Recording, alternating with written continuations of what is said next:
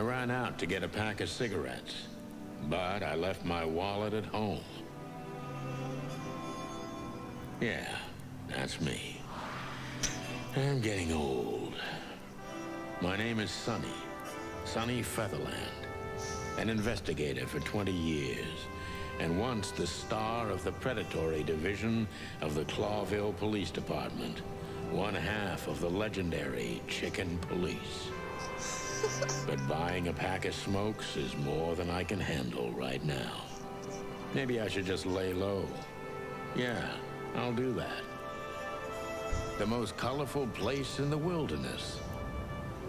For all the gods, what bullshit. The last clucking color left this city years ago. And slowly I'll turn gray too.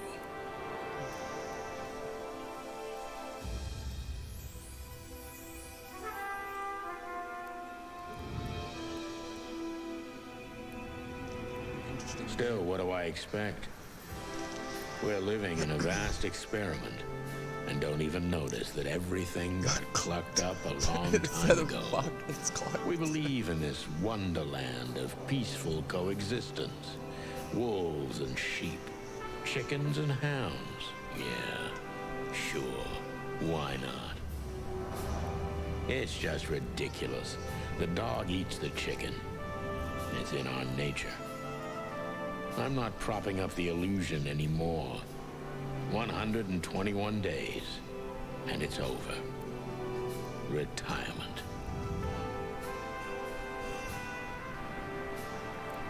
What could possibly go wrong? You talking about the chickens driving your car?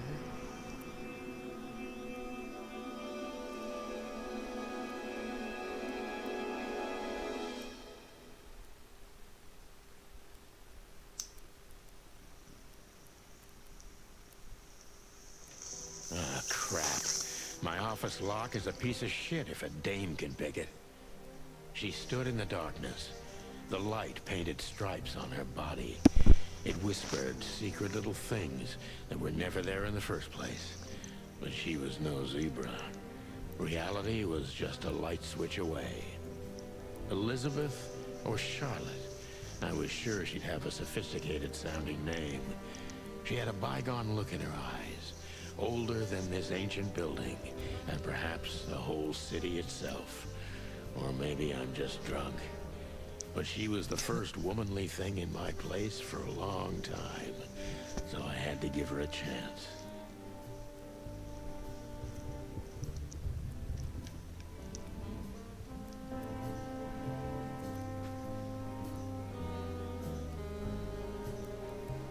I promised myself I'd write a novel one day.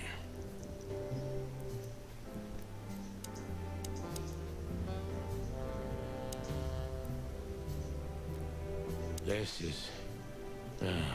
is one of the most beautiful memories from my old life, before Molly left me and took our daughter. We used to be star cops a few years ago. Tabloid press, radio interviews, and even a book series. I don't miss those days.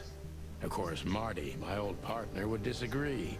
He just loved the spotlight.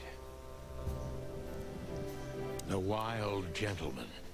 Those guys rebuilt the city after the Great Fire of 867.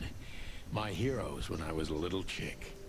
I'm starting to think they should have left Clawville as it was, burned to the ground.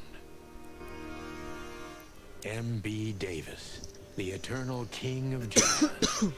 The photo is from the days of jazz prohibition. I only heard the old man live one time, but I'll never forget that night. And not only because I woke up at the harbor without my gun, my badge, and my pants. The good things in life don't last long. The best ones always leave first. I saw that in the window of a shoe store. I never understood it, or what it had to do with shoes.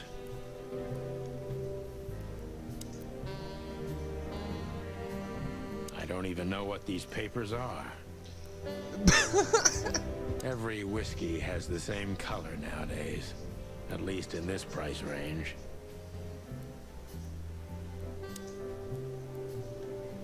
My wallet and my badge.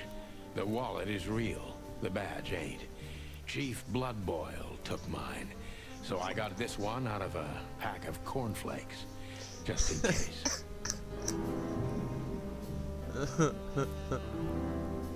My last cigarette. You're lucky I don't have a light, pal. She doesn't seem so dangerous that I need to grab my gun, but you never know. Cool.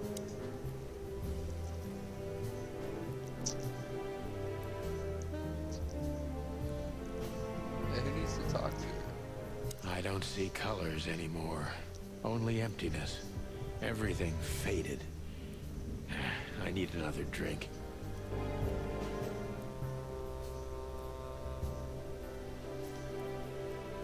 I don't even know where the key is. Whatever's inside is gonna stay there forever.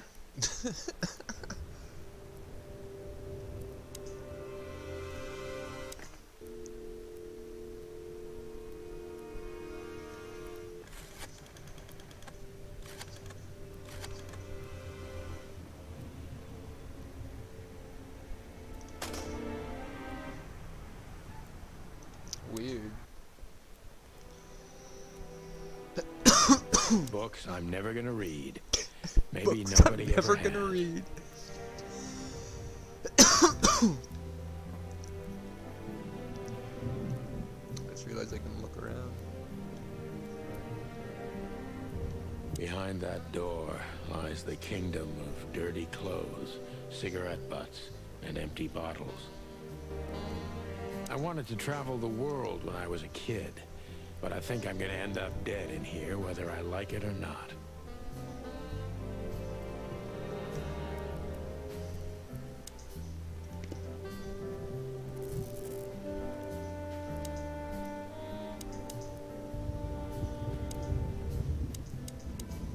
Let me introduce myself.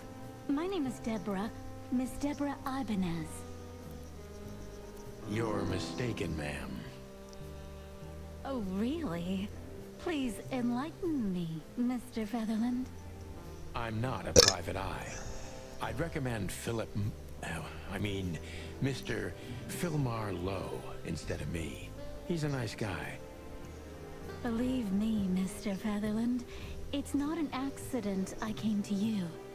Look, miss, I work for the police, and I'm currently on leave. I couldn't accept private commissions even if I wanted to. Not even from a classy dame like you. Am I that easy to read? That's my job. But tell me, since you've invited yourself in, would you like a drink? I don't usually drink. Well, I've gotta have one. And it'd be rude of me to drink alone. So, maybe some sherry? If you insist. But bourbon, please. Ah, thank the wild ones. That's all I have. What a coincidence.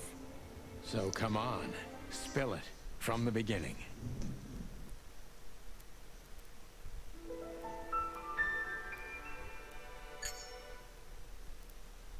Interesting.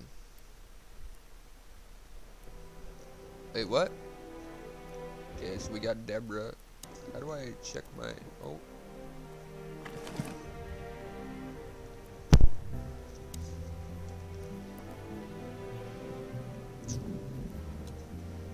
Oh man, I totally get you. Ironic, but ever since I've been on furlough, with only my fake badge sitting in my cabinet, I feel more like a cop than I ever had before. More like a Clawville cop, anyway. I haven't dusted you off in a while, partner. Looks like I may be needing you now.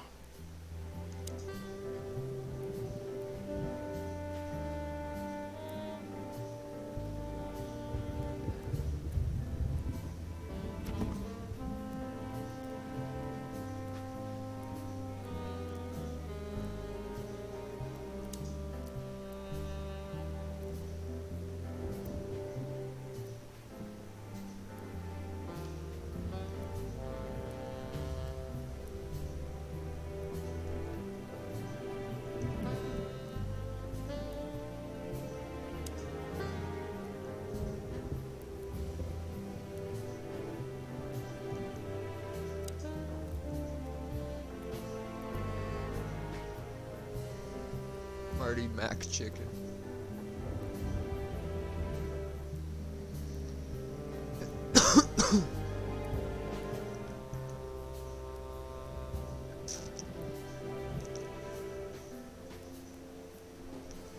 Four animal figures. Great insect clans.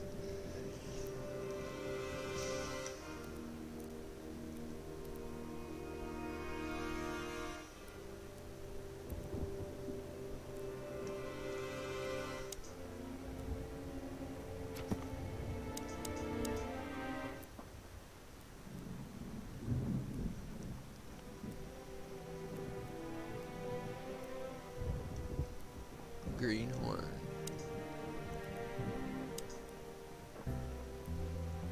I can't. That's better. Now, if I understand correctly, your mistress is receiving threats. What kind of threats exactly? It's a very strange matter. First, there were letters. Then it came printed on a wine bottle's label, sent as a gift. Then carved into a brick, thrown through the window.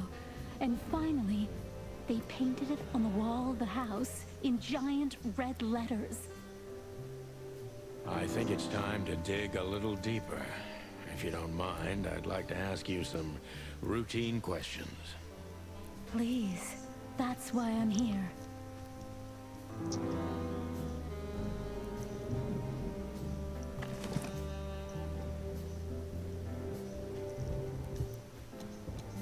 Ironic, but...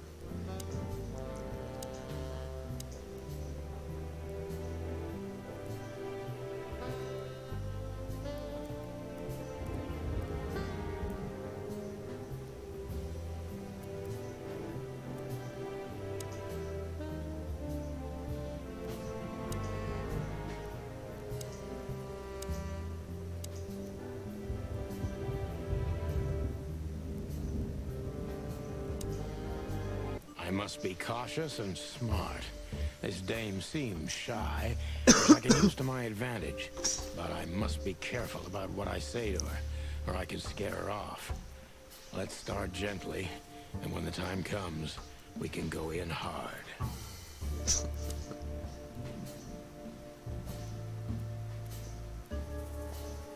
Who exactly are you, ma'am? I'm not somebody important, Mr. Featherland.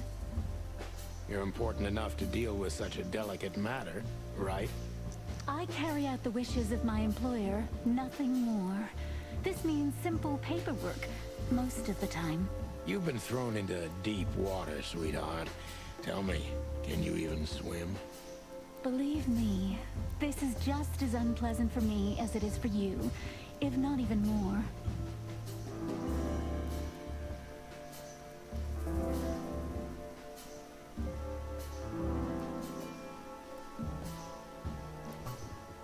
New impression, she's doubtful. You're not very confident. Are you sure you're all right? Yes, excuse me. I'm just a bit nervous. I've never done anything like this before. Breaking into the apartments of strangers isn't that big a deal. Some people do it as a hobby. Please don't make fun of me, Mr. Featherland. This is hard for me as it is. You're right. Sorry.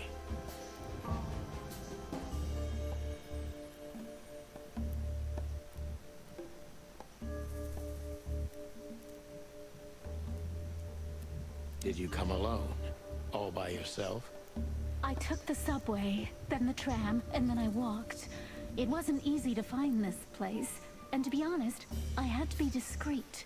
Yeah, well, I think I'm starting to get the picture. This is quite unpleasant for me.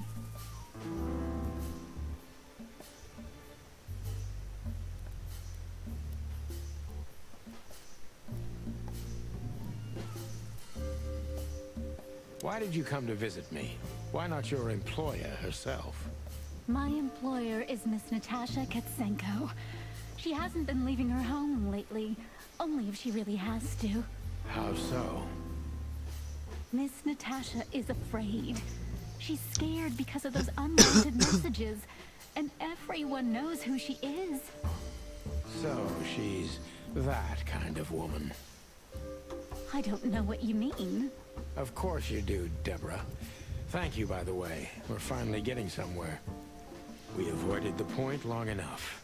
Deborah's hiding something, no question. Let's focus on that.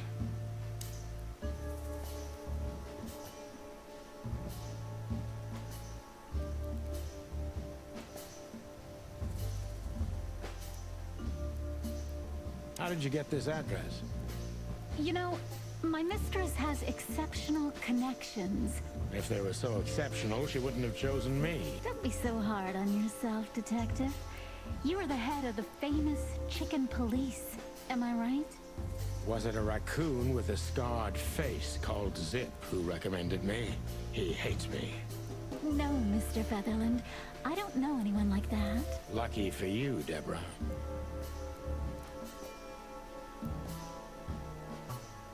I'm sure it's not intentional, but are you toying with me? I'm not sure I understand you, Mr. Cut the crap, Deborah. You're a pretty smart girl, and you can't hide that no matter how hard you try. But ever since we've been talking, I couldn't force one single straight answer out of you. I'm starting to think I'm terrible at what I do. I'm sorry, Mr. Featherland, you're right. I'll try to be more straightforward next time. I appreciate that, ma'am.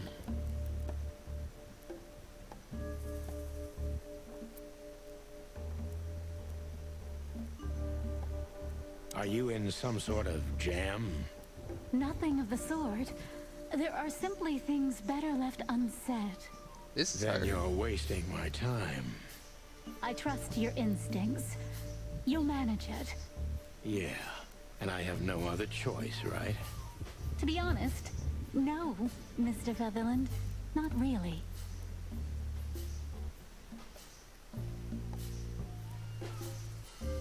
Don't you think this whole thing is a little suspicious? Look, Santino. I'll explain everything. Santino. I have no doubt about that. You look just the type, sweetheart. No offense. I'll take that as a compliment. Or maybe I'll act like I haven't heard it. You see, we're starting to understand each other.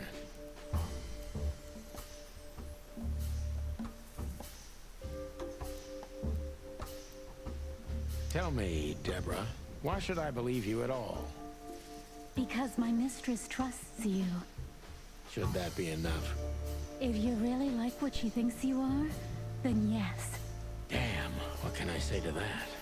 Look, I didn't mean to back you up against the wall. You have a way with words, sweetheart. Did you ever want to be a cop? No, not for the world. Heh, smart answer.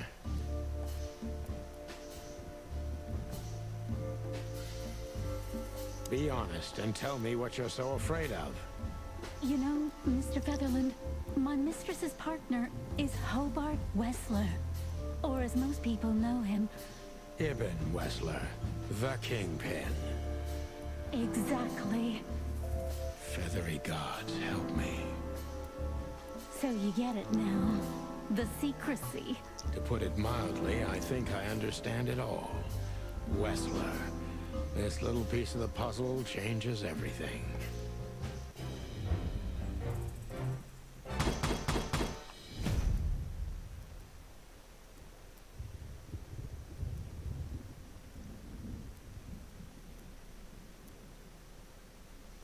Decent cop.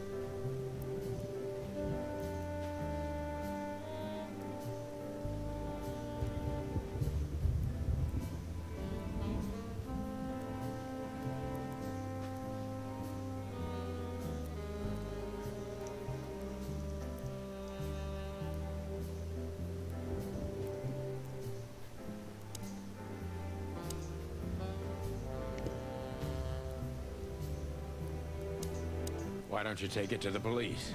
Just go there and file a report. Photos, flashing lights, fingerprints. You know the drill. The evidence is very clear. Even a moderately talented detective could easily wrap this case up. Or just try the phone. 555-111. Please, take a look at this. Well, okay. Let's see.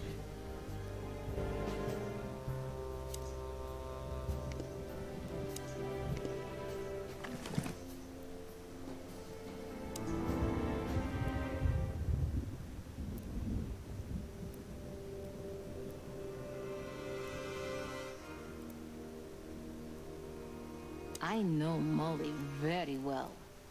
Please note this when deciding whether or not to accept my assignment. Miss Ibanez is a trusted friend. Treat her as gentleman. N. I felt like I'd been hit on the back of my head with a blackjack. Reality tilted. Molly. Good gods. What was her name doing there? I glanced at the opposite wall, with the well-worn picture frames. Like an eternally dark hole in the wall. A missing piece. She was wearing a light silk dress and singing a lullaby. The waves caressing her beautiful long legs. Why Molly? Why now? Mr. Featherland? Santino, are you all right? What the hell is this supposed to mean? I don't know anything, Mr. Santino. My mistress told me to give this to you. She said you'd understand. Don't you? Oh, of course I understand, Miss Ibanez. I get it very well. But this case is becoming more and more confusing. It's starting to look like blackmail. Blackmail? Don't play innocent with me. But... All right. When can I visit? Visit? Me? Not you. Miss Katsenko. Oh, yes. You can find her at the Tsar Club. Didn't you tell me she's not the social kind? That she's especially unsociable? Or does she only like loud and crowded clubs? No, she's really not like that. But she owns the place. Judging by the flyer, it must be a very busy club. Especially on New Year's Eve, right? I'm sure you'll have no trouble finding Miss Katsenko. But there's one small problem, Mr. Featherland. Let me guess. Mr. Wessler better not know about my visit. Exactly. How did you know? 20 years experience, ma'am. Oh, and please, call me Sonny. It was a pleasure to meet you, Sonny. I'll talk about the rest with Ms. Katsenko in person. A good friend of mine would be happy to take you home if you'd like. I'd appreciate that, Sonny.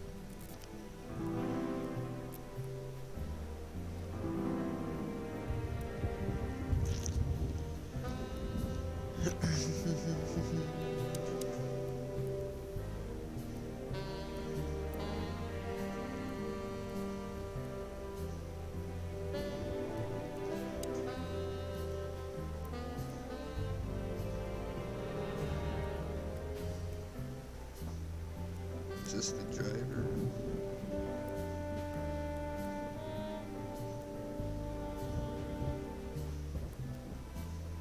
Owner of the hotel. He's the landlord, one of the two of us living in the hotel. Gladly helps me whenever I ask him. Oh, I got his phone number, 555-932. Do I have to call him?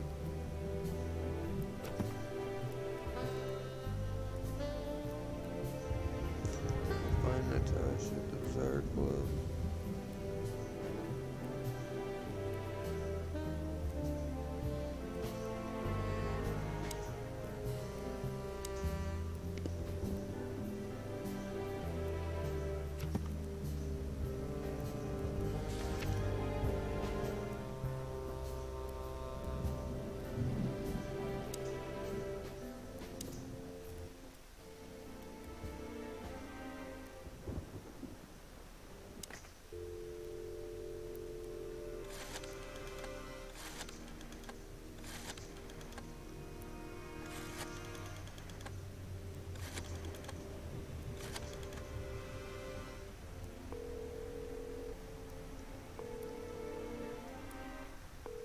Hey, Lewis.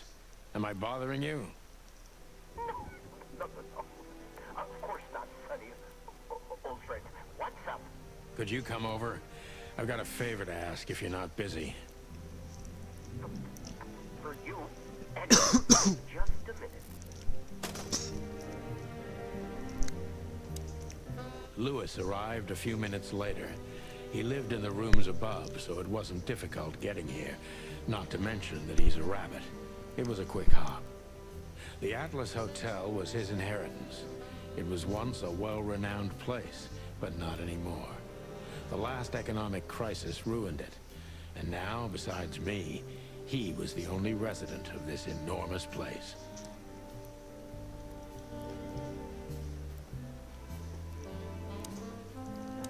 Thanks for being so quick, Lewis. Can you drive Miss Ibanez home? I have some things to take care of. Of course, Sonny. You know, anything for you. Thank you for being so considerate, Sonny. I appreciate it. Don't mention it. Animals are fucking Goodbye, human then. proportions. So long, Deborah. Before I visit the club, I have to take a detour.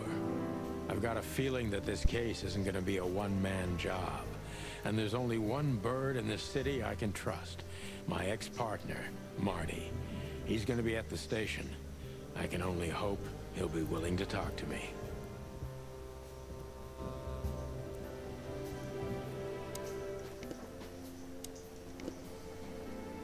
My bedroom. Sort of.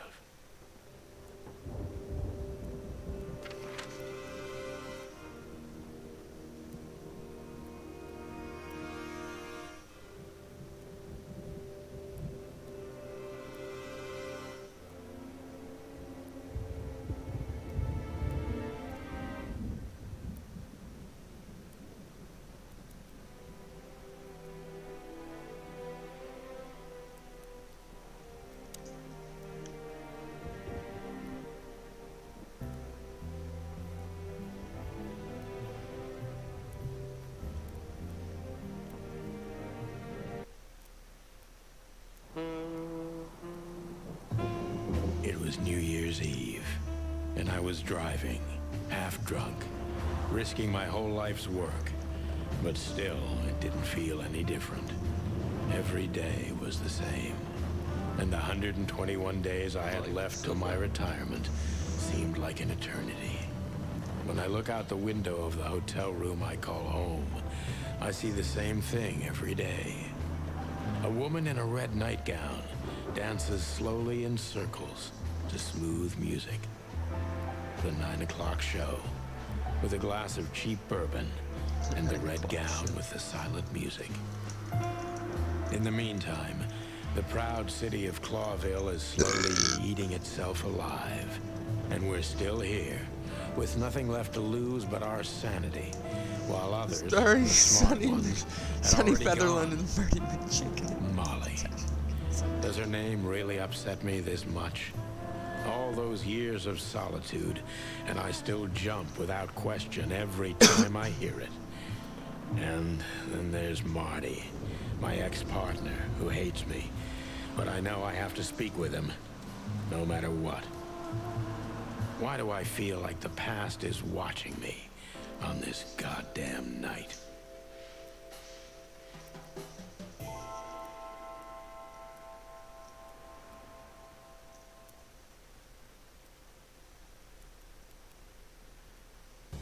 I knew where to find Marty.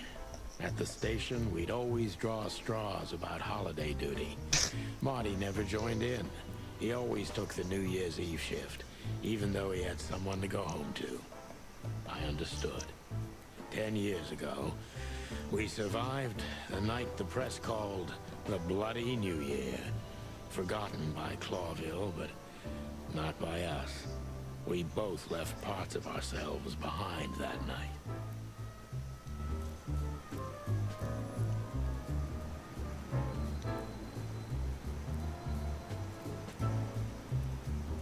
Back in the day, I used to patrol the city's streets in one of these. I don't miss it, but it used to have its advantages.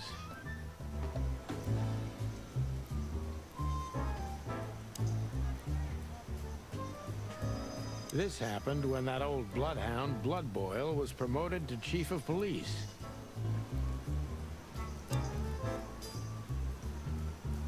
Did you miss me? No? Same here.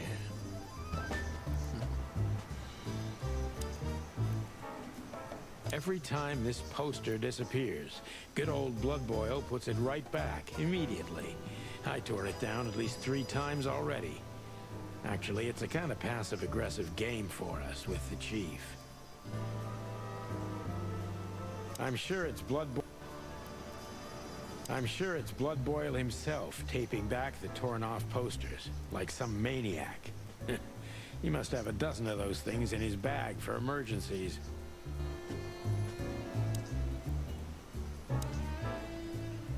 Well, look at that. Hey, Sonny, what you scratching out over here? I heard the big boss threw you out. Tough luck, boys. I may not be on duty, but I'm still a cop, just like you. Well, more than you. Hey, you don't have to be so peckish, old bud. By the way, you're on luck. Blood Boil's not in tonight. Oh, God. That clumsy buffalo is here tonight. If he doesn't end up in a cell again, he's lucky. You got it. You looking for Marty, eh? I see you're still the brains around here, Phyllis. Yeah, I'm looking for Marty. Birds of a feather flock together. I see you're still the funny guy around here. You'll find the giant feather duster at the shooting range. As always. Hey, Royce. I'm telling you this because maybe you'll be able to understand. If this prickly shithead makes another racist remark, I'll strangle him with his own raincoat. I'd love to see that. Hey, whose side are you on, you jerk?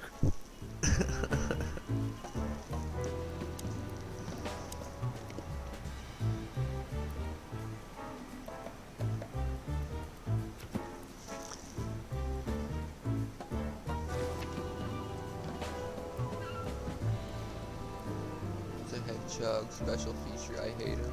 A real little ass plug.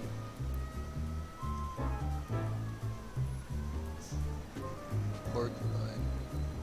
Almost hate him as much as you hate the other guy. Big and dumb.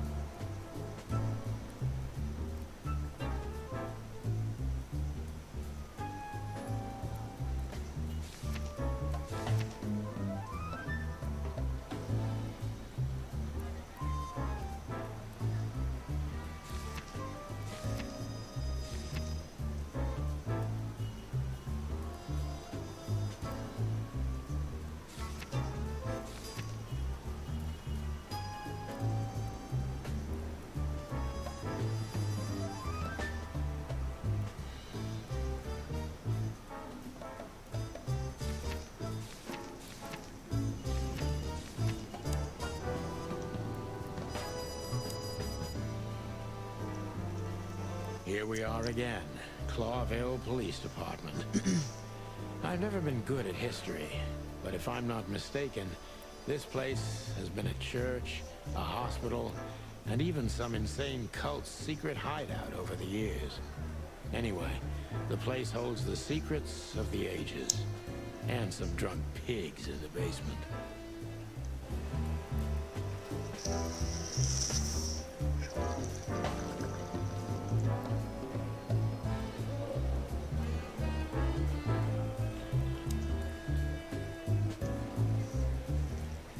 All it takes is one look, and my comb starts to tingle, which never means anything good. All it takes is honor, strength, unity. For the love of the wild gods, I'm gonna be sick.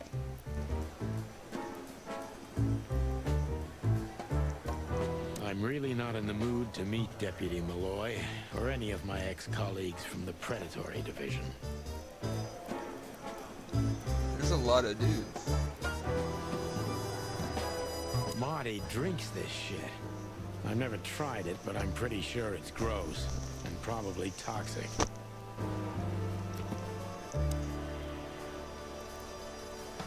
We used one of these as target practice once.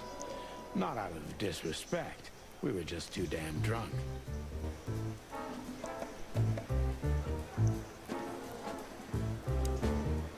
Hey, Monica. Hey, Boss Bird. What are you doing here? Shouldn't you be celebrating somewhere? Every day's a holiday since I got out of here. I can tell. But what are you doing here? Are you here for a file? You know, I'm a little busy right now. Yeah, you could look after a few things for me, but first I'd like to talk to Mr. Big Beak McChicken himself. Those two prickly assholes told me he's emptying the magazines in the hole. Like always. And if he carries on like that, he's gonna use up all our ammo. So it would be nice if you drag him out of there. You know how this day is for him. For him? You know I didn't mean it like that. Yeah, I know. Okay, so just sign here and you're good to go. Thank you, darling. Don't mention it, Boss Bird.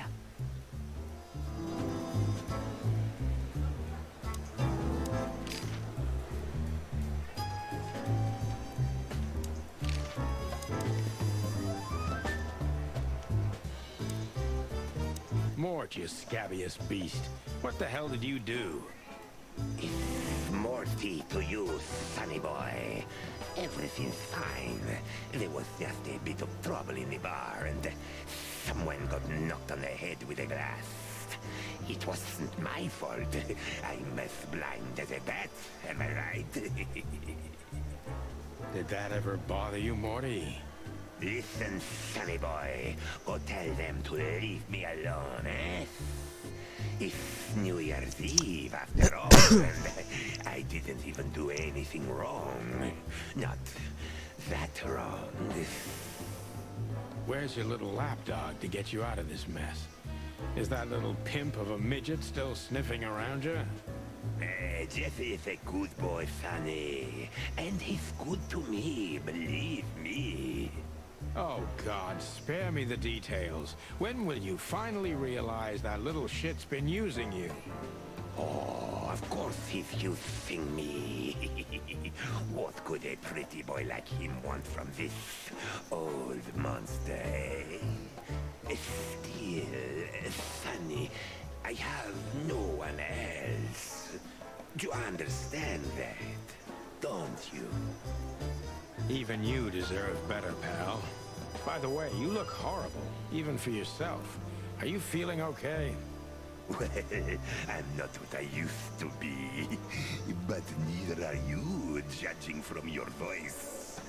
But I'm seeing a doctor, sonny boy. I really am. Are you? Don't need to, Mort. I'm fine. Anyway, if Bubo prescribed you something, don't even think about taking it. I don't talk to that insane owl. Damn right. Please, say something on my behalf, okay? I really don't have time for this detective buffalo shit. Hey, careful with that. Buffalo Malloy is the chief today. Like I care. I'll try to speak for you, but keep it down till then, okay? You don't need this shit, and I don't need it either. Sonny boy, you've always been a good friend. More like a clucking pigeon.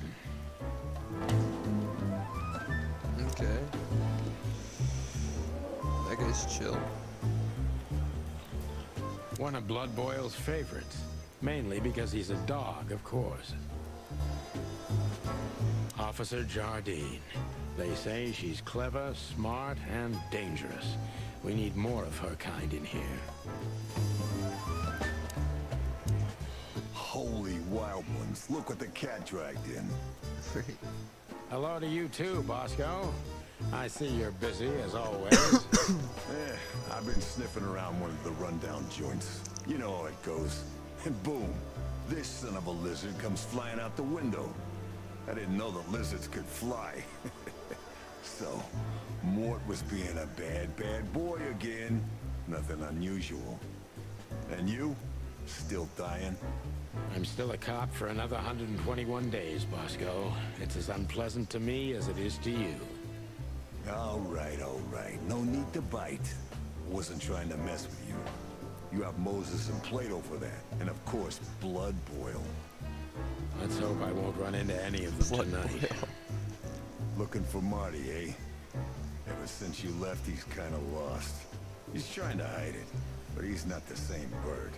Well, I don't think we'll have a teary reunion, thinking about how we parted. Let me give you some advice, Sonny. Let him rage. He'll be the same after that. Anyway, he was the one that shot you, right? You should be mad, not him. It's not that simple, Bosco, but we'll see how he reacts. Thanks anyway. No worries, pal.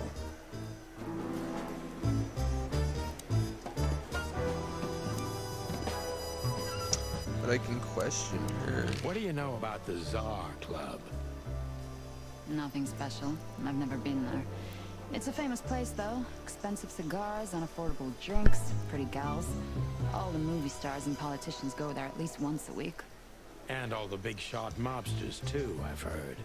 Yeah, I was saying the same thing.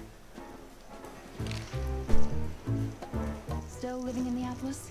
If something works, why change it, right? Well, if you like it there. Listen, Monica, you could, come by sometime for a drink or two, you know? I didn't hear that, and you didn't say that. Okay, got it. Sorry. Anything else, Boss Bird? Do we have a file on Hobart, Ibn, Wessler? Are you kidding me? We have a whole room just for him. Want the key? You can spend the remaining days of your paid holiday in there. No thanks. Why? She's Never pissed mind. now, dude. You're a bit sassy today, aren't you? I'm sorry, Sonny, but I'm starting to shed my feathers because of this insane asylum. You know, New Year's Eve and Blood Boil's not here when he should be. Somehow I'm not sorry about that. Yeah, I bet you're not, Boss Bird. Natasha Katzenko. Interesting name. Is it real or just an alias? It's supposed to be real, but who knows? Good question. We have nothing on her. She's either clean or uses a fake name. Maybe both, but I don't think so. Aside from that, everyone knows what I know about her. Singer, star, the #1 babe in this town, so to speak. Thanks, little bird. It's something. Glad I could help.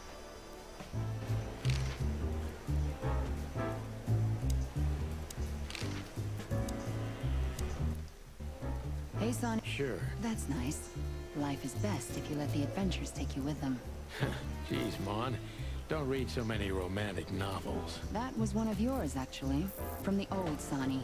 You used to love saying nice little things like that, remember? I try not to. We can't erase the past because we are the past ourselves, am I right?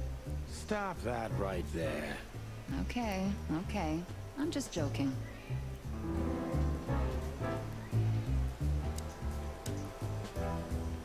Yes, Boss Bird?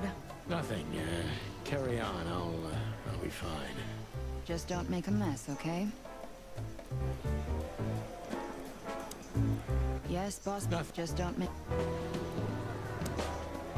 Tell me, sonny boy, how's Molly and the little chickie? You really know how to hurt a guy. Is something wrong? They no longer live with me, Mort. For a few years now. And to be honest, we're not really in touch. I'm sorry, pal. I didn't want to reopen old wounds. It's all right, Morty. Let's drop it.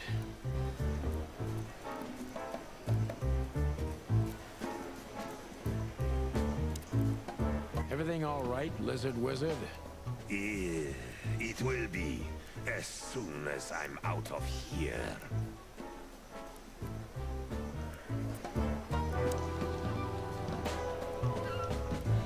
Oh, now I can't even speak to her. Yes, Boss Bird? Nothing. Just don't make... Interesting.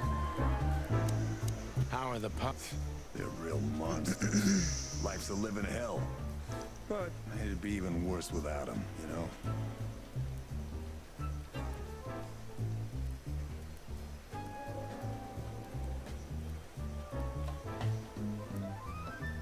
Yeah, you're telling me. Oh, right. Sorry.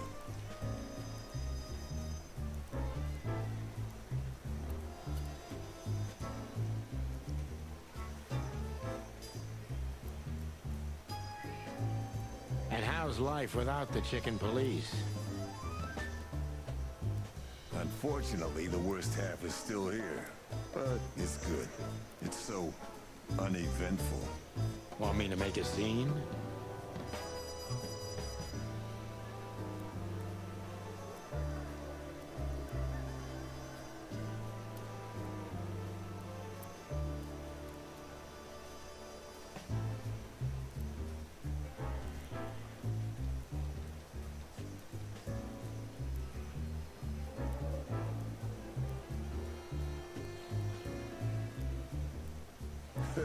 No, I'm fine without it, really.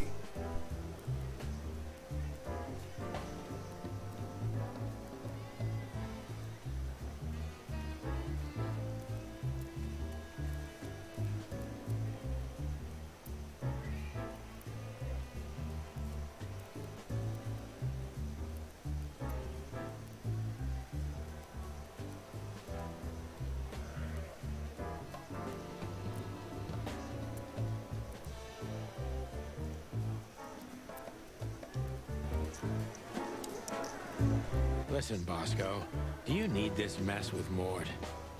Like hell I do. But what can I do when he's almost beat a fucking giraffe to death? A giraffe? Never mind, it's New Year's Eve.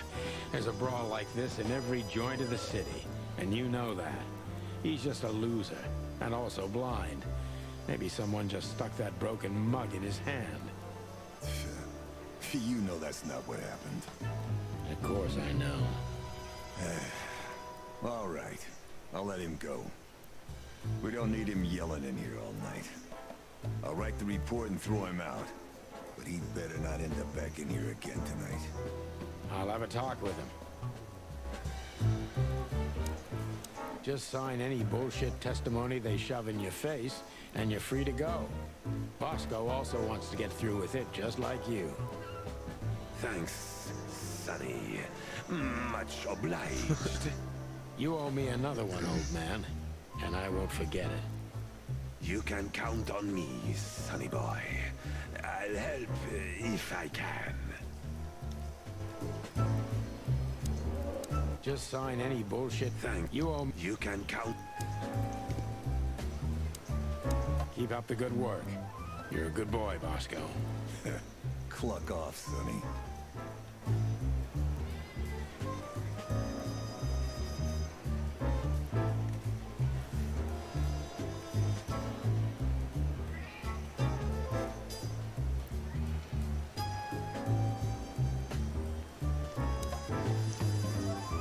This is gonna be a hard ride. Last time we saw each other, he had a smoking gun in his hand, and I was bleeding. I don't know how we can get past that, but it's worth a try.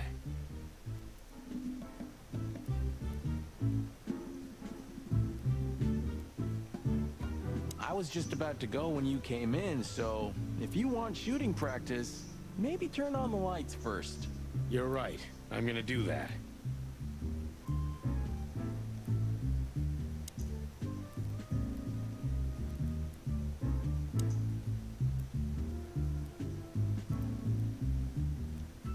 I believe this piece is forbidden. Cops can't use it, but this is Marty's personal collection, so it doesn't matter. At least nobody has ever complained. Her Majesty Big Bertha. Or rather, Big Bertha 2, because there was one before her. A sawed-off little broad, but we lost her in a swamp. Marty cried for a week. But once he saw this giant lady here, the balance of the universe was restored. Claudia. Tiny, dark, and angry, and hits you where it hurts the most. I know her well. Marty calls her Susie, and I have to say, this little she-devil pulled us out of many tough situations over the years.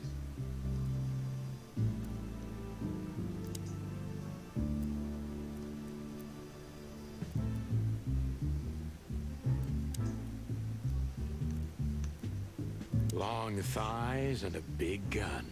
That's Marty's idea of a perfect woman. Can't blame him for it.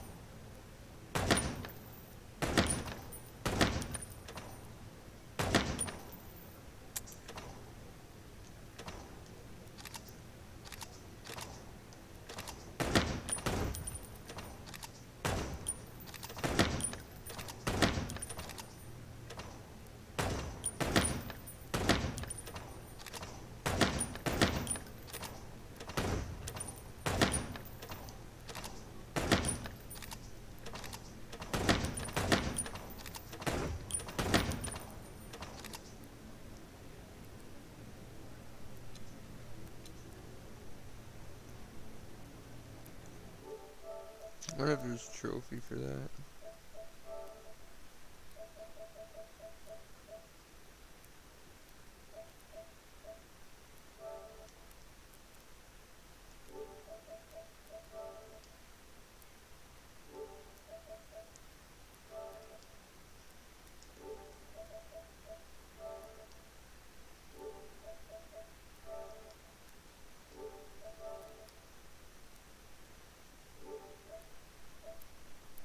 $5,000 points at the shooting range. Figured there'd be a trophy for it.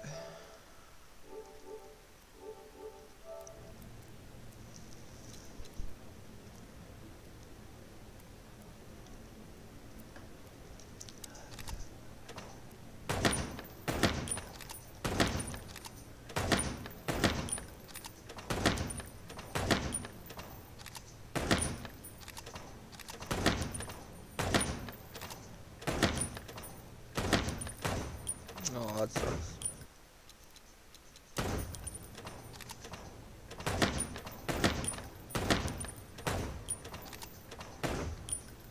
Oh! Dude, it reloads it all at the same time. That's handy. You don't have to keep reloading.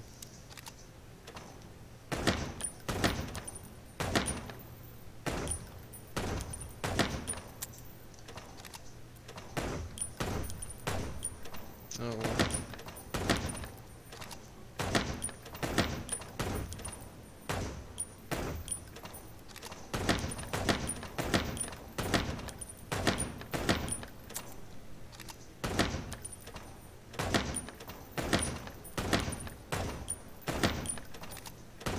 Fuck.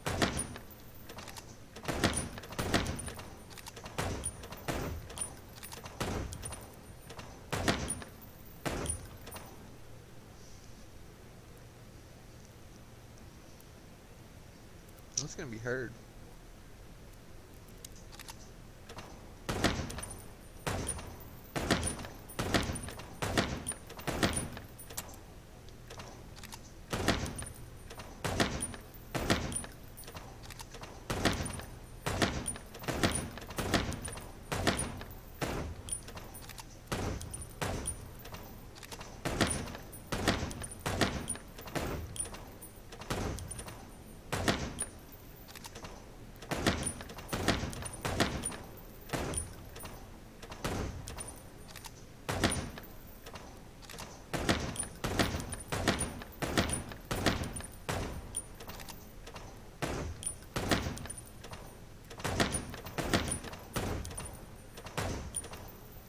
It's doing better that time.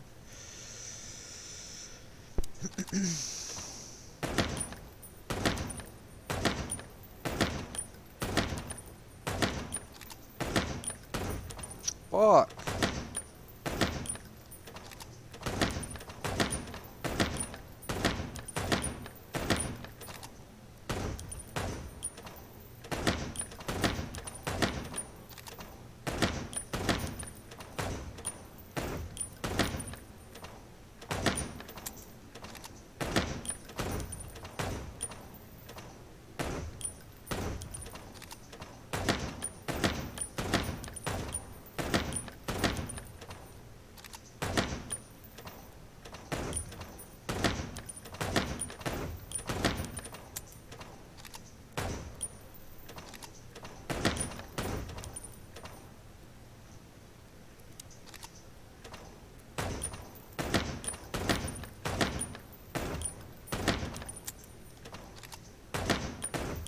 Fuck off.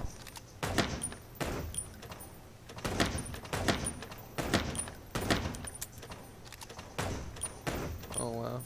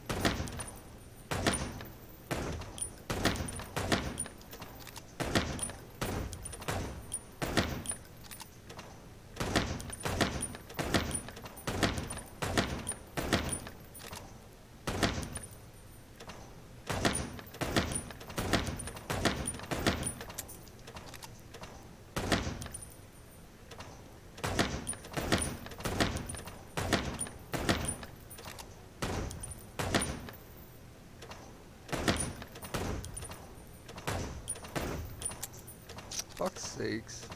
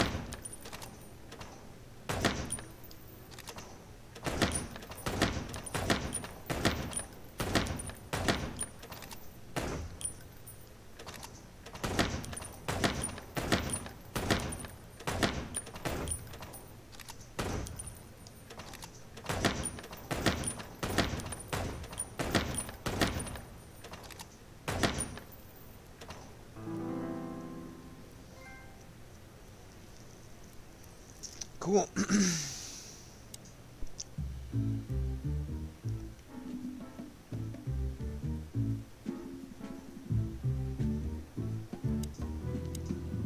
Hey, Marty.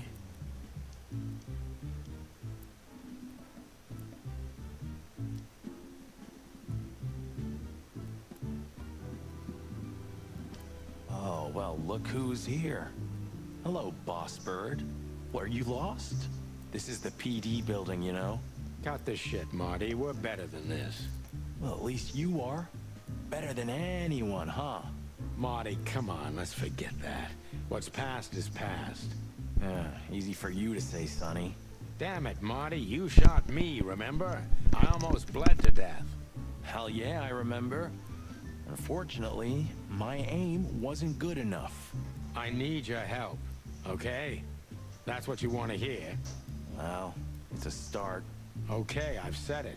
I won't do it again. Yeah, right. So, are you in? Just for tonight. Small case. We'll wrap it up in no time. What kind of case? A personal one. How personal? Very. The kind of case where if you come with me right now, you're not on duty anymore. Ooh, damn, Sonny, stop it right there. I'm in. That's it? Do you know how boring life is here without your stupid, reckless shit? Soon enough, I'll shoot all the ammo in here out of boredom. Right, so, tell me, what's it about? I'll tell you in the car. Ooh, can I bring Bertha? Ah, for the love of... Marty, this is a routine case. You can't bring your shotgun, okay? Bertha stays. Okay. But at least Susie can come, right? All right, Susie can come. That's what I want to hear. Right.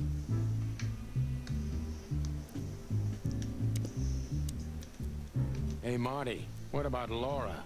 How come she didn't eat you yet? Yeah, very funny. We're good, by the way. Mostly. As good as we can be after all these years. Glad to hear it. She asks a lot about you. Really? Yeah. She always hated you for getting me into trouble all the time. Understandable. But she also felt sorry for you. Oh, well, thanks. That's much better. If I'm honest with you, she loved the chicken police, Marty, better than this one. Well, I think I'll take that as a compliment. Whatever, Sonny. So, Sonny, you still limping? The pellets tore my right hip to pieces. So, yes, the doctor says I'll limp forever. Ah, good to hear that. Fuck off. Can we go finally, or are you waiting for a big warm hug? Let's get out of here before I get detained for gutting you. Ah, lovely and peaceful as always. Welcome back, Boss Bird. Can we go find? Let's...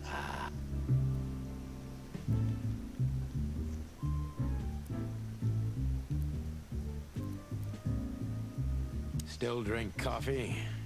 Yeah, my only poison. Except for guns, of course. And women. We could visit our old haunt. What do you think? Oh, a nice cup of Zips coffee and the hot dog. I'm in. Oh, and maybe we'll get into a little fight too, huh? If it comes to that, I'm leaving you without a blink. Oh yeah, like last time? Those were, different times, Marty. With a different Sonny. Well, all right. To the city, then. You don't have to come with me, you know. Okay, I know. Let's go. Sonny, there's a little problem.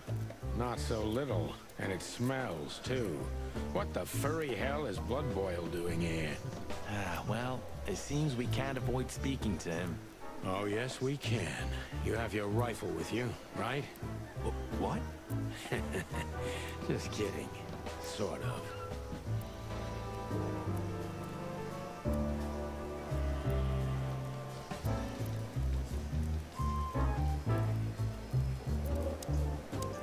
What a surprise. The two pigeons back together. And without my permission, of course. Chief Blood Boil. Damn. What was that, Santino? Nothing, sir. What a lovely evening. Am I right? I don't want to hear your crowing, Santino. What the hell are you doing here? Hey, careful with the racist barking, old hound. Oh, it's getting hot in here. Can we just skip this part? It's New Year's after all. And you're on duty, if I'm not mistaken, Martin. Where do you think you're going? That's it, boss. To serve and protect. Sonny was in the neighborhood and stopped by to say hi. He's a cop too, right? Only on paper, and you know that very well, Detective. I don't want any trouble, boss. I just wanted to say hi to Monica, and then this feather pillow showed up. I invited him to grab a quick coffee. You can allow him that much, can't you? Your coffee breaks usually end up in shooting or brawling, chickens. Oh, just a coffee, boss. I swear. Oh, have a heart. It's New Year's Eve, and I haven't seen my old partner for so long. How touching. You shot him with a shotgun, if I remember. Family quarrel. For all the marrow bones of the world, get the hell out of my sight. Have a lovely evening, boss. You especially. Fuck off right now. What is it, Santino? Nothing, sir. And you need something, Martin? No, sir. Then get out of my sight, birds. What is it, Santino? Nothing, sir. And you? No, sir. So Then get Santino out and of my Martin, sight, bird. Sonny's name is Santino.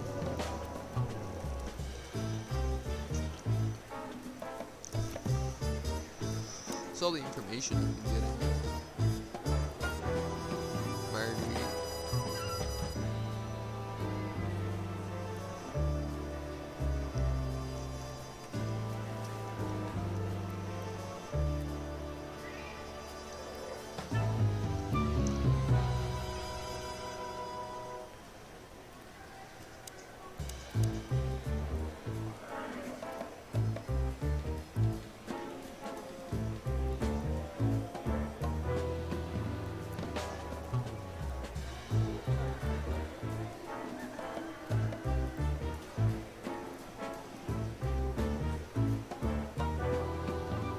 She's a hummingbird.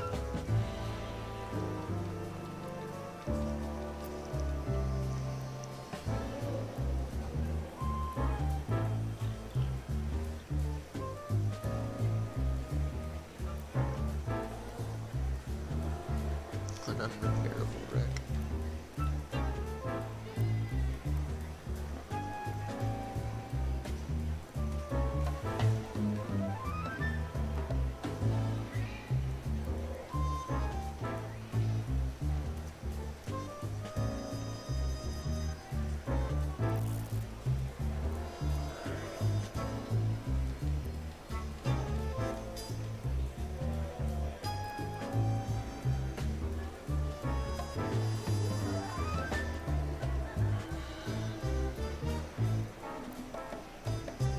eagle owl.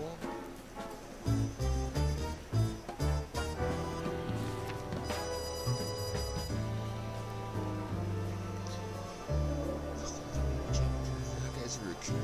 Is it?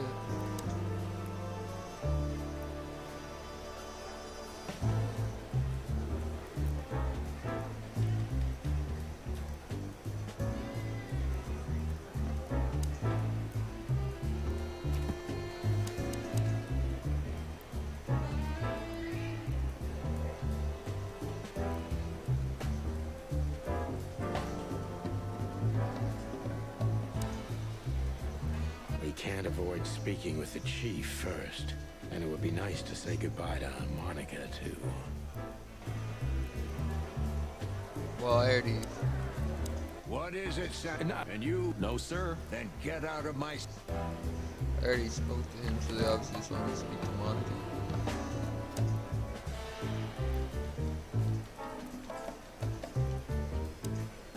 I see you're swamped, buddy. I've sent the old lizard away. I don't need him to foul the air anymore. I hate his kind anyway. Well, because he's a reptile. No, because he's a good-for-nothing piece of shit. No, yeah, that's true. And you letting off some steam? Something like that. We'll go and check out some seedy joint. We're cops, after all, ain't we? And this is still Clawville. That's true, pal. Protect and serve. Yeesh, get a room, you two. Ah, shut up, Marty.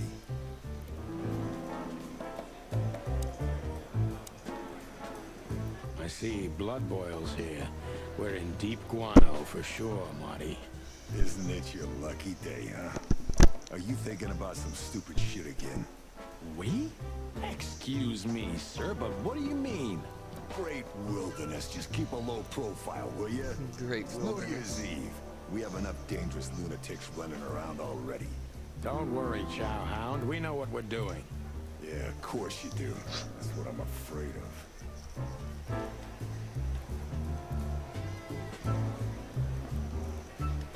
What's up, Blau and Grana? Hey, listen, Bosco. I wanted to ask you this for so long. What do you mean, Can like I FIFA? pet you? Just a Or little. real life? One more I used to play word, FIFA a and lot. I'll bite off your arm. Oh, hey, easy. I'm just kidding. Guys, Not I'm anymore, really though. gonna miss this when I retire. And now I don't speak Spanish.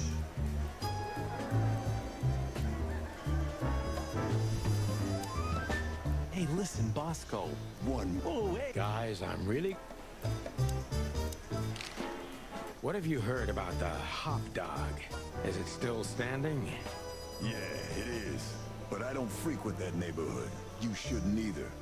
Things have escalated there recently. What do you know about Ibn Wessler? What's the old rat been up to lately? They say he's keeping a pretty low profile these days. But he's been seen in the company of the Attorney General. Attorney General Hamtaro, eh? That's interesting. Thanks. Why are you so Taro. interested in that rat?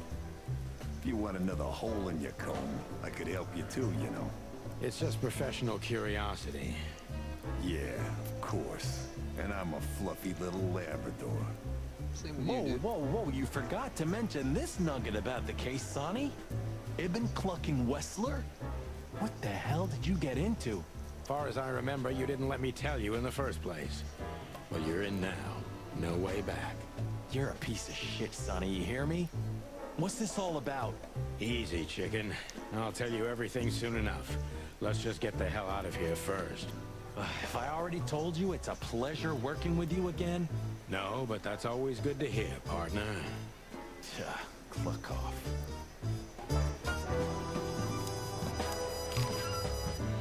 Why is it so quiet in here? Shouldn't it be a madhouse by now? The midnight madness is yet to come, Sonny. Just wait for it. My time's too valuable for that, pal. And you're trespassing. Rules of suspension, remember? I can see you're up to no good. Who, us? Ridiculous. If you say so. But I advise you to keep it low. Especially you, Sonny. How many days do you have until retirement? 121. 120 soon. Don't be a knucklehead and get yourself fired. Thanks for your eternal wisdom, Bosco. I'm definitely coming to you again next time.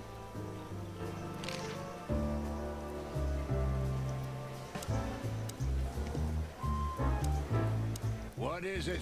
No. Then get up. Hey, listen, Guys, we're leaving, sweetheart. Stay safe, boys. I'm glad to see you two together again. I'm afraid you're alone with that. hey, don't make me change my mind. You won't, Marty. I bet you can't wait to get mixed up in some serious trouble again. Yep, that's true. I'm serious, boys. Be careful out there. We're big birds, Monica. We can take care of ourselves. Mostly. Okay, but take care of each other, too. Will do, Monica. Yes, ma'am. Hey, Monica. Oh, yeah, I'm so sorry, Marty. I'd love to, but I've got a lot of work to do. You know how it is. Please tell your sweetheart that I'm sorry. Okay, I understand. No problem. We'll meet at the annual party anyway, right? Yep, that's true. I'll tell Laura. I have a strange feeling that we'll meet again tonight. Strange. I have that feeling, too. That's weird. I was just thinking the same thing. I have a strange... That's weird. Alright, now it would let us leave. So we'll check these two codex entries we got.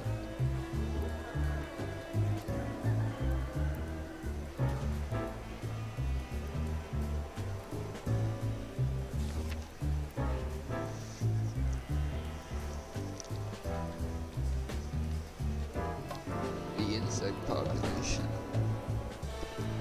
Is the ghetto?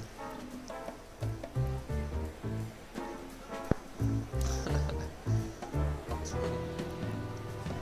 I think we're done here for now.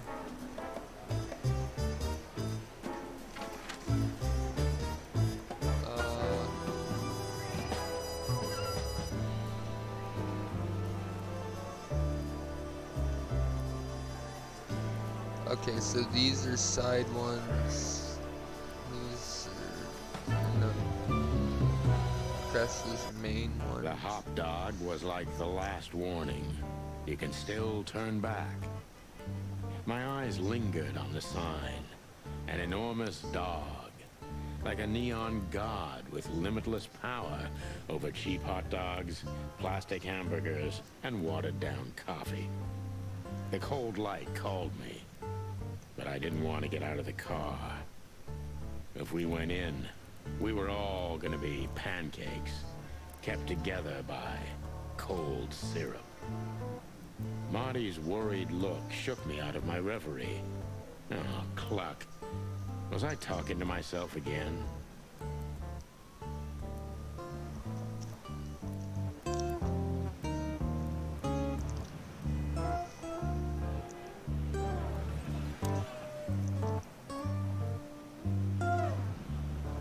Of all that's furry. Is this still a thing? The situation's getting even worse, Marty. Have you heard how the young mothers of the Cobbler District are forced to make a living? I have no idea what goes on in the hive, Sonny. I don't think I want to know. But you're still gonna tell me, right? Prostitution is the lesser evil. What's worse is that some folks have to sell their kids when they're still larvae. Wait, what? Why? They pay a hefty sum for each of them downtown. They sell them as gourmet food in the most expensive restaurants. Oh, I'm gonna be sick. We made this city, Marty. Clawville didn't do this to itself. Don't ever forget that.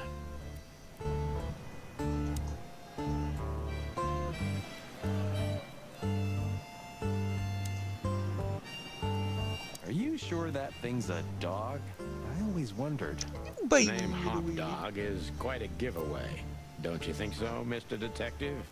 Sometimes the most natural connections lead us astray. Who said that? A natural-born genius. Yeah, right.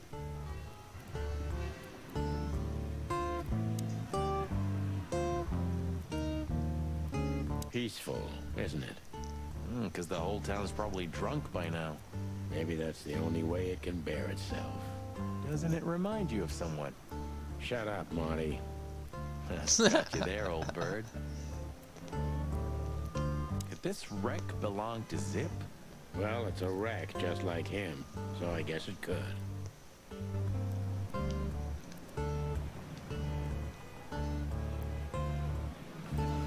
There used to be such life around here before it became an insect ghetto. That was a very long time ago, Marty. No, skimpy boy. I was a little chick, and the hop dog had the best pancakes in the entire city. Well, since Zip became the owner, the cook, and the waitress, I imagine it's all gone downhill. True. But at least the coffee's good. That's right. I have no idea what that mongrel's doing with it, and I don't want to know, but its aroma is unbeatable.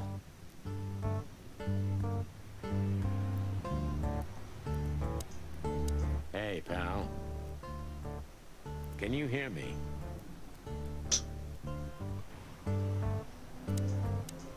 Is he deaf? I don't know. Maybe he just doesn't understand what I'm saying. Or he doesn't want to. That's also very likely. Poor Bug Eyes. At least he's playing music. I mean, he's doing something. Most of the destitute take up drinking or drugs. Or worse. You know about the light. You mean the light the insects believe in? Yeah, their afterlife. If they want to go into the light, they set themselves on fire. Yeah, I've heard that. Maybe it's not a bad way to go. That depends on your point of view. Poor Bug Eye. At least you... Yeah, that depends.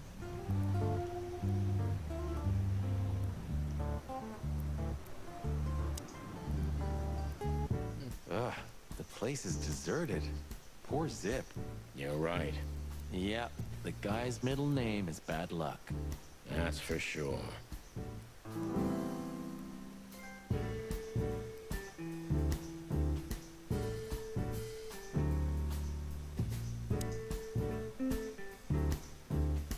What insight?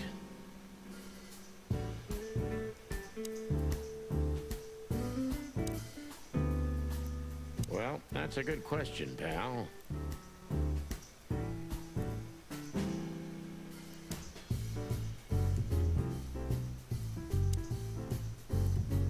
You still don't eat meat, old man? I'm a rooster, a chicken. Why the hell would I eat meat? I don't mean real meat. I'm not a lunatic. But a meat substitute? There's about 10 different kinds. Have you never tried any of them? Why would I? If I don't eat meat, why would I eat a substitute? Because you can. That's the point. Wild gods, Marty. Stop being such a sheep. Do you fall for those adverts? Substitute isn't meat, Sonny. And if it's tasty, why wouldn't I eat it?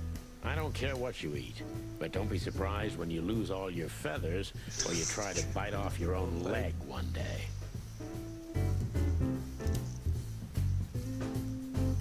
The highlight of my day. Yeah, I can smell it already. How does he make the coffee here so special? Look at that mangy trash panda and tell me, do you really want to know?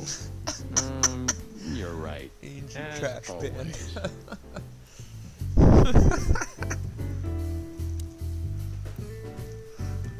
And voila, the master himself. What a finch. Sonny, he's a pigeon, not a finch. Don't make me angry, Marty. Okay, I was only joking. Is there... In another life, I'd love to be a rock star. You're already one, Marty. For me. Ah, thanks, boss. I doubt there's any fully extra. Ah, this will do. Until tomorrow morning, at least. That's right.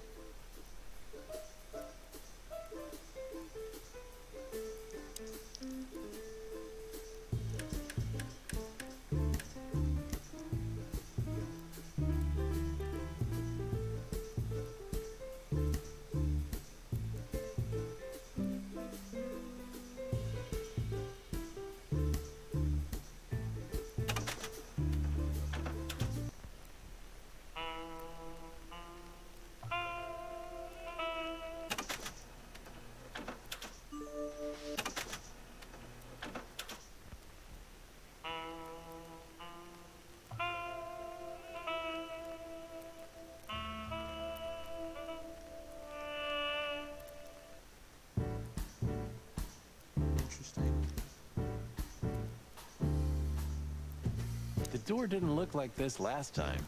Yeah, because last time you tore it out and beat that baboon with it. Oh, yeah. I remember now. So that's why Zip remodeled the whole place. He had to. We didn't leave much of it standing. If I didn't know how nice we are, I'd almost hate ourselves. Welcome to the club, partner.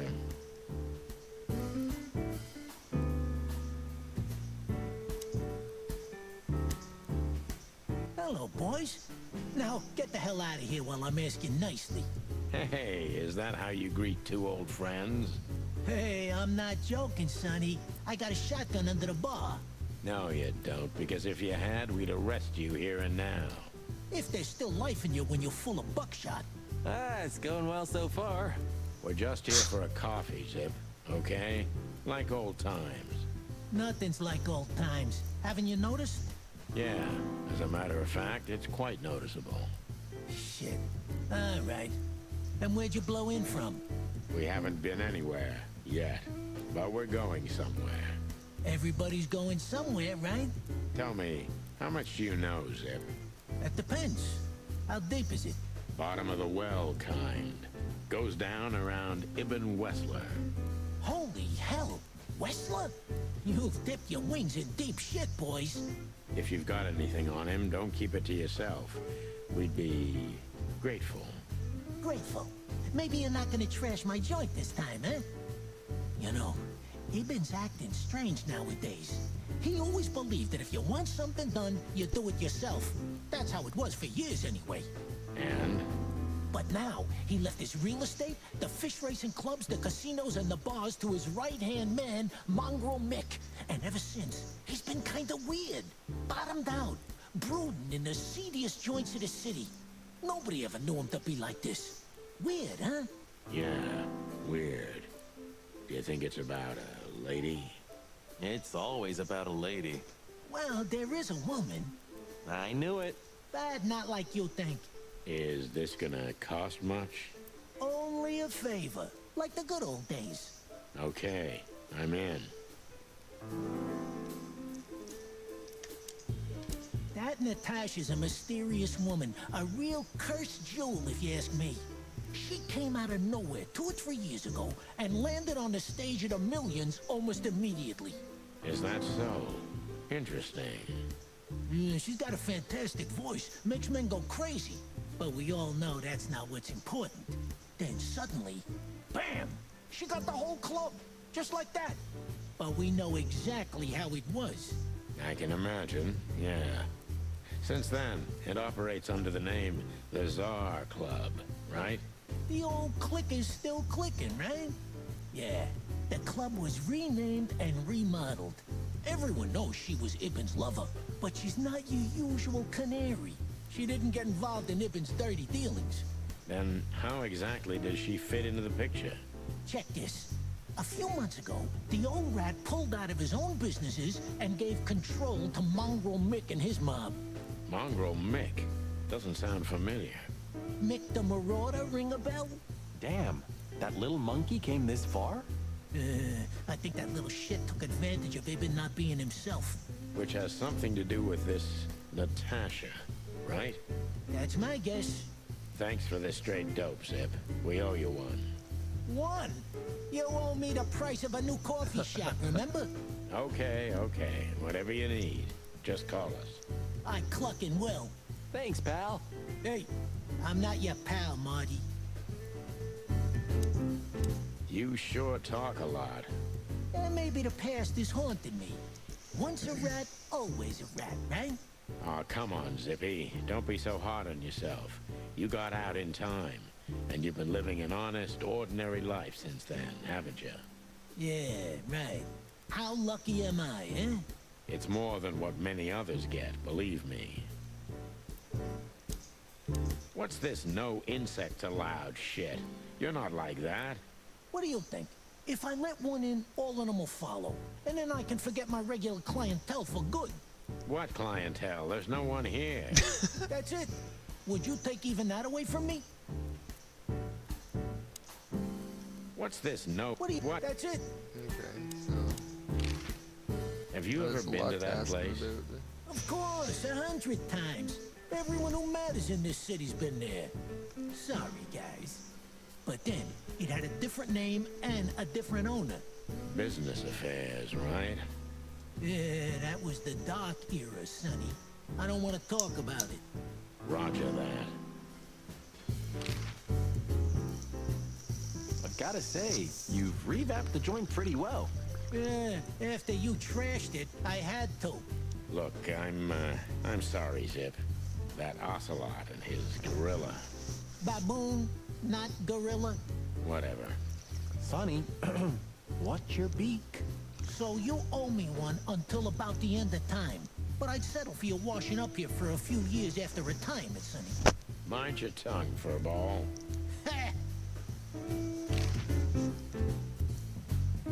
So, Ibn's gone insane. Love will kill you in the end, they say. Seems like everyone's in a poetic mood today. You're one to talk, by the way. Huh? Why? So, about that woman. Is she really that dangerous? What woman is it, huh? No, Zip. I mean, really dangerous. She's got the most influential gangster of the city wrapped around her finger. She calls him her little furball. How dangerous do you think she is?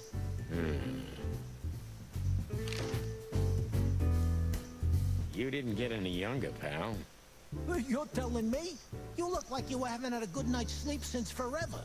To be honest, I've never had a good night's sleep in my life. You will when the big sleep comes. And what are your plans? Dying behind the bar? Of course. You got a better idea? A couple, yeah. But somehow this suits you. You know what? Your mother's a goat.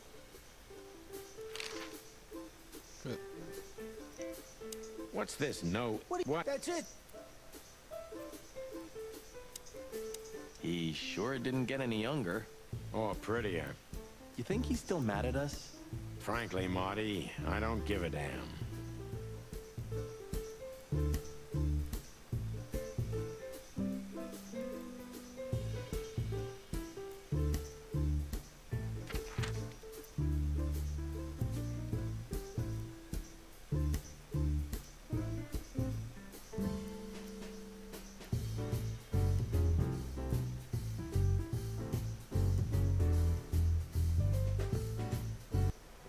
Yeesh. My condolences, pal. I see your cleaning lady died. Yeah, she set foot in the bedroom once. I haven't seen her since. I didn't dare to go after her. Oh, I wouldn't want to go in there either.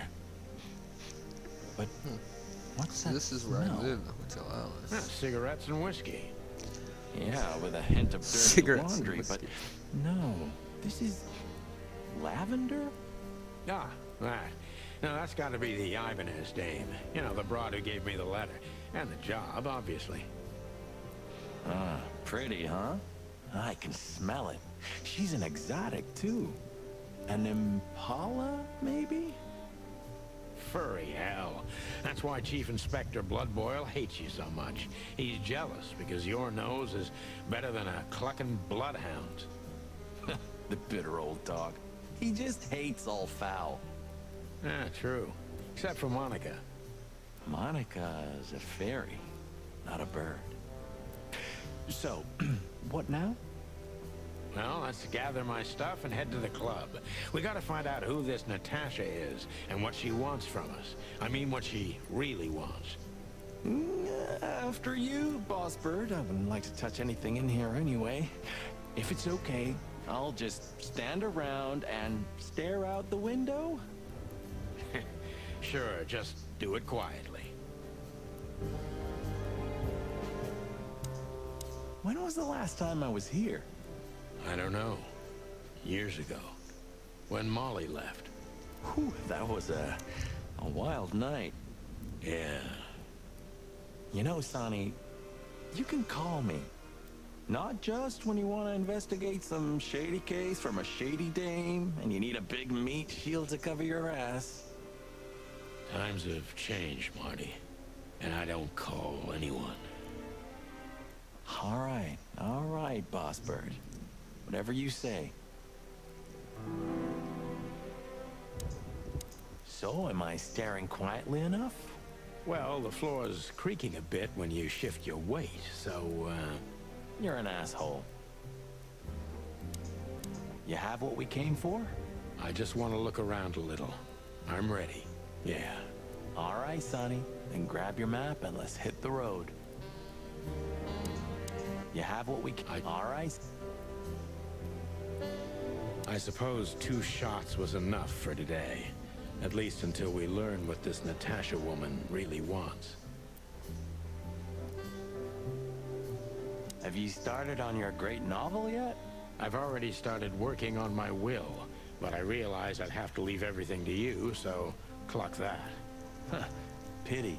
I've always wanted a chicken coop smelling like old socks and bourbon. You'll have to earn it first, Marty.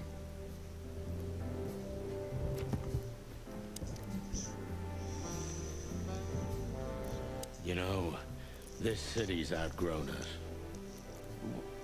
Why do you say that? Well, don't you feel it? The whole place squeezing you. The polluted air, the sirens, and the smell of cordite. Don't be such a drama queen. It's not the world that's changed, it's us. Clawville's Clawville. We're just getting older. No, there really is something.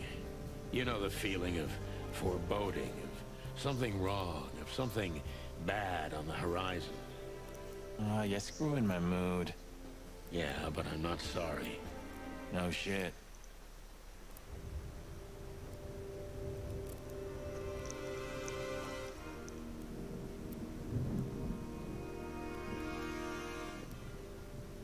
I'm gonna clean up here one day. Just a bunch of useless crap. Maybe in another lifetime, old bird. Have you been there before? Never. You know, it's not my style. It's too fancy for me. I'm more like the smoky, smelly, ramshackle little joint type. Yeah, same here. But we're not gonna mingle like this, right? We're not searching for a tailor on New Year's Eve, okay? We'll go as we are.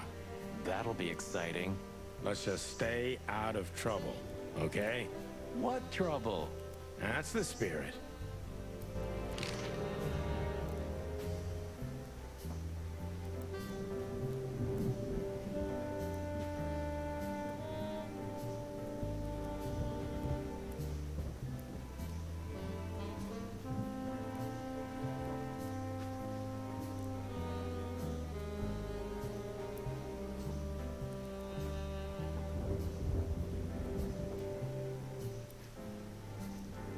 So she just turned up with a message and this flyer, and you fell for it?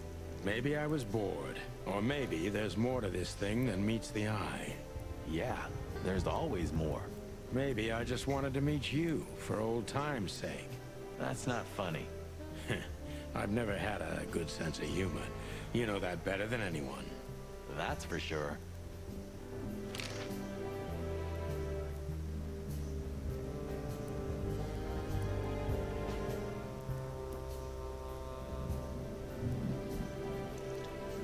So the Tsar Club, huh?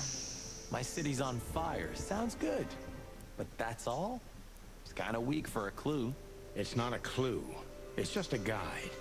By the way, it's New Year's Eve. We deserve some fun, right? Well, that's true. But it's never that easy with you, Boss Bird. There's something you're not telling me, right? Nothing important, Marty. Yeah. If you say so. Oh, hi, Mr. Sinclair. How are we? Sinclair is doing fine, thanks. Anyway, you still talk to your guns? Yeah. And so what? Other animals talk to their plants. Crazy, isn't it? At least a gun has a soul. And it's useful. I can't believe you're allowed to walk around freely, Birdie. Oh, if you only knew what I'm packing right now. I don't want to know what's under your feathers, Marty.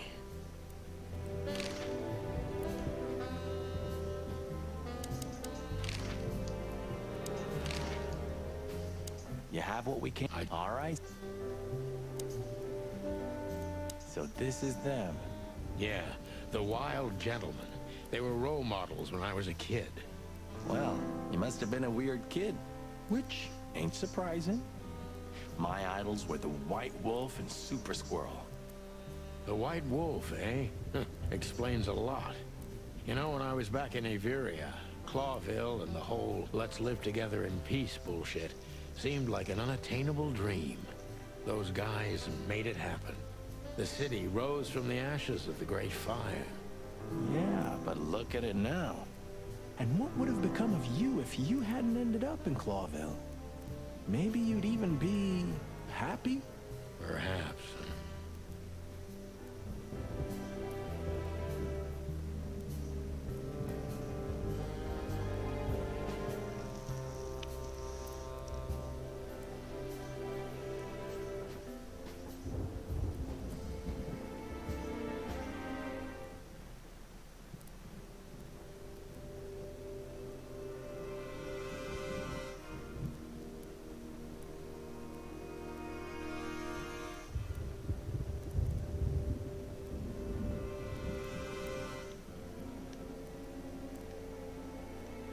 I didn't know you used to be a kindergarten teacher.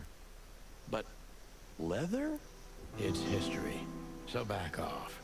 I'm touched by the trust you have in me, Boss Bird. There are things better left undisturbed, okay? Yeah, got it.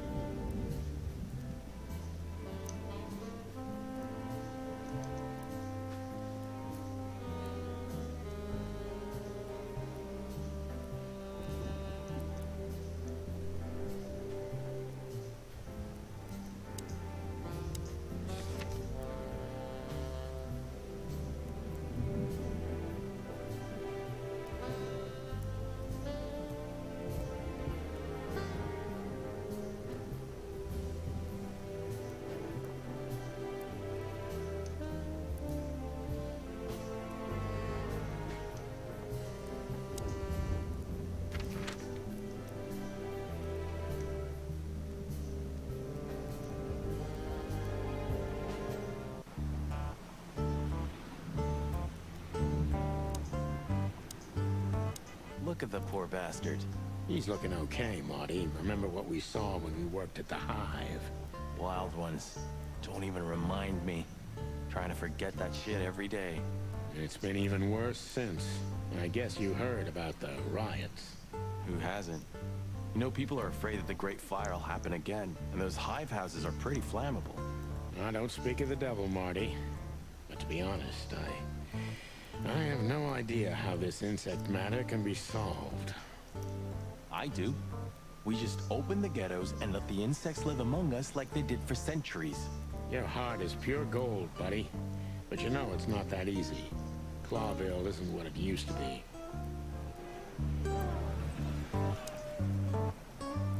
That sign gives me the creeps. I'm not surprised. That sign... I'm not surprised. Maybe he can't understand what we're saying. Or he just doesn't want to talk to us. Which I can understand, considering how most of the animals treat these poor bastards. Indifference is almost as harmful, Sonny. You think I'm indifferent about the insect issue? I didn't say that, boss. I'm not indifferent. I just think we've simply gone too far to even make it right. It's never too late to change, Sonny. I hope you're right. Is that the Kite and Blues? I think so.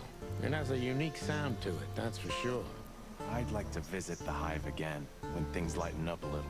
Yeah, and when they welcome cops again. Yeah, right. Is that the Kite? I think. I'd like... Yeah. Yeah.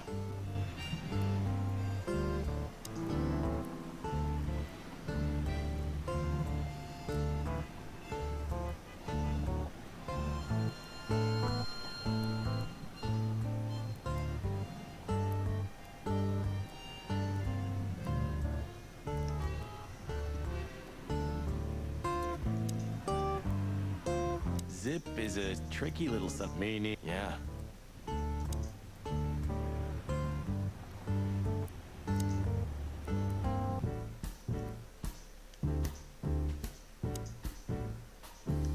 Kids these days and their crazy music. What would old M.B. Davis say to this garbage? Kids these days.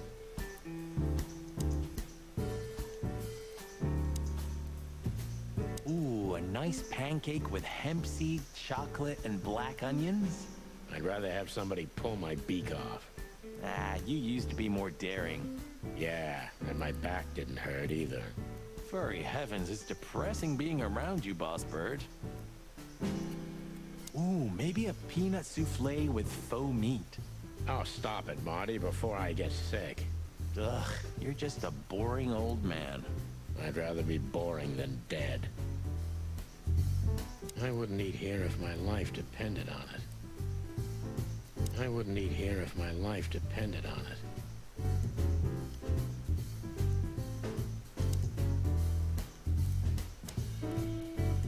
I wouldn't eat here. I wouldn't eat here. I wouldn't eat.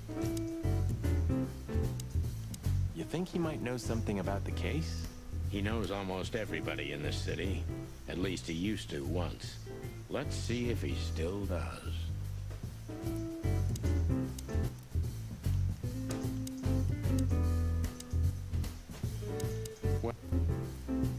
When I first arrested him, he was barely 14 years old.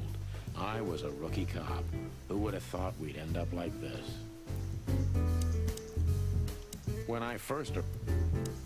What's this? No insect... What do you... What? That's it. I wouldn't eat...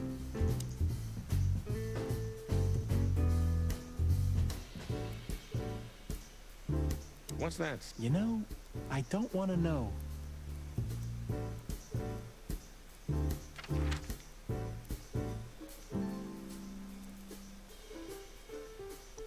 Look at these two simpletons.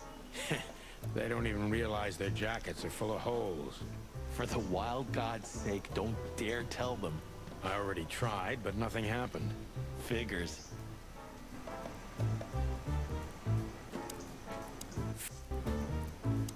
Looking at these two, I think our world is ready to be annihilated. Looking at these... If it were up to him, only dogs would work at the PD. They're a racist old bastard. Blood Boil is an asshole. We couldn't dress up that fact even if he wanted to. His only merit is that he's damn good at what he does. True. Like Bam. The whole...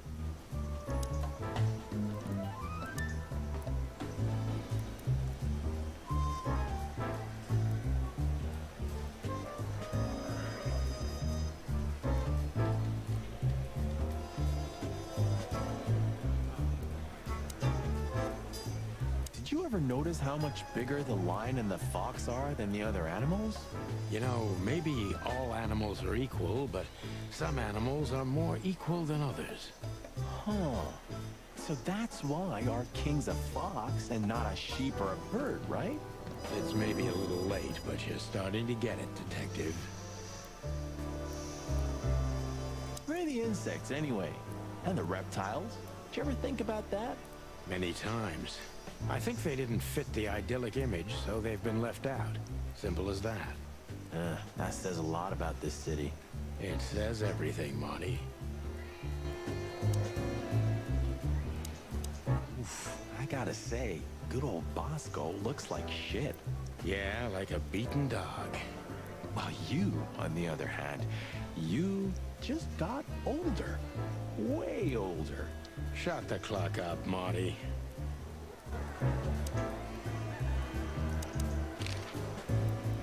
What have you heard about the hop dog? Is it still standing? Yeah, it is. What have you heard about... Yeah, it... Oh, I see. Hey, listen, Bosco. One more. Guys, maybe he's worth asking a thing or two. Yeah, that flea bag can be useful. The chief doesn't seem to be in a good mood, but he never is, actually.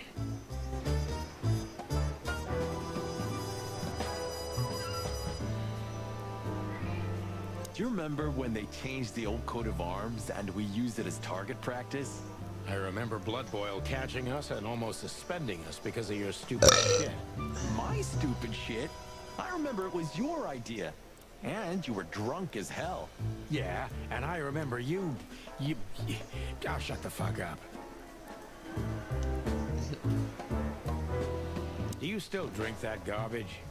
Hey, it's not garbage, okay? Allegedly, they've used it as medicine once, if you must know.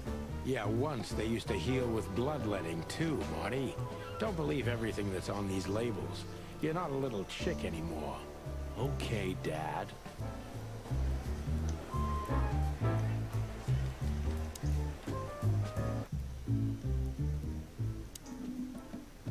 Bye, Mandy. See you soon.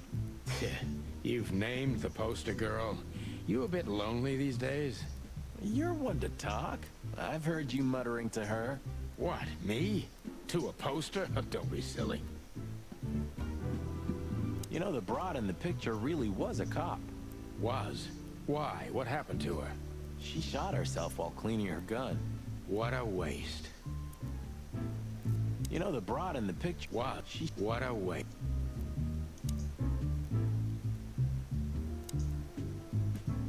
You know, the broad...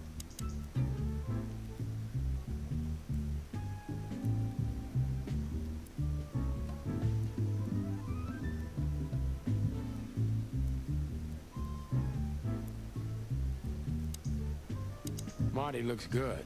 Big and loud and angry as always. Marty looks good.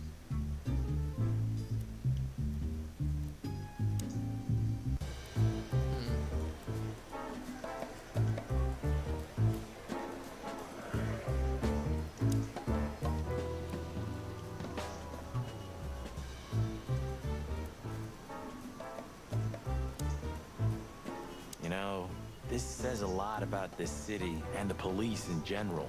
Yeah, maybe Blood Boil meant it as a deterrent, but it sure sends a different message to the common man. Yeah, he was born into the wrong age. He belongs to a time when everything was decided by who's louder and bites harder. You're probably right. In an age like that, we wouldn't be alive anymore, pal. Personal info. Nice.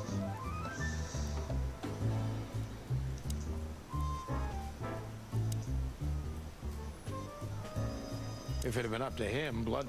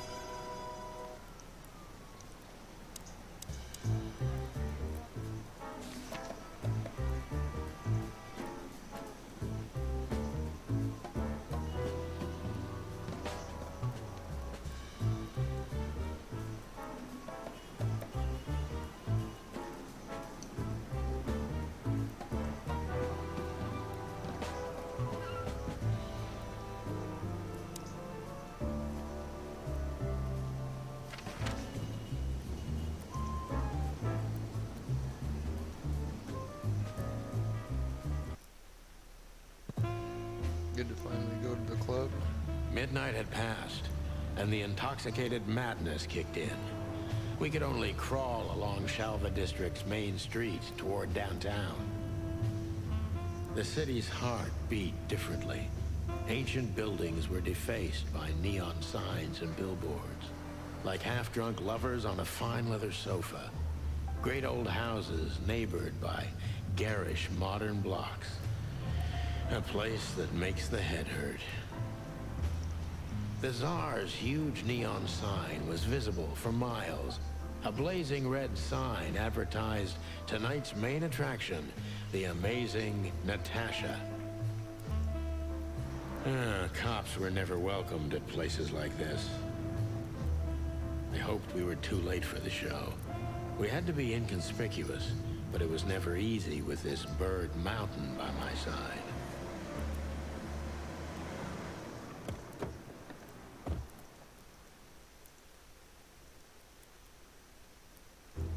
Ah, so this is the famous Tsar Club. More like infamous, Marty. It's not for our kind, that's for sure. And I don't mean that they don't like foul here. Well, at least we don't have to be afraid that they see you as a detective, Boss Bird. Very funny, Marty. So what are we gonna do now? We find Natasha, the broad who sent me the message, remember? But first, we need to get into the club. And Marty, please, don't monkey this up. Excuse me? On behalf of the well-respected and noble primate community of Clawville? Cut the crap, Marty. Let's focus on what we're here for, okay? As you say, Boss Bird.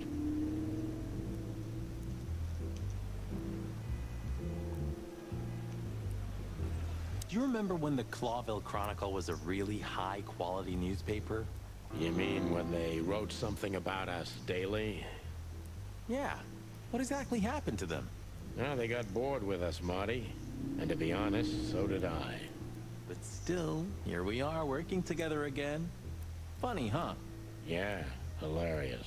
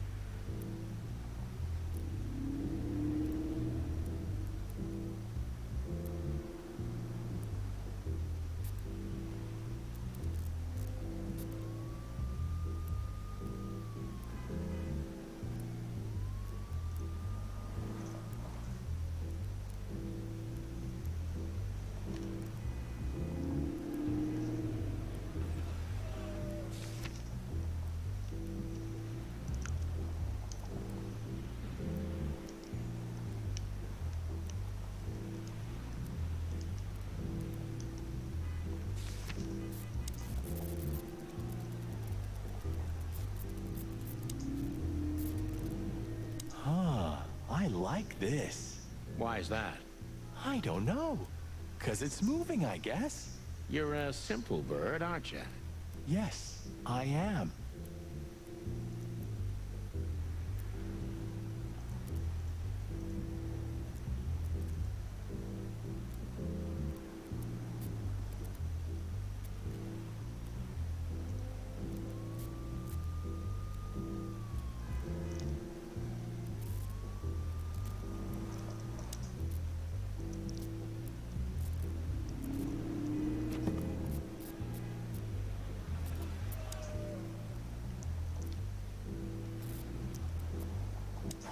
look at that.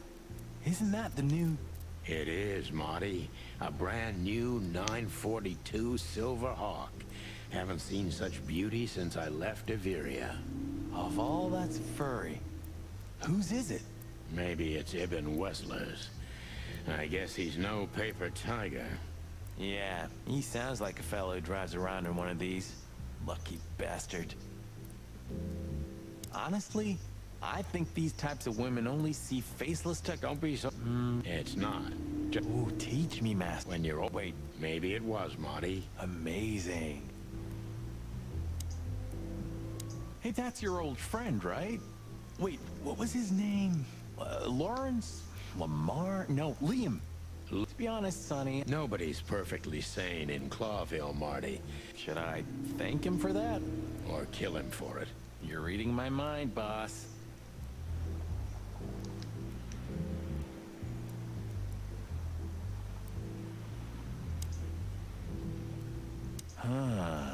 You know, seeing this, I can't wait for the show. The girls? New Year's Eve's once a year, right? And we're not on duty. Have I asked how Laura's doing? Whoa, hey, I was just kidding, okay? My relationship with Laura is unwavering, like the rhino beauty on this picture. Interesting taste you've got. Feathers, scales, or dermal armor, a lady's a lady, my friend. Thank the wild gods for self-sacrificing gentlemen like you.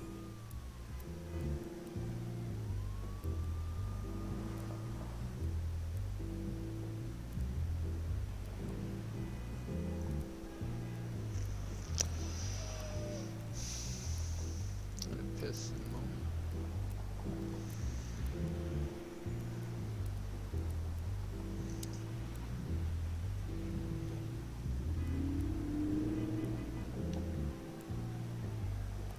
One day, neon signs will cover the whole world, I'm telling you. You read that in some kind of science fiction book? No, it's just what I think. Oh, so you have your own thoughts now. The world's really moving forward. Cluck off, Sonny.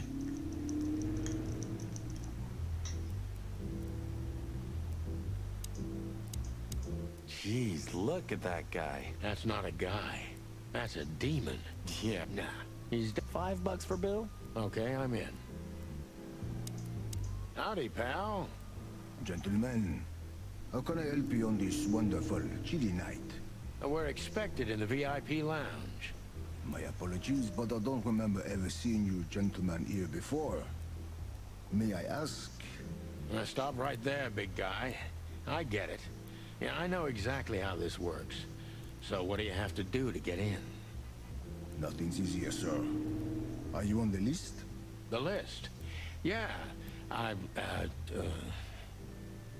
Don't tell me you forgot. I'm afraid I did, Marty. Sorry, big guy, but I'm pretty sure we're not on the list tonight. That's a shame. I'm really sorry, sirs. In that case, you can't come in. Yeah, right. Thanks.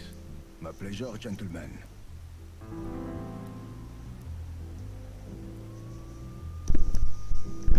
Should ask. Just one more thing. This list of yours, where should we sign up again? I'm afraid if you don't know, it's not my place to tell you, sir. Excusez-moi, the regulations, you know. You hear that, Sonny? I do, Marty. I do.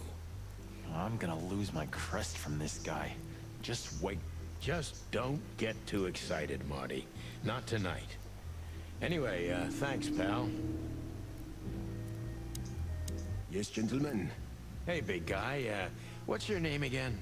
My name is Archibald, sir. Archibald Conway. Well, that's not a Bob. Excusez-moi, monsieur? Archie, what? No way, that's not even a real name. I'm sorry to disappoint you, sir, but my name is Archibald Conway, without any doubt. Blackjack Conway to my friends. Well, thanks, Blackjack. It was a pleasure. We'll be on our way now.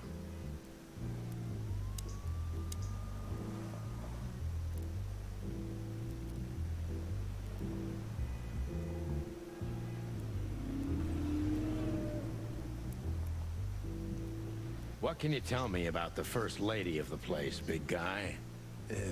You mean Miss Natasha Katsenko, sir? You're right on point, pal. Nothing you don't know. Just try. Well, she... And, that's it? Pardon, monsieur, but I'm not permitted to say anything more. Look, I really don't want any trouble, but... It is even more inconvenient for me, sir, but... This place doesn't like, coppers. Forgive this slang. I can't let just anybody in, and there are some I am strictly forbidden to. Please, you have to understand. Listen here, you cow. Do you have any idea who we are? You ever read the papers? Of course, I know who you are, sir. I get the news and more, and I must admit it's an honor to meet you in person, Mr. Santino Featherland and Mr. Marty Machikin. The Bell of the Pantheress is one of my favorite books. Oh my god, not the books again. So it would be terribly inconvenient for me if I had to use force on you, gentlemen. What did you just say? Relax, Marty. This guy has chicks like you for breakfast. And thanks for the information, pal. Have a nice night. Thank you for understanding, gentlemen. And forgive me for my austere composition. No problem, Shakespeare. Say, big guy, is this your job? To stand in front of the club and keep out decent fellows like us all night? Not entirely, monsieur. My employer has many other kinds of jobs for me. He is quite creative in his field, I must say. Like? Like what? Exactly. Sorry, monsieur. I'm not, permitted to say anything more about the matter. Regulations, yeah, I know. This bullshit just gave me a headache. So sorry to hear that, sir. Say, big guy, you know Mr. Lewis Hayworth? But of course, Mr. Hayworth is an impeccable gentleman, and also a frequent visitor of the club. Is that so? Good to know. And? I'm afraid that is all, monsieur.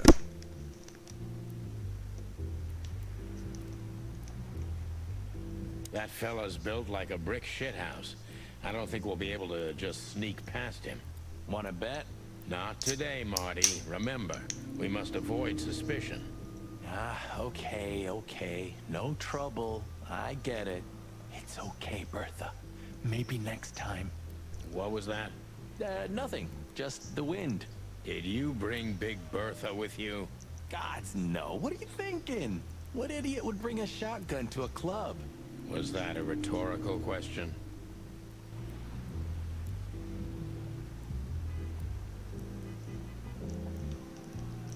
Let's just knock that giant out, shall we? Easy peasy. Let's just not do that, shall we? Okay.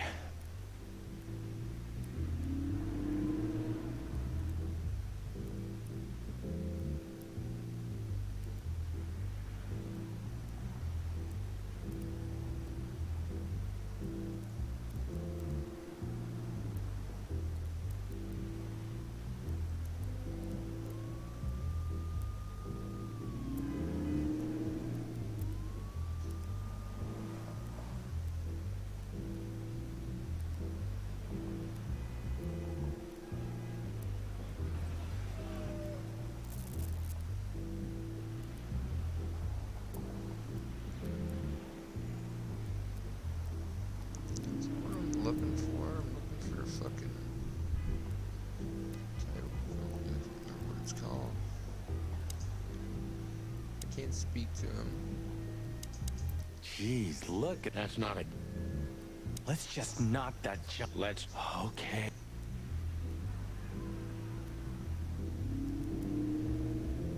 Let's not... Okay, boss. Sonny, my dear friend. Hi, Lewis. This is my partner. But I'm sure you already know. You have no idea how happy I am to meet you, Mr. Marty. I'm a big admirer of your work. Pleasure's all mine, Lawrence. Lawrence? Anyways, so, the legendary chicken police back together. Isn't it amazing news? Don't ruffle my feathers, Lewis. Those days are long gone. We're just here for the entertainment. Or something like that. I see. Well, that's a shame. See you inside? I have something to do, my pal, but I'll try to make it for the main event. Okay then. Catch you later, pal.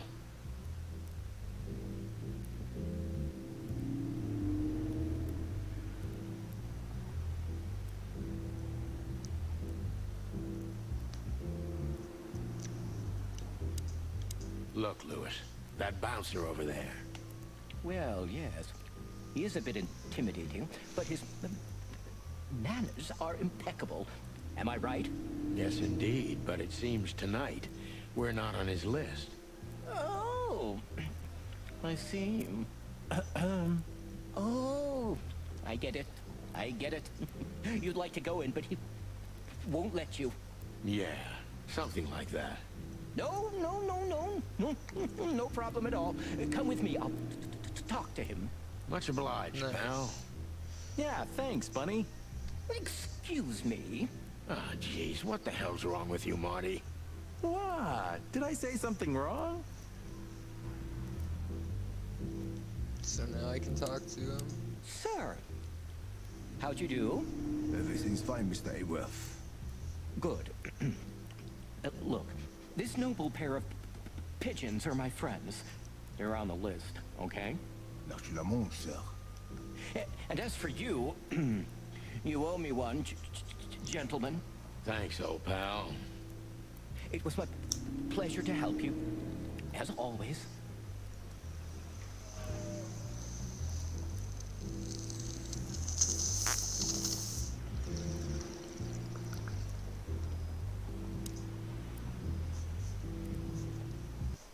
The jazz overwhelmed us. There was no band in sight, yet the music seeped from the walls like years of cigarette smoke and the smell of spilled whiskey. Behind the bar, rows of fancy bottles reflected the harmonious voices of pretty dames and the clinking of crystal glass. It was the kind of place that makes you drunk, even if you've never had a sip. A dangerous place for someone like me. No matter how alien I felt, it was strangely like coming home. Welcome to the Czar. Here we are. Mother of... I take you to the nicest places, eh, sweetheart? Oh, does it mean you're buying, honey? Don't even think about it. Oh, men these days. So, we're here to find a dame called Natasha. I have a hunch she won't be hard to find. Let's mingle and try to avoid suspicion. Just like always. No, Marty, not like always. This time it's for real.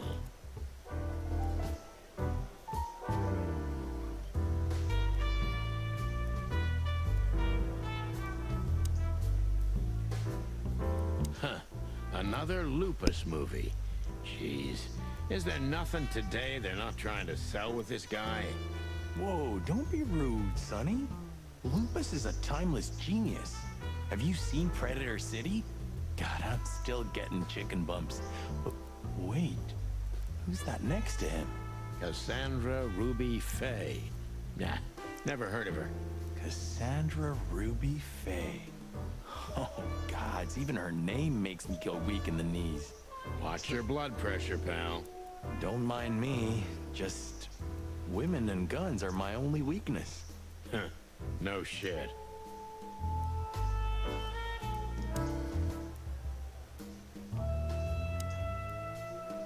You think this is one of those movies where the femme fatale gets everything in the end and the poor detective's left stranded? Yep, just like life.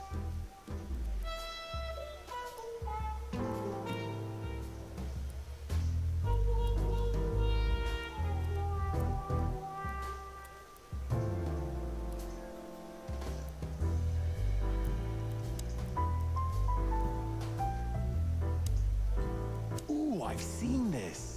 Hicks Poodle plays a private eye, hired to look for a woman, then gets into some kind of blackmail thing that's connected to the first case. And Hey, Marty? What, yeah? I don't give a shit.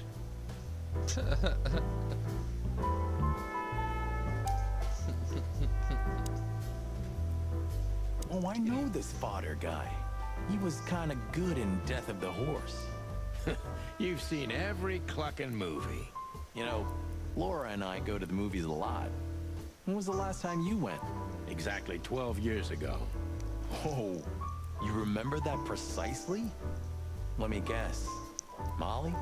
Yep, our very first date. I see. What did you watch? I don't remember. I just remember her. And nothing else. You're a clucking poet. I mean it.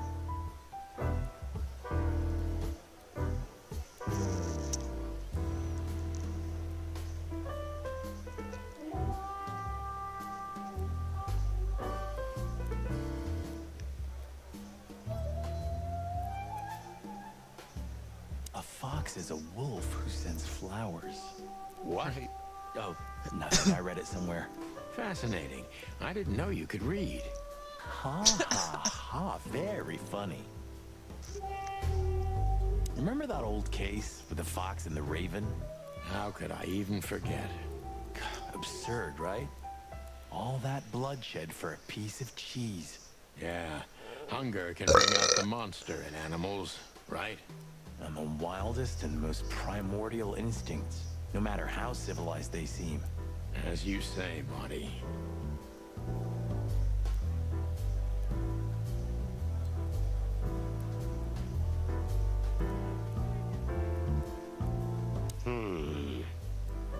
Look, Sonny, I know it's not my place, but Laura's father went to that guy when his, problems had gone too far. You're treading on thin ice, Marty.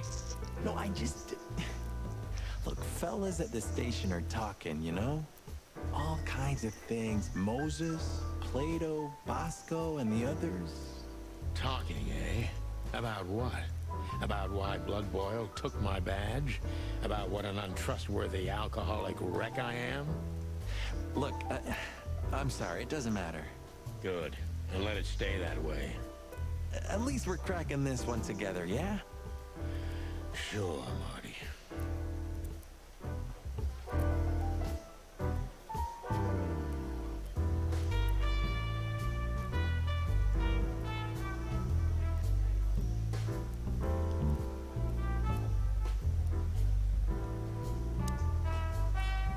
This guy is certainly not a gangster henchman. Of course he's not.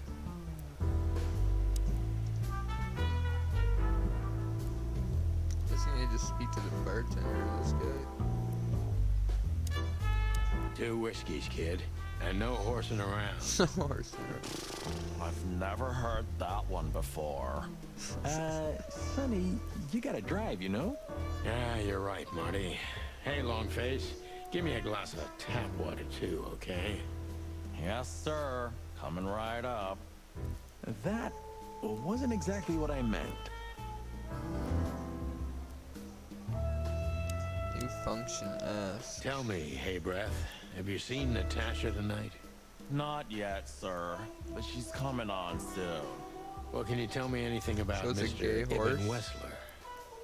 Sir, I don't want to. What about, let's see, $5 maybe? But, sir, you haven't even paid for your drinks yet. Yeah, stop riding on the details, Big Nose. You do your job, and we'll do ours, okay? I mean, we're not here for work, of course. We're just here to relax. Oh, yeah, exactly. Just a little fun. Of course, gentlemen.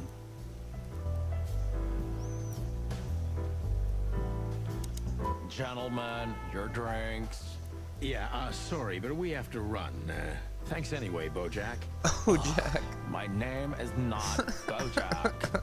I tip you, pal, but I don't have any change, so... Sure, sir. The Tsar welcomes you back anytime. Sounds good, Bojack.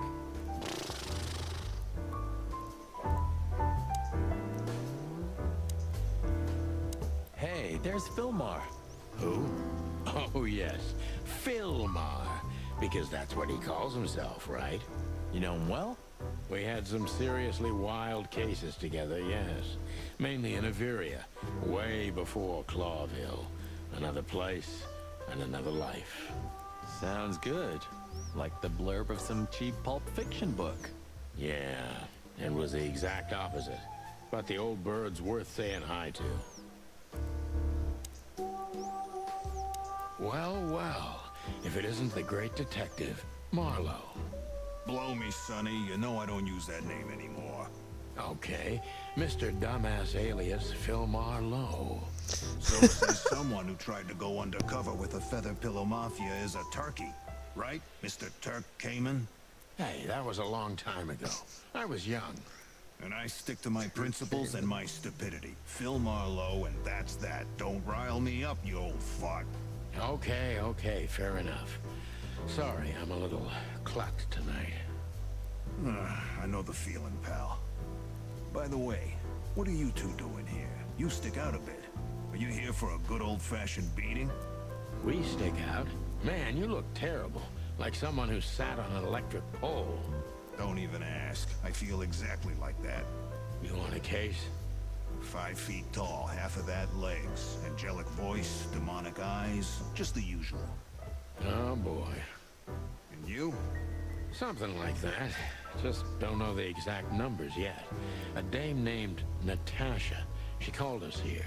If I'm not mistaken, the joint is hers. Yeah, she owns the joint, amongst others. Well, good luck, guys. That broad has a reputation.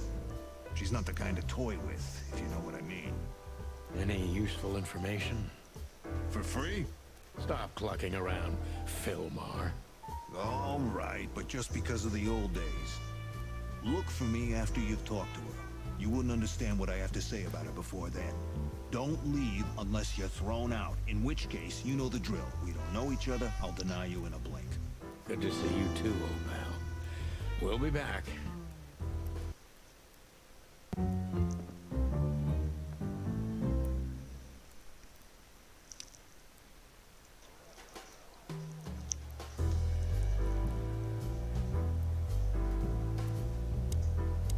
Just one more thing, Philmar. I see you haven't changed a bit. Do you think we're walking into a trap? You always had good instincts. You know, I couldn't figure out this Natasha one, even when I worked for her. Then the trouble is bigger than I thought. Just take care of yourselves, and don't leave your guns out of reach. Oh, that's never happened. Yeah, this crazy cock even sleeps with his. You're welcome to the club, Brother Bird. Take care, Phil. You too, old fart.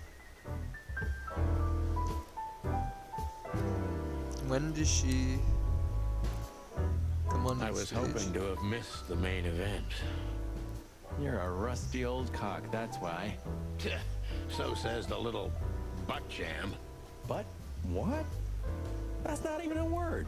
It is now, all because of you. You should feel honored. Butt jam. You know, Sonny, sometimes you're like an evil little child.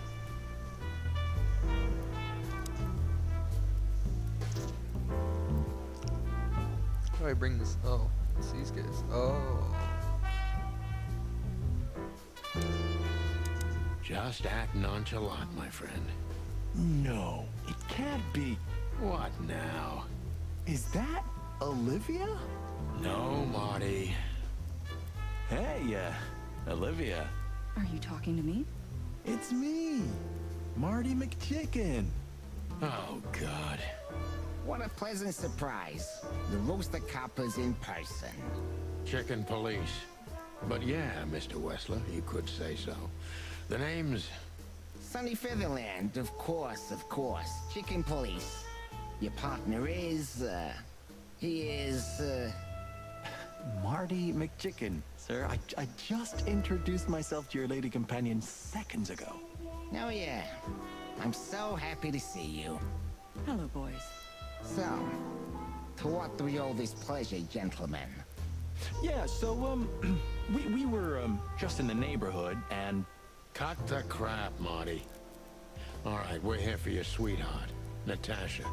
Oh, I see. No big deal. Just a blackmail thing. You know, horrifying threats written on the wall with blood-red paint. The usual stuff. You must be familiar with this kind of thing. Oh yeah, indeed. It's, nasty business. But I didn't know Natasha hired a detective because of this simple matter. But to be honest, I understand. I would have taken matters into my own hands, you see. But I'm kind of busy. Mr. Wessler had a meeting with Attorney General Hamtaro yesterday, so he's rather tired. If you would excuse us. Oh, dear Olivia, it's okay. These gentlemen are just doing their job, right? And if I've heard correctly, they're notoriously thorough. So, how can I help you? We've got a few questions, if you don't mind. I'm at your service.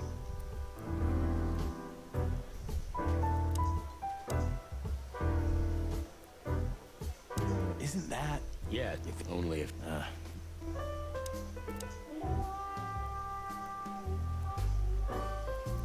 Look, detective, if you want to know something, just ask. All right, Mr. Wessler.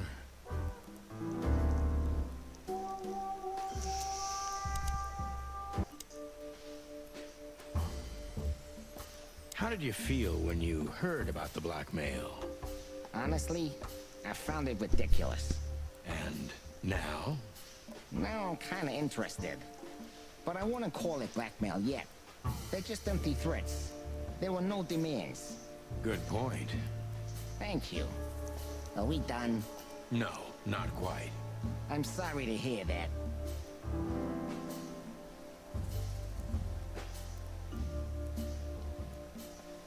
You seem a very busy man.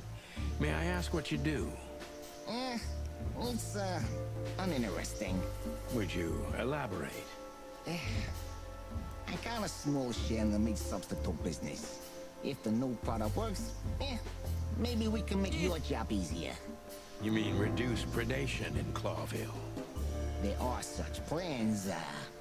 If you're interested, talk to Olivia, my assistant. She's an expert in what she does, unlike me. Thank you. That's it for now.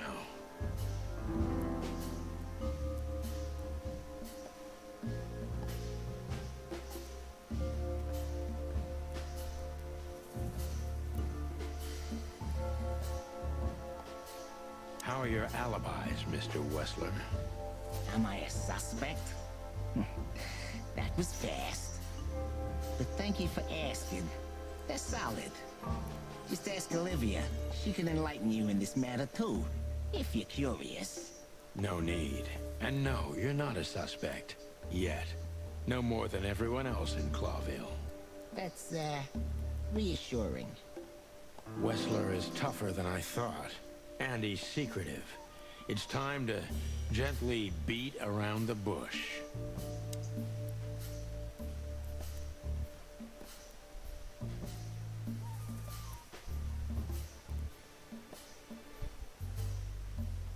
Are you and Natasha close? What do you mean exactly, chicken? Mr. Featherland, if you please. This could be important. How does she stand on the scale from sweetheart to wife? Oh, you have some nerve. Ask her that. I'm a gentleman, Mr. Featherland. Really? Maybe you can't comprehend it, but I can't ask for her hand until she offers it to me herself. How chivalrous. Get to the point, detective. Ibn is quick-tempered, and I can use that to my advantage. I've confounded and softened him with my previous questions. Now it's time to be specific and ruthless.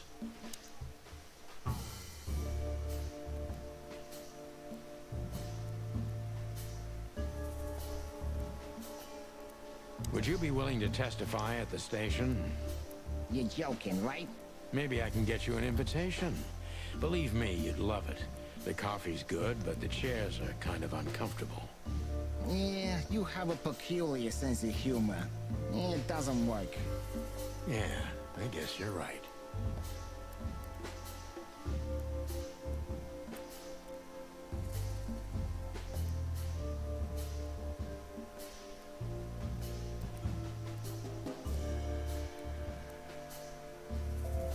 Is she completely alone when she's there at the weekend? As I've told you, Natasha's a free woman, huh? She's an adult. She doesn't need an escort. Or, she didn't need one until now. Are you afraid for her? You know, a big star like her, alone in that house. I never said a black car doesn't drive by 2 or 3 times a day, but, it's just caution. Huh. I'm not a monster after all, am I? I suppose not.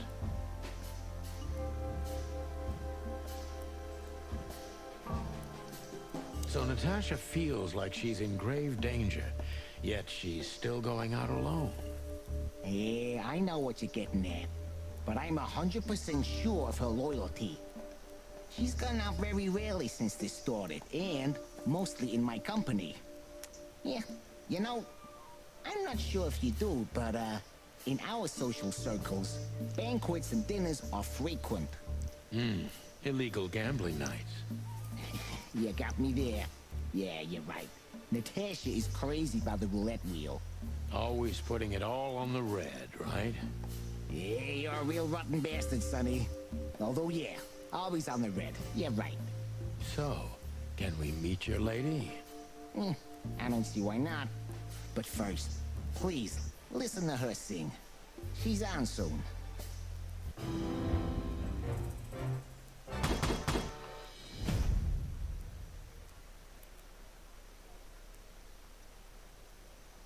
You think I could get the negative? Wessler is a tricky guy. How did you... And good point. Thank you. No. I'm sorry to... Why didn't you... You're... Yeah.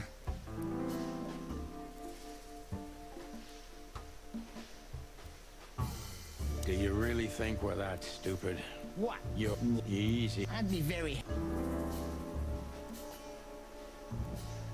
Why would anyone have... I don't know. You think that's enough? It's... Good point. Oh.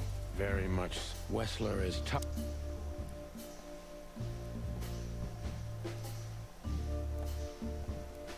Do you spend a... That's a strange question, you know.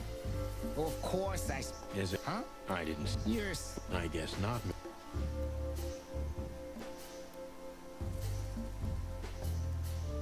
Start talking straight. You know what? You're right. And there's no point in spoiling my mood, is there? Olivia will show you out, but if you... Nice one. Indeed. Don't be so cocky.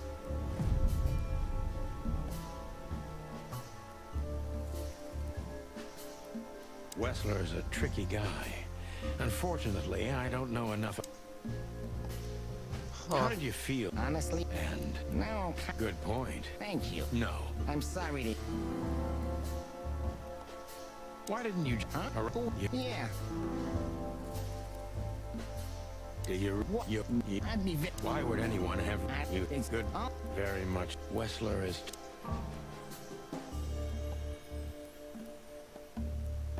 Whether... I've no...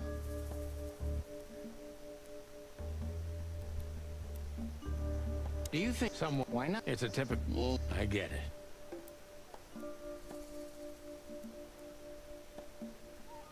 Would you be... Maybe... Yeah.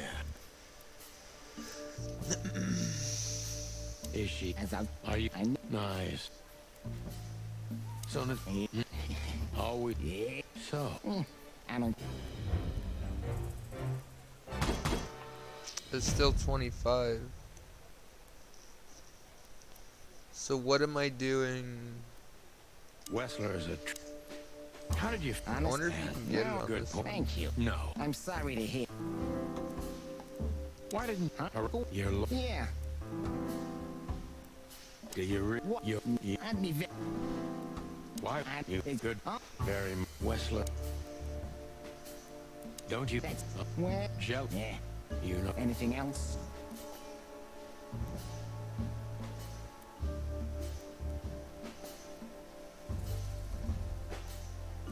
Business...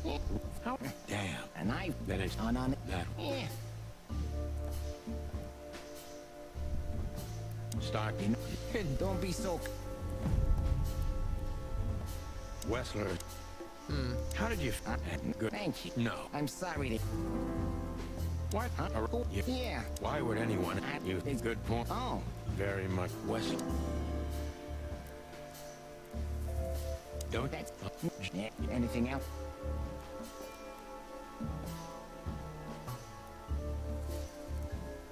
Business. Oh, damn. And I... on that. Yeah.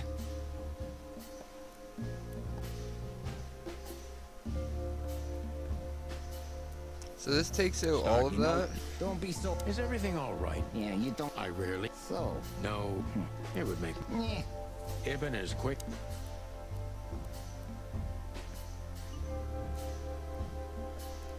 Would you be... Maybe I... Yeah. Is she... As I... Are you... I never... Nice. So, I don't... I can't do it with low.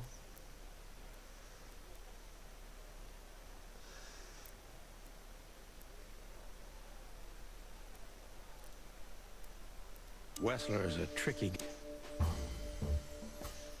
How did you... Honest? No. Good point. Thank you. No. I'm sorry to... Why did... Huh? Yeah. You must have to...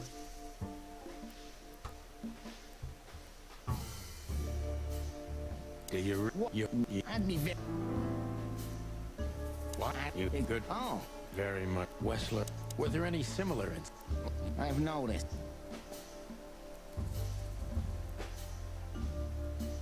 Do you think someone... Why not? It's a tip. I get it.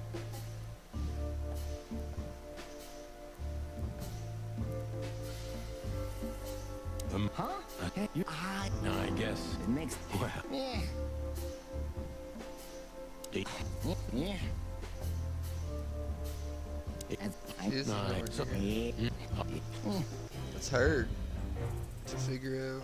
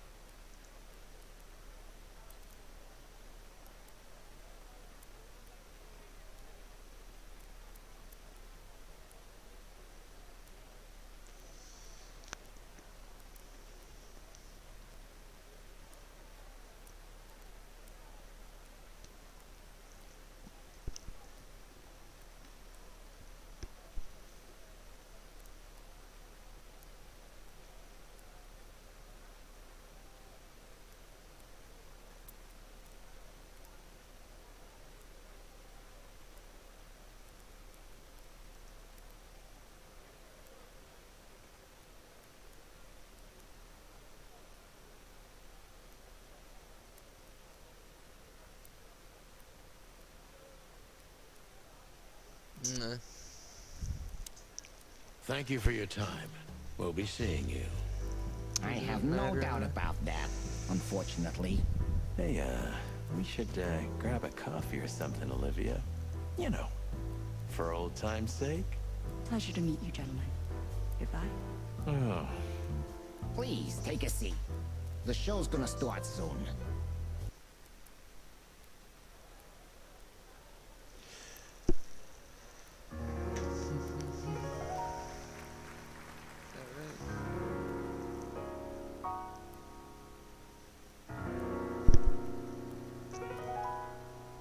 It's a kitty.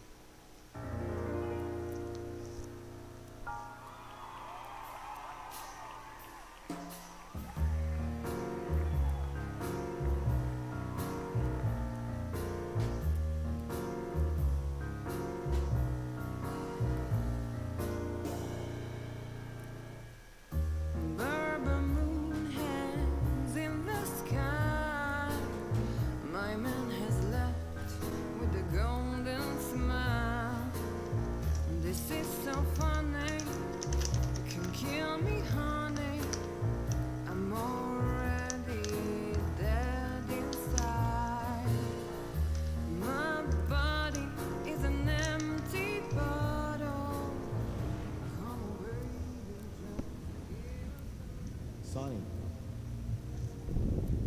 funny.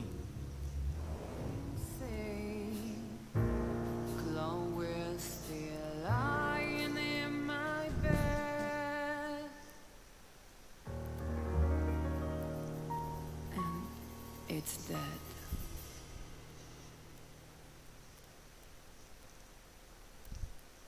Is that right? That was, unique. Oh, that is cute. Nobody has ever given me such a unique compliment before. Forgive me, my name is Santino Featherland. I thought so. You look more or less like I imagined. More or less. Sometimes less is more, Mr. Featherland.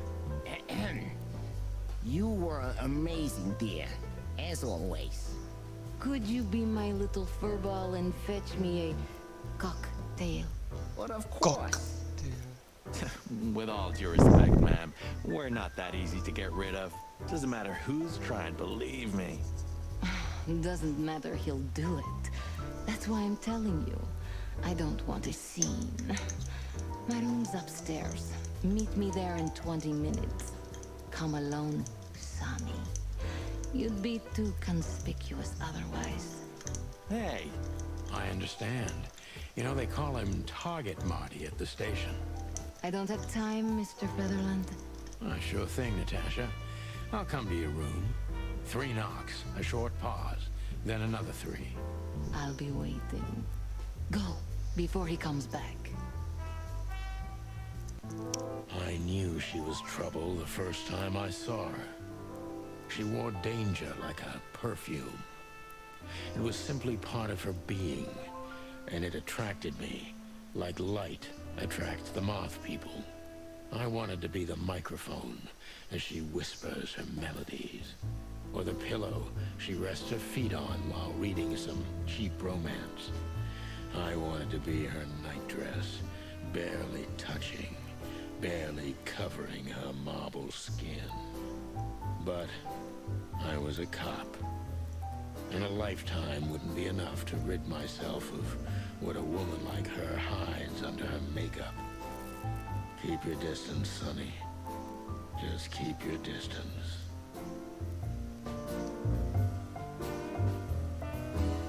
So this is her room? Oh yeah. I would assume so.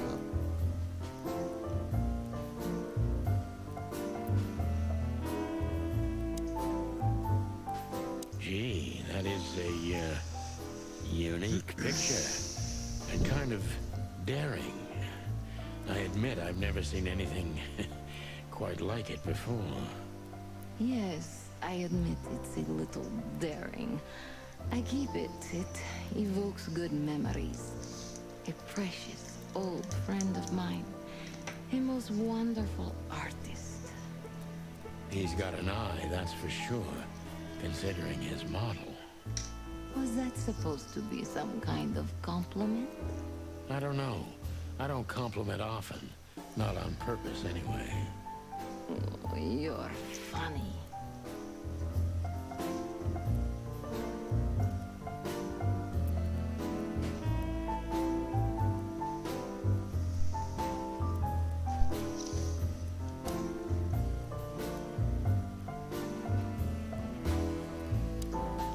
How do you like your bourbon, Mr. Featherland? In a glass. But thanks, I had a couple before I came. I feel like this may be a long night. I hope it doesn't bother you if I have one myself. I get offended if women don't drink in my company. Oh, you are a funny guy. So I've been told. Anyway, lovely room. Yes. Look, Mr. Featherland. It's sunny. Saves us a lot of time. Okay, Sonny. So, why am I here? You know, men tend to babble in my presence. It must be exhausting. It is. But you're not the type to beat around the bush. Is it too banal if I tell you it's an occupational hazard? Terribly. So can I start the unpleasant questions? I've asked you here so you can do what you do best. Really? I thought you asked because you wanted me to investigate for you. But if you'd rather be drinking... You do have a sense of humor. How reassuring. Only if I'm a bit hungover. That's usually quite common. Oh, please drop the act about being the alcoholic, heartbroken ex-cop, Sonny. It would undoubtedly suit you, but I've seen you scanning my room. From the second you set foot in here, you started working, and everything I say gets sorted in your brain. Am I right? That's a bit of an exaggeration, but yeah, it's something like that. Well then, Sonny, come at me. Oh, that's something I don't hear often. With pleasure.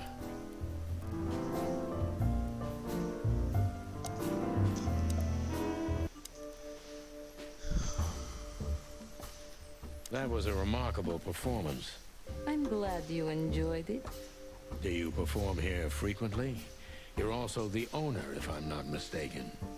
Sadly, I don't have the time, but the stage still calls my name, and I perform just a few times a year, and always with a new song.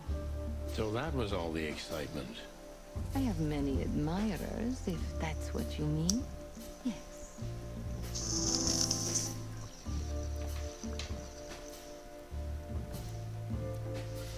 The picture on the wall is quite daring. Only if you knew how old I was at the time. I think I'm on a slippery slope here. Come on, don't be shy. Ask me. All right. How old were you? Did you really believe I'd tell you? You're quite a player, aren't you?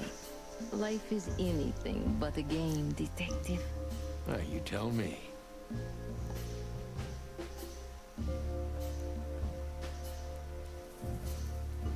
What can you tell me about Ibn Wessler? You should be more specific. What do you want to know?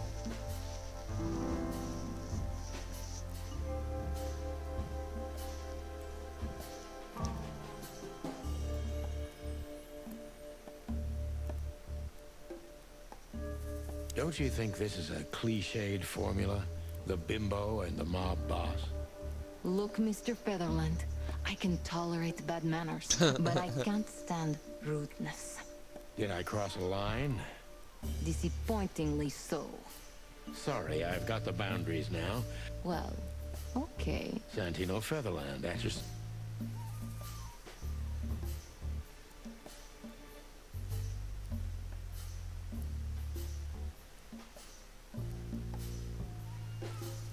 Don't you see a correlation? That's a disappointing... I am a cop. Yes, but you're different. Am I that transparent? A little bit. Seriously, Natasha. Of course I... Gee. Well, thank you for your deep behind the diamond skin. What was in those threats, exactly?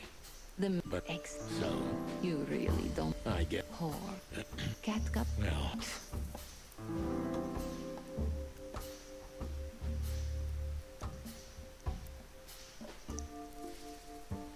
Could the threats have anything... Every... Clawville's a very... One of the most common... Well, I don't know... It must be... Maybe one... Well... I feel like this one I that could do sounds... 10. Well, maybe not. How many fools like me have you used up? In... Fair point. Natasha is a...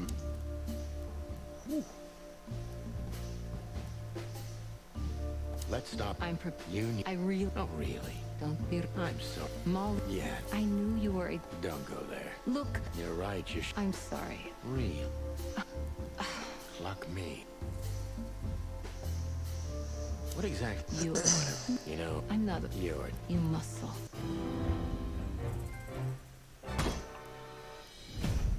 Oh, I got it. Nice.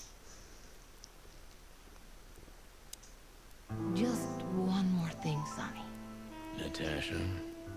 Please, come to 37 Rochester Street in Flower Town tonight. I'd like to show you something that could be of a great help in your investigation. I was afraid this was coming. Why there? Why not here and now? It's something I keep hidden there. I won't take the risk of Ibn or one of his men seeing it. Isn't Ibn too dangerous to keep secrets from? Sonny, a woman is naked without her secrets. Because I'm already not getting 100%. I knew you would understand. Like for perfects, I already failed the I first one. understand everything. So, when do we meet? The night is almost over. I'll be there in an hour. Don't be early, and don't be too late. Look, Natasha, you know... Please, this is very important to me. Hoping I'll be able to ask. Sure, I get it. I'll be there. Thank you. Until later, Natasha. Goodbye, Sonny.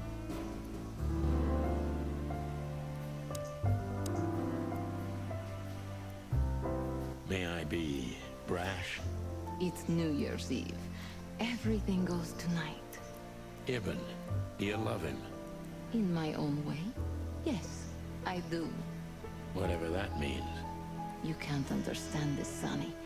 There are women who can't actually love. Not like they're supposed to. But that doesn't mean they don't love however they can. That's not a real answer, is it? If you only accept yes or no, then yes, I love him.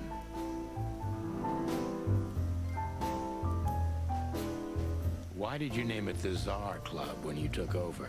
It was the Millions before. Maybe you can guess my origins from my name and my accent. I come from the eastern Tsardom of Stavonia. We are quite respectful of our leaders. You feel that's not the case here in Clawville? Here? No. Absolutely not, Mr. Featherland. Many here don't even know the name of their king. To them, he's only the Fox King. It's quite disrespectful and rude. There's some truth to that. Where I'm from, we choose our leaders ourselves. And whatever they do later, we proudly stand by our decision. So that's why the name, in respect to your country. Don't take me for so sentimental. It's only partly the reason. We lived there until I was 14. Then we had to flee. It doesn't matter why. In the end, I was the only one who made it to Clawville. So the name isn't because of nostalgia or respect. More like a reminder.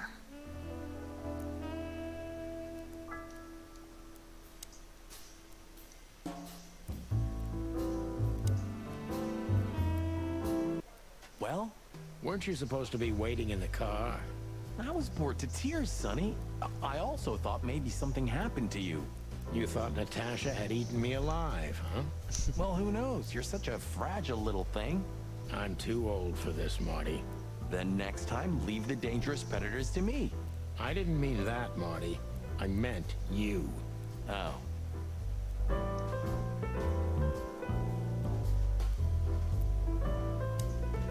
Excuse me, pal.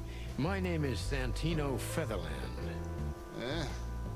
Gabriel, what do you want? Chickens. Do you happen to know where Mr. Wessler went? Do you take me for a fool? Get out of here while I'm in a good mood, birds. Okay. Thanks, big boy.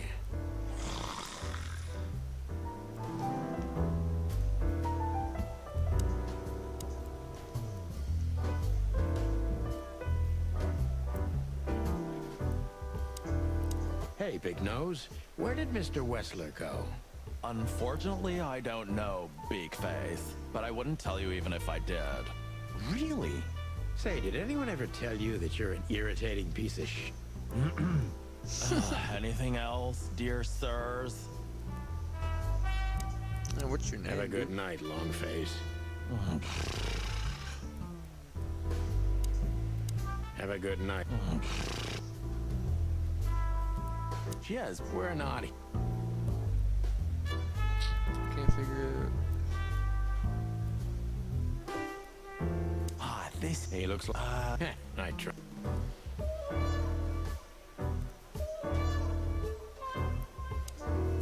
Oh, it's you. Look, What exactly is my relation? Well, I don't have time to chit-chat. Anything else?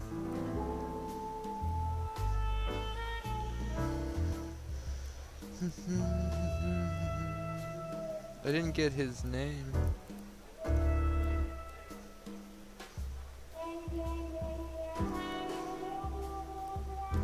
Unless it still counts, I don't know.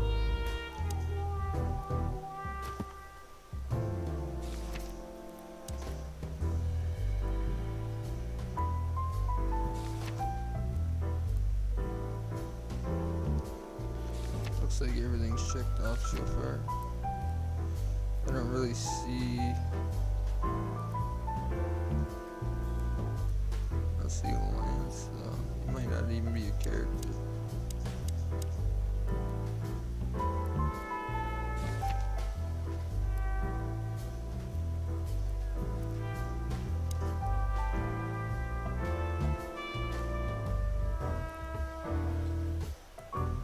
Where do I go from here? Do you come here often? No, you're welcome. What's your relationship with me? We've talked a bit, that's all. There's no tension between you? You know, the pretty secretary. Oh, thank you for your compliment, Mr. Featherland. No, no tension. Natasha's an intelligent woman. I respect her. Is that mutual? That I can't tell.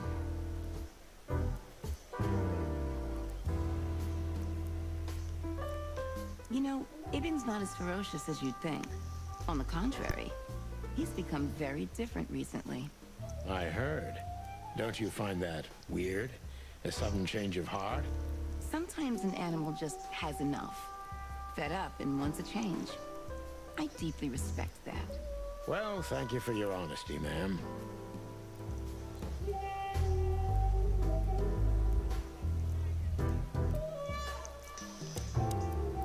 Look, Olivia, you know, last time... Please, Marty, there's no need. Yes, there is. I know I wasn't a gentleman, and I know I should have called you, but I was young and... You don't have to explain. I wasn't waiting long for your call. I forgot about it fast. That's good to hear, I suppose.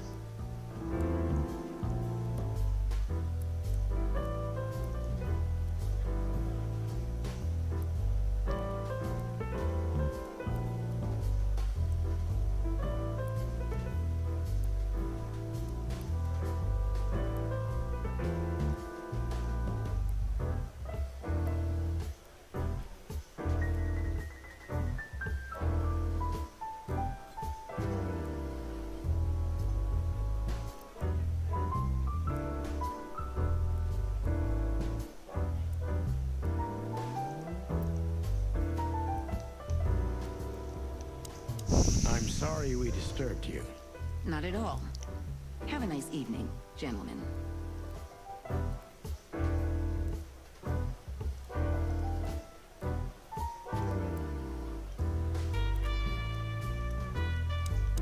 Listen, pal.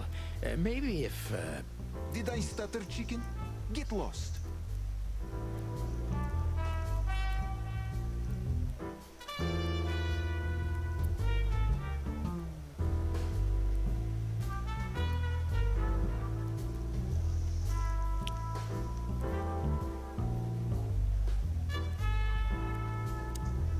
So, have you talked to Natasha? In fact, yes. She was, kind of mysterious. I bet she was. You know, I've never abandoned a case before. Not voluntarily, anyway. But that woman... You're, too old for this shit, huh? As you say, pal. That's exactly how I felt, too. Before you leave, take this and examine it closely. What is it? The reason I've decided all of this is not worth it for me. Wow, that sounds encouraging. Take care of yourselves, guys. This case, maybe it goes deeper than you'd think. Oh, that makes my feathers stand on end. Ah, old croakers. You're safe while I'm here. Okay, I didn't say anything.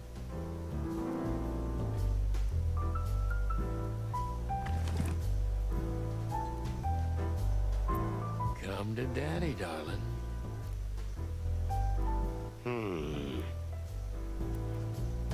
We stepped into it, didn't we?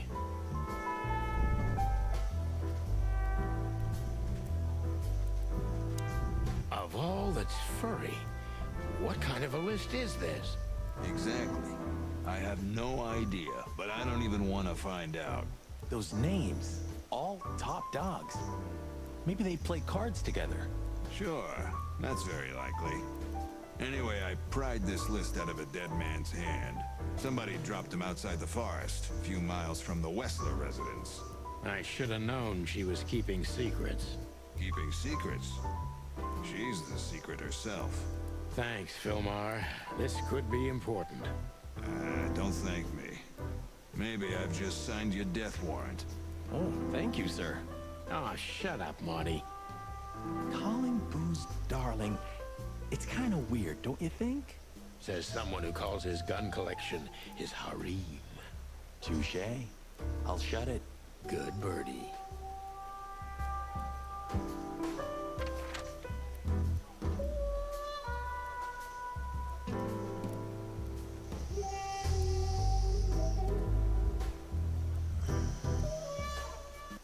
I don't know, Sonny. What exactly are we doing here? Let's hope we can learn something about Natasha and Ibn by sniffing around before we visit that weekend house in Flowerville. Learn something? From Phyllis and Roy's?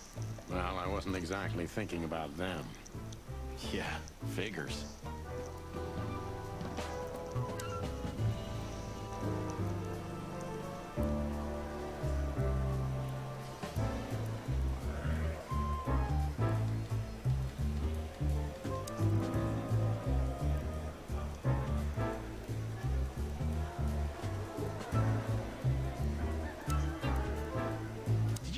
There's a theory that the Foundation War was a hoax? That the reptiles deliberately kept in the background, but in reality, they're the ones controlling the city from the underground even now. What? Where did you hear that? I'd never heard such sheep shit before. I read it in Tomorrow's Word. That's a pretty prestigious newspaper. I wouldn't use that trash to wipe my cloaca, Marty. It'll rot your brain. Well, at least I read something other than the labels on liquor bottles. Hey, that was a bit below the belt. Yep, but true. You got me.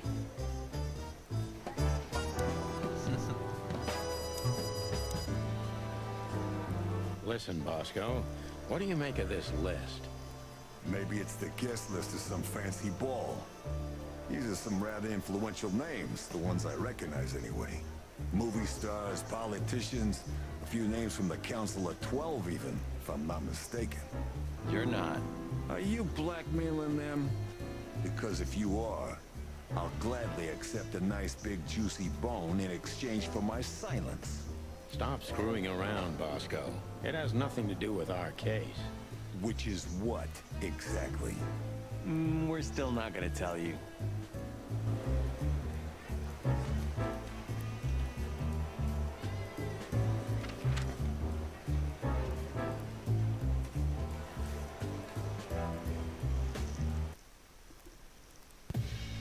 Well, if there's one thing I'd learned during 20 years of detective work, it's that if someone wants to meet you at a remote location at night, you should bring an army for backup. One time, me and Marty were stupid enough to underestimate a situation like that, and we never really recovered. And yet, here we were again, about to step alone into something hauntingly familiar. Only one tactic remained, as the old dogs say. Balls to the wall.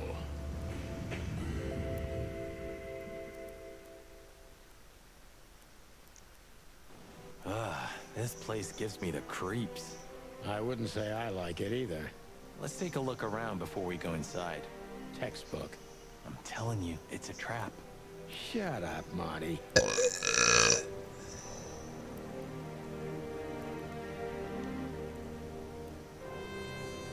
Not yet. First... Okay, boss. So, this is the word. What can I say? The message is loud and clear. Yeah, what matters is who is it for and what does it mean?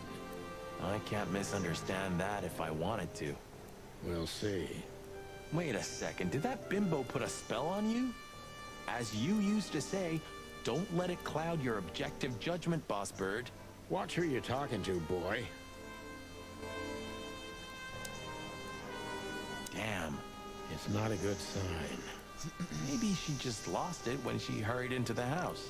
Yeah, right. Do you think it belongs to Natasha? No idea. Do you think I measured her feet when I was in her room? Not sure I want to know, but I wouldn't be surprised. Marty. Of course. It's time to get Her Majesty out. That's what I like to hear.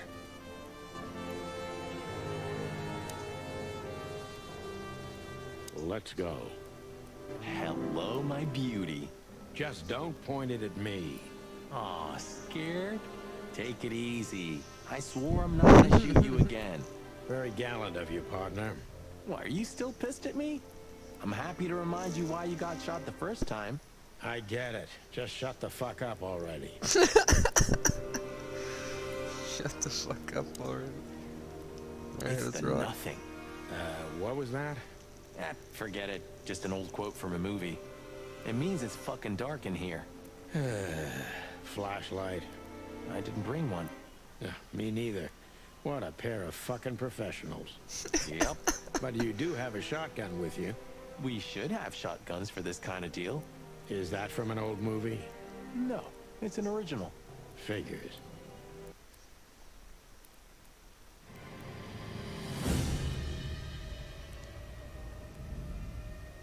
Is that Deborah? That's disturbing. She was lying on the floor as if she was sleeping. She looked peaceful. Almost. The large pool of blood ruined the picture. Poor, delicate Deborah.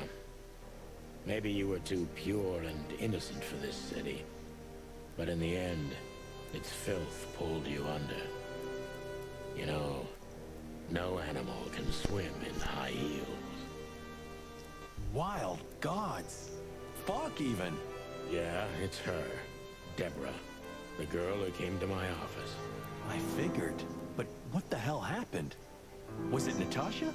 Is this what you wanted us to see? No. I mean, I don't think so, Marty. She seemed very attached to the girl, and I believed her. Furthermore, she has no motive to kill her.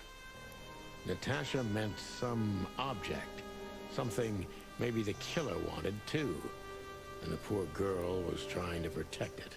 Did she seem that kind of girl? She risked a lot simply by coming to see me. She would have done it for her mistress. Why is she naked? Was it sexual? I mean, there's no sign of struggle. She seems untouched. Maybe she knew her assailant. Was it lover? This looks premeditated. So far, the messages have appeared in weird places, but this is a new level. It's no longer just about empty threats. Well, maybe Natasha's on her way here right now. Or she was already here and something happened to her, too. Kidnapped, or worse. Those are possibilities, but we can't wait. We don't have time for guessing. Search the house. Search everything. The room's not trashed. Whoever did this wasn't looking for the same thing we are. Or they knew exactly where to find it. Wait, what are we looking for exactly? I have no idea, but it's something important. Things like that have a way of getting noticed when you come across them. Amen to that.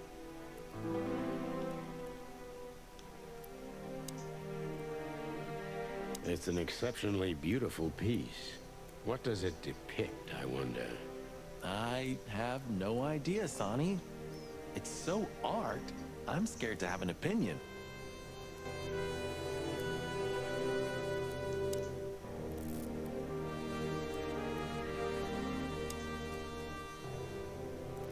This must be Natasha's family. That's so cute. Wealthy. Do you think she's from the Stavonian Tsar's family? Oh, nobody could have survived that massacre. But I'm sure this family was also close to the fire. What is she doing here anyway? What, an alias? Keeping secrets, and now this case? Do you think it's all connected somehow? Let's not draw hasty conclusions, Marty.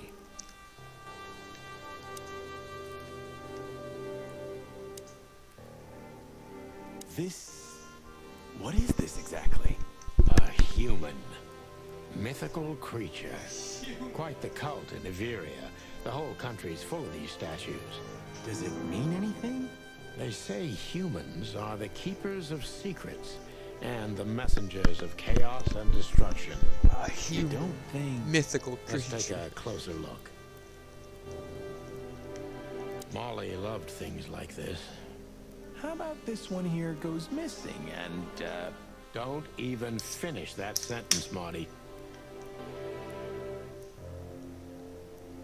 Molly loved things. How about... Don't even finish that sentence, Marty. Damn, just like in the adventure books. Rich animals are all insane. You have a point.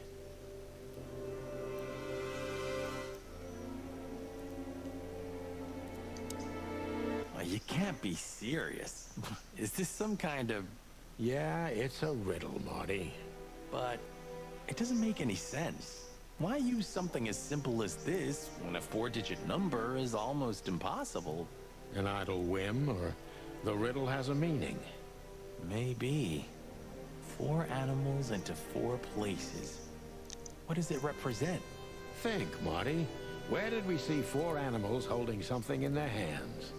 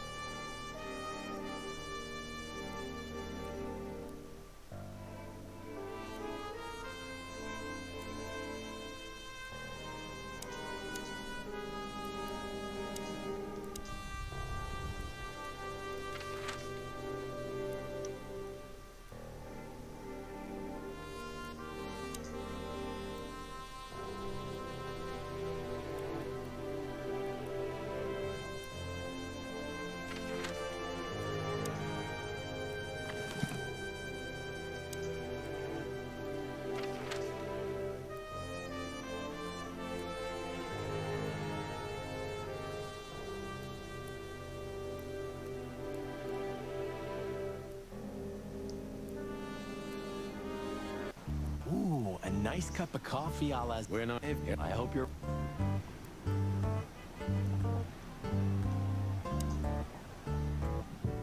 Ah, jeez, boys. Hello to you too, Zip. I'm not your pal.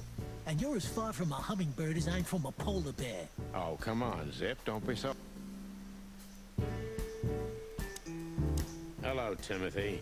Scribblers don't celebrate New Year's. Hello, boys. What a pleasure to see you.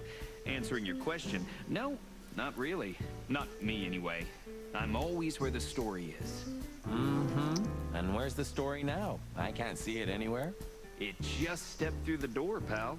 Oh, you mean us? Well, I think I'll have to disappoint you. The chicken police are back together? I can't let that go without an ink stain, am I right? No, Timmy, you can. We're not working. We're just having a little fun, that's all. I'm not buying that, boys. You'll have to, Tim. We'll see about that. Is that rag you work for still around, Tim? You mean the most read and highest-ranking newspaper of the city, the Clawville Chronicle? Oh, yeah.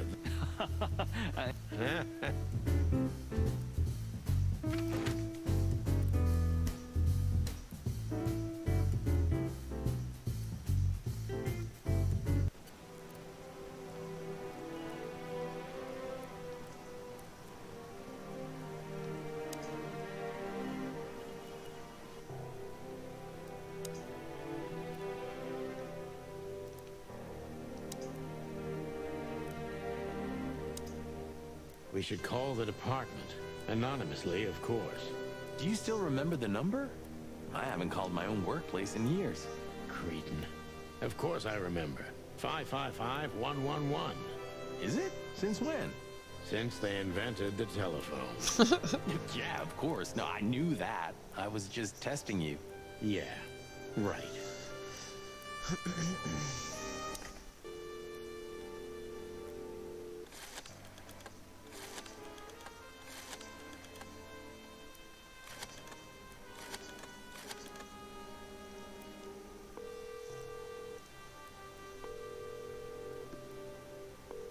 Bravo PD, how can I help you? I found a corpse. A woman. She's dead. Cold. The address is Rochester Street, 37, Flowerville. Sir, please, would you repeat that?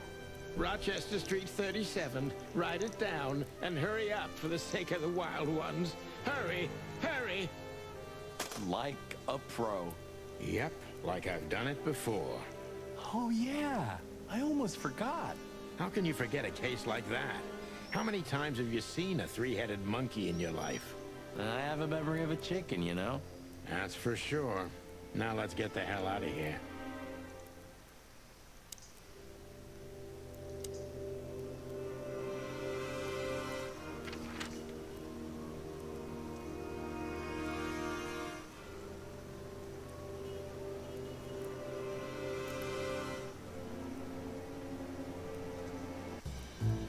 It's not letting me go to...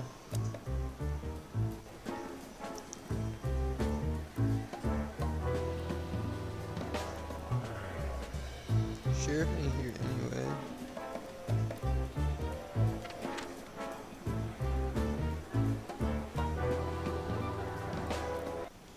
I don't think I'm done here yet.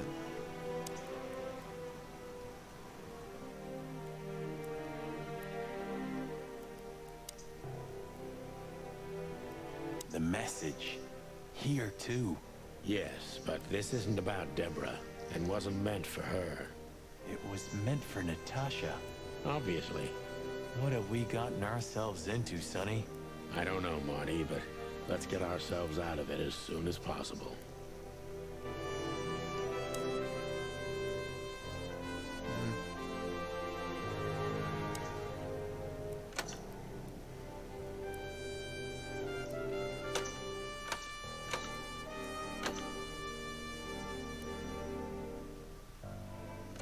Oh, this is a puzzle? Where was this? They were just talking about this.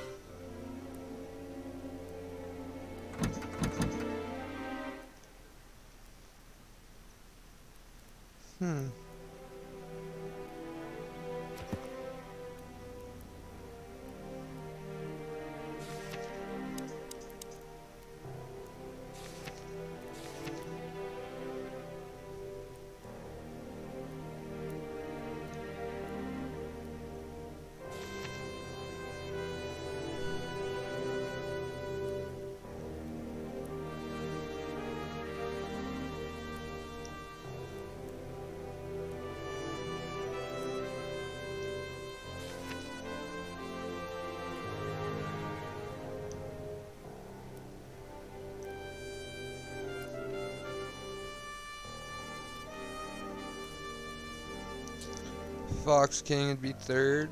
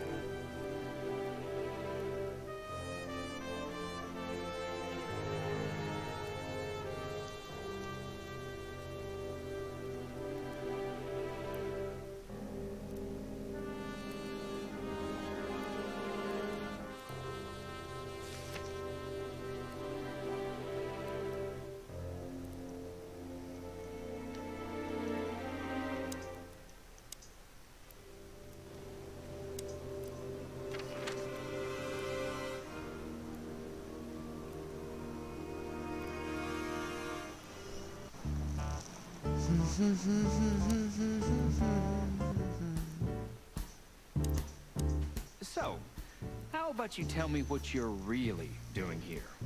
Not a chance, Timbo. The truth is, we're already leaving.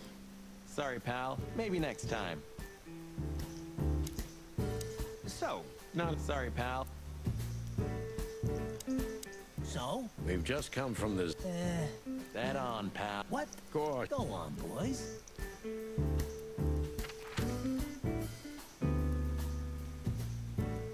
I still have to go to the weekend. The weekend house is still saying it's the main mission.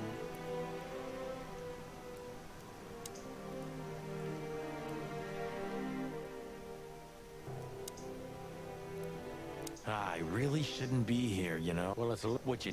Yeah. There you go.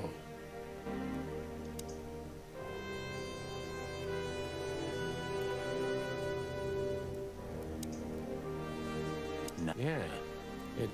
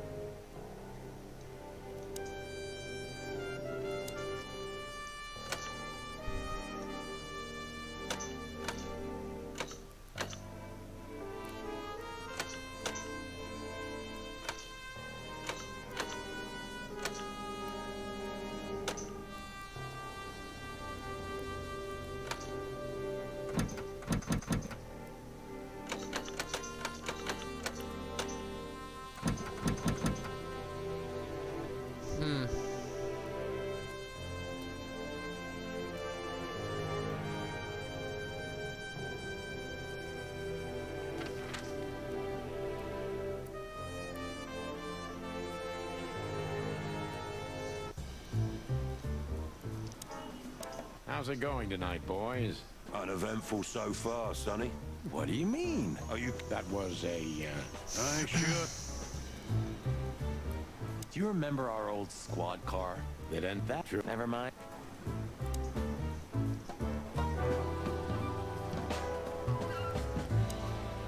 Hey, big guy. Hey, Cox. What's up? I'd rather be anywhere else than here, Bosco. Who? Are you trespassing again? Who? Us? Ah, just an old case. I know. I'm just messing with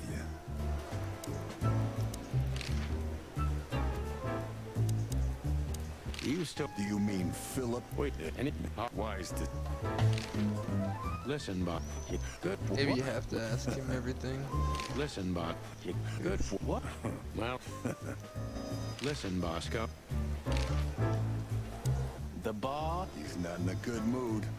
And we just put the cherry on... Mostly you, Sonny. None taken. I'm used... Don't go stirring up it. We'll do what we can. Don't go... We'll do what...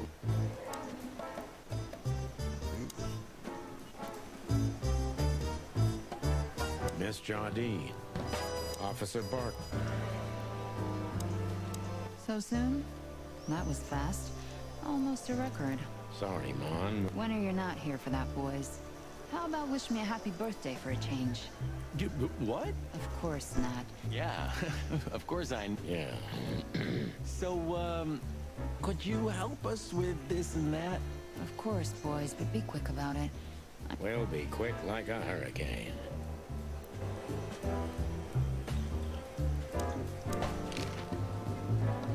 Listen, Mon, a reliable old friend shoved this into my hand. Could you take a quick This is glance just showing at it? everybody this list of names. Quite an imposing list. That's what we were thinking too. Unfortunately not, boys. Huh, it must be a secret cult. It could be. I don't... Or... stop. I'm sure you've noticed. Yeah. Don't mention it. You're very lucky, boys. Still can't hold his liquor, huh? Neither on or off duty. Well, he's a water buffalo, isn't he? No, Sonny, just a buffalo. Listen, doll. Make it quick, boys. I'm busy.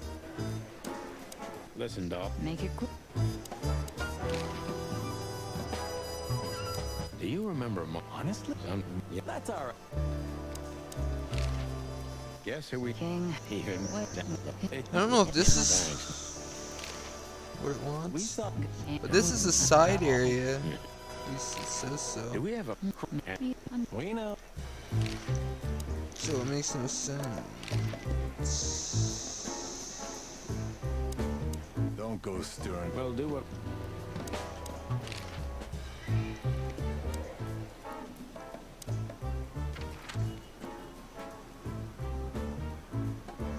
What's it saying here? I've got it. There's this. It's this puzzle, I think.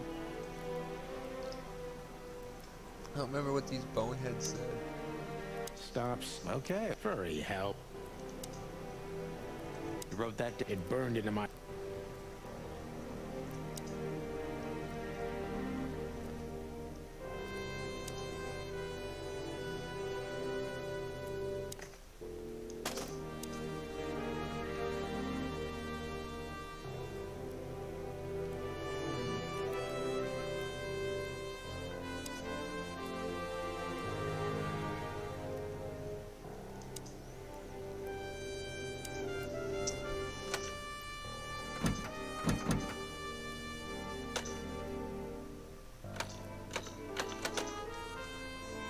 I just don't know what that wants.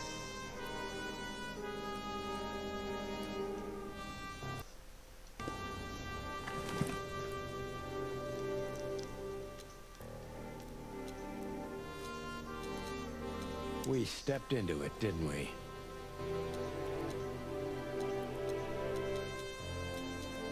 Come to death.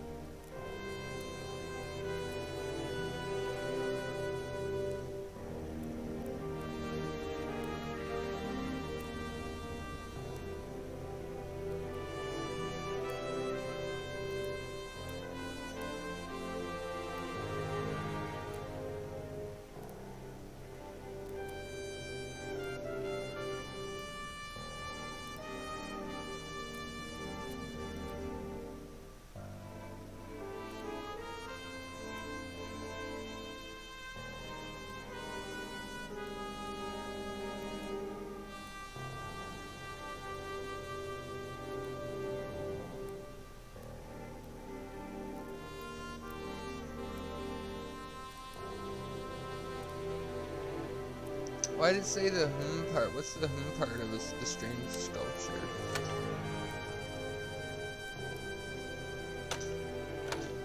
I read it back and it said swan sheep.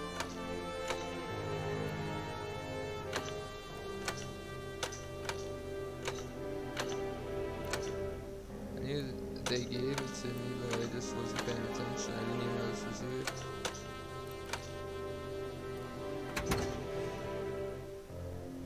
Hello there. What could this be? Maybe a piece of a painting. And there's some kind of squiggle on it. The signature of the painter? Yeah, I can't make it out.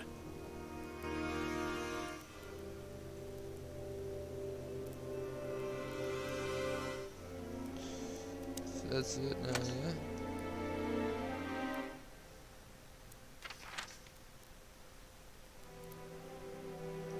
Now what?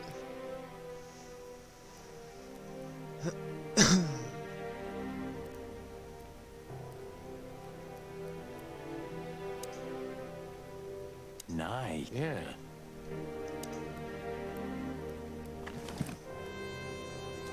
It's a piece of a painting. Judging by how well it was hidden, I'm sure this is what Natasha wanted to show us. It's a piece of a... Okay. Look at those clothes. Could it be a military family? Maybe. Or Stavonian fashion. Your intuition... Oh, and there you go. Nice. Yeah.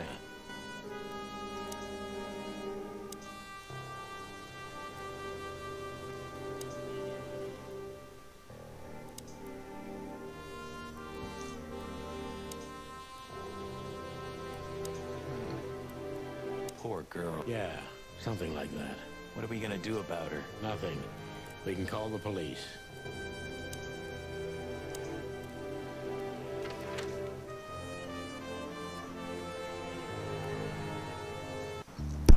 Maybe I gotta show this guy that? I don't know, do I have to go back and forth? So, not a chance, Timbo. Sorry, pal. Maybe. Can't be it. What's up, Zip? That's exact. About the riots? I ain't seen nothing. We're not on duty, Zip. It will. If you...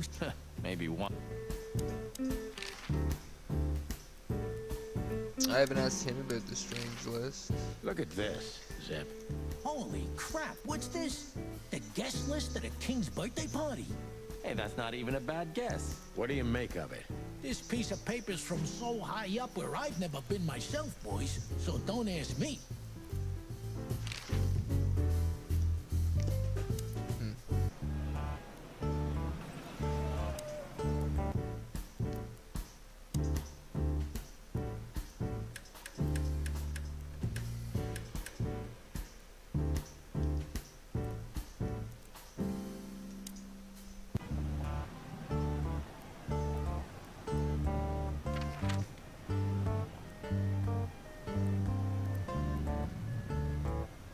I mean, now I take it back here.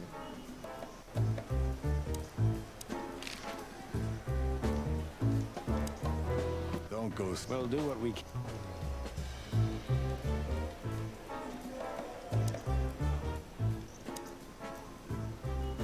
Something. I'm still not doing something. It's gotta be here. Don't know what.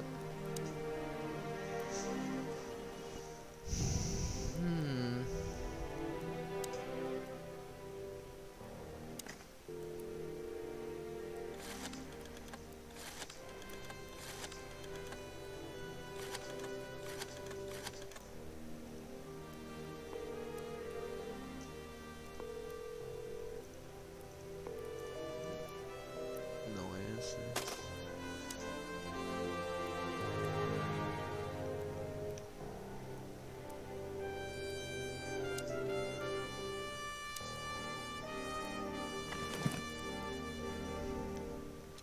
It's a piece of a painting. Judging by how well it was hidden, This is what I'm Natasha sure wanted to this show is what us. Natasha wanted to show us. But what is it? We stepped into it, didn't we? Oh man, I totally get you. I'm confused as to what I do with this. Poor thing.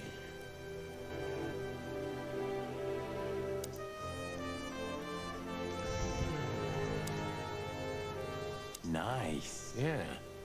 Nice. Yeah.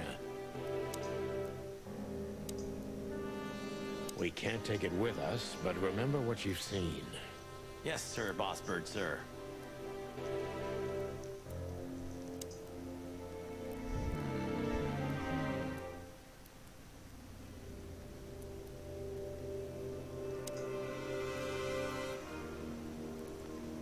You wrote that down? It burned into my mind. Stop staring at me. Okay, furry hell. I've done everything here that I can do. Pretty You sure. wrote that down? You wrote it burned. You wrote that down? It burned into my mind. So I don't know. Be right back.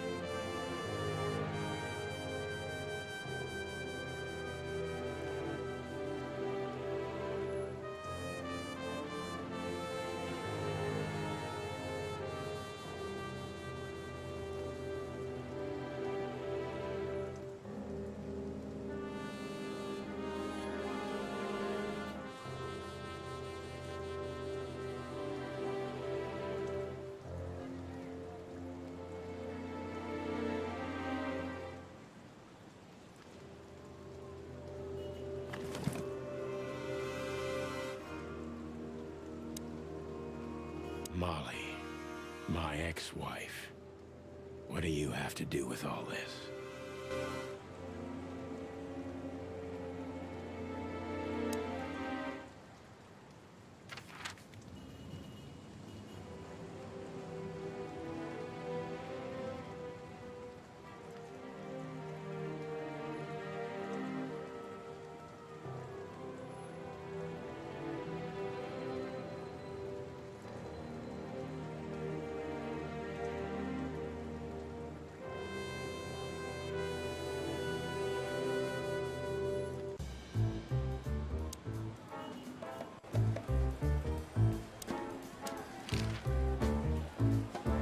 Don't go... Well, do what we... Good old Bosco. Sure. He always and reach one way or another. You had a fight. Yeah, I am. Yeah, she was a... Is it worth... Who knows? Don't go Well, do what...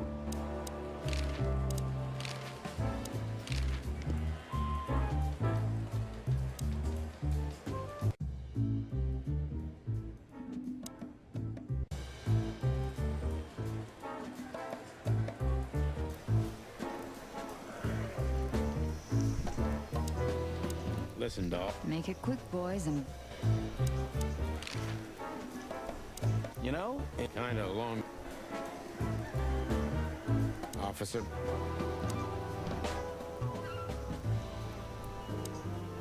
you want to hear some juicy always. Deputy Malloy?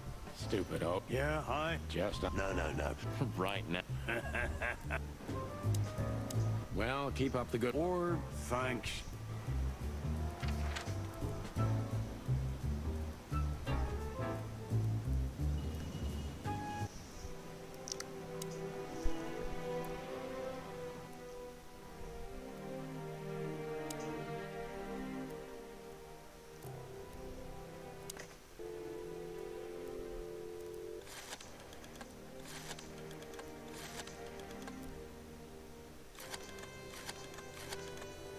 Did I glitch the game somehow?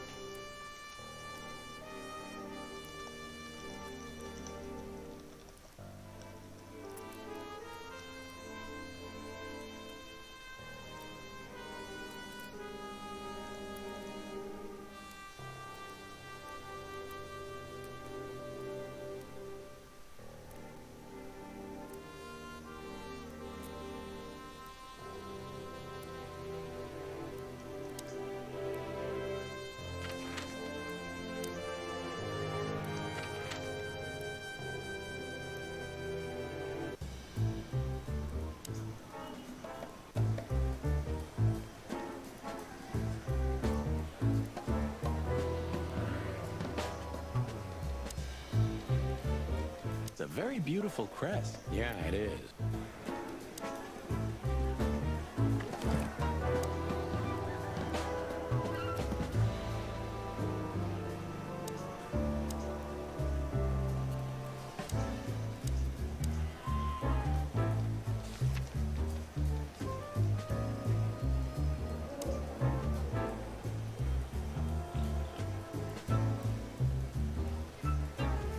Join the Ford. Get bribed.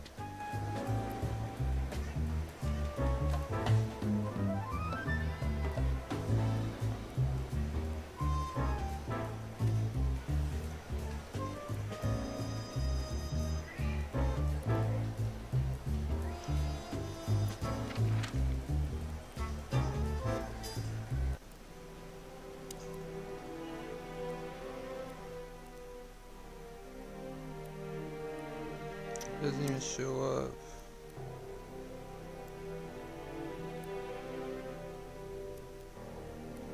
Anything interesting in there? Yeah, I think there is. Wow. Alright. So a piece of a painting? That's it? And what's that smear on it? It's too illegible to be a signature. It could be anything. Well, maybe Natasha can help us. After all, this is what you wanted to show us, isn't it? Well, that's if we find her. She should be here by now. True. Well, then what's next? How about we peck around town some more? We could do that, but I think we should gather what we know and try to figure out where we can go from here. Bourbon in my office? You know what? After all this, I could use a drink. Right answer.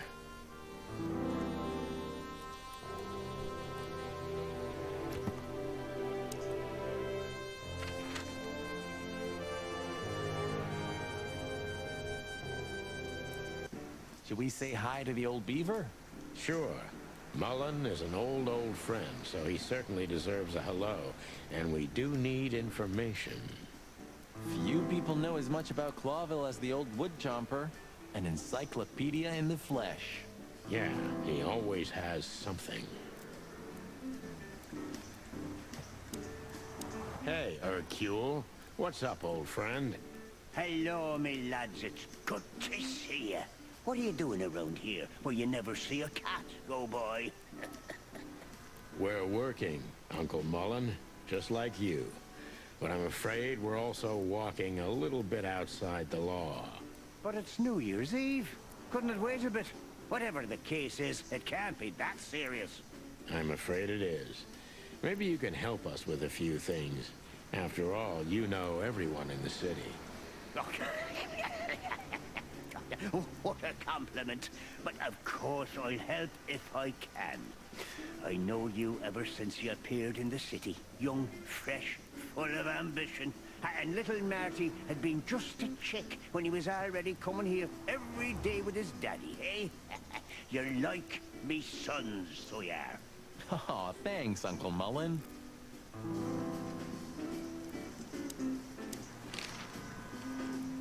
How's Desiree? What about her? She's still beautiful, and she's still my wife. And I still don't get why she hasn't left me already. Because she's too much like you stubborn old dam builder. You see, you're right about that, sonny boy.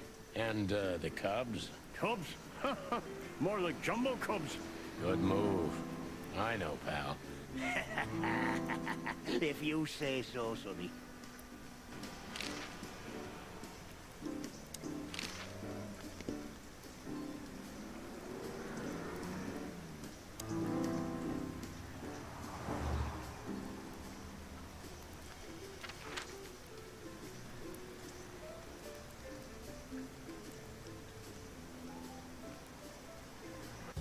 Phyllis and Roy's are nowhere to be seen. Praise the great wild ones. Well, let's hope this is a good omen. Maybe, finally, the pincushions have started to do something with themselves. And maybe it's not a coincidence, since we've just found a dead body, Marty. Yeah. What can I say? The night's starting to get off, huh? Just like the good old days. Well, let's just hope there won't be any more surprises tonight. You don't believe that, do you, boss?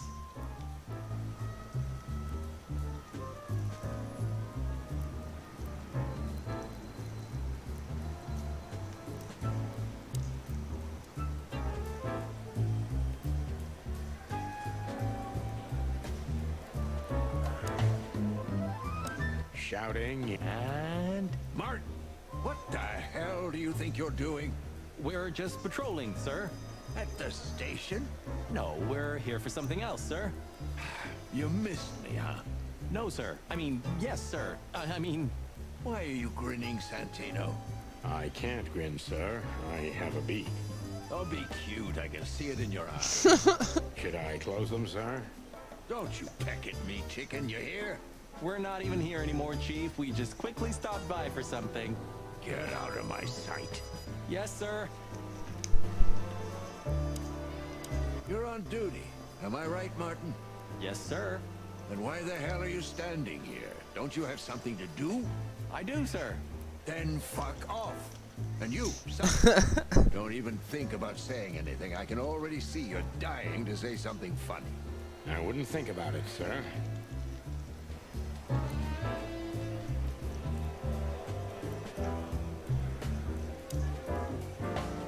You're on duty.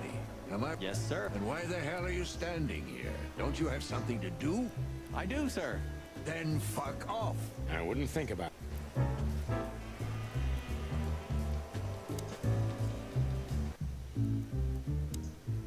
Shouldn't you be somewhere else, Marty? I mean, anywhere else. You know, I spend every New Year's Eve in here, Sonny. Ever Gimme. you drink? No. And you? Almost every...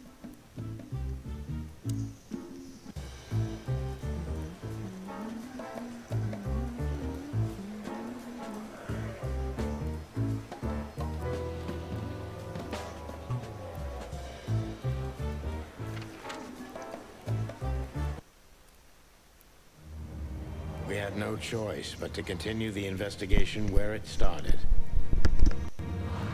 In that shady little apartment I called home. The only lead was the list Fillmore gave us, with all those imposing names on it. But what could it mean?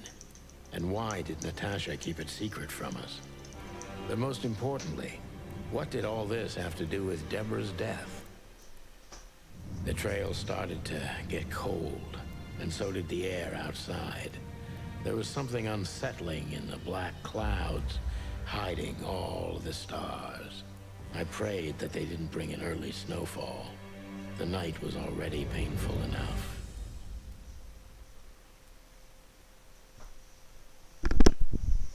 So, what are we doing here?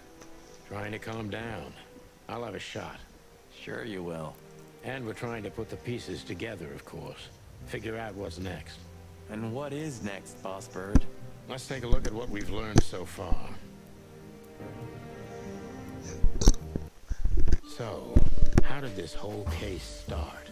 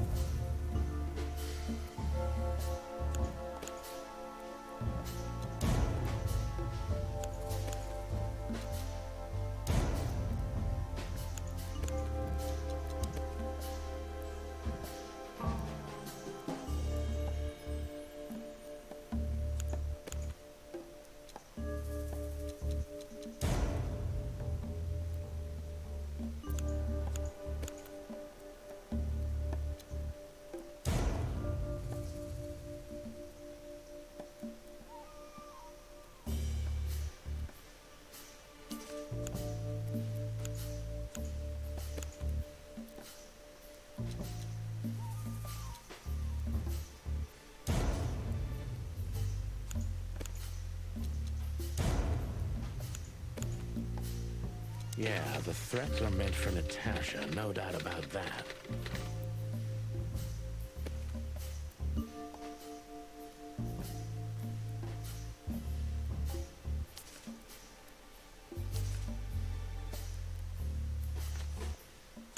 But there was something Natasha didn't speak about.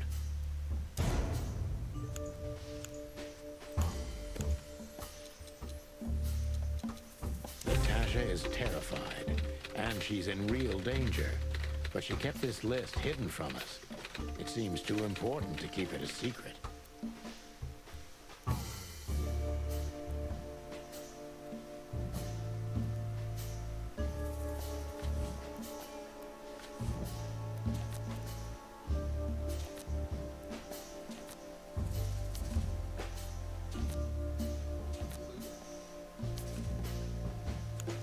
what could we do with this list?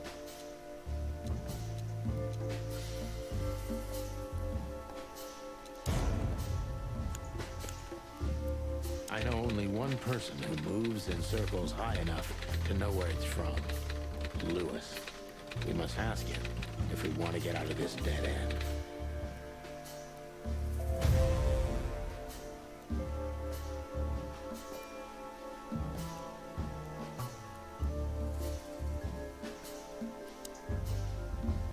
So, the card is, maybe a dead end. The piece of painting, too. But the list Philmar gave us... Exactly. Full of those imposing names. And I only know one person who moves in similar circles. Lamar. Yes, Marty. It's Lewis. Exactly. Of course, it's Lewis. But where do we find the Bunny Man? Well, since he owns this building, I'm hoping he's here. It's worth a call. You know his number? By heart. 555-932. I wrote it down in my notebook as well. Oh, you are a professional, Boss Bird.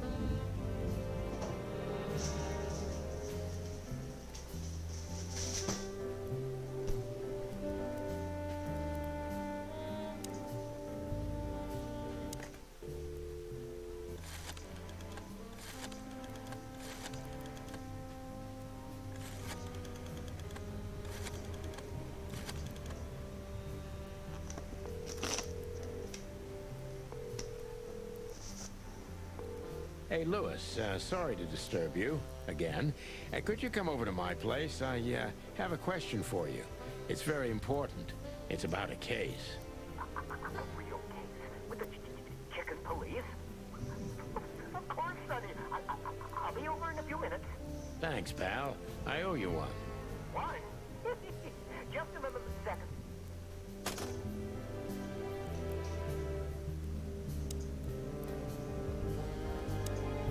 Thanks, Lewis. Again. Oh, don't mention it. Besides, it was my big dream to help you with a serious case. Well, let's hope you can help. What can you tell me about this list, old pal? Well, these names. I know half of them personally. Maybe even more. I knew it. But I have no idea what kind of list this is. Here we go. But these are all members of the upper class. Politicians, business people. Oh my. Even the commander of the Royal Guard. Damn. But I really don't know what it means. So, is it a dead end? I'm afraid so.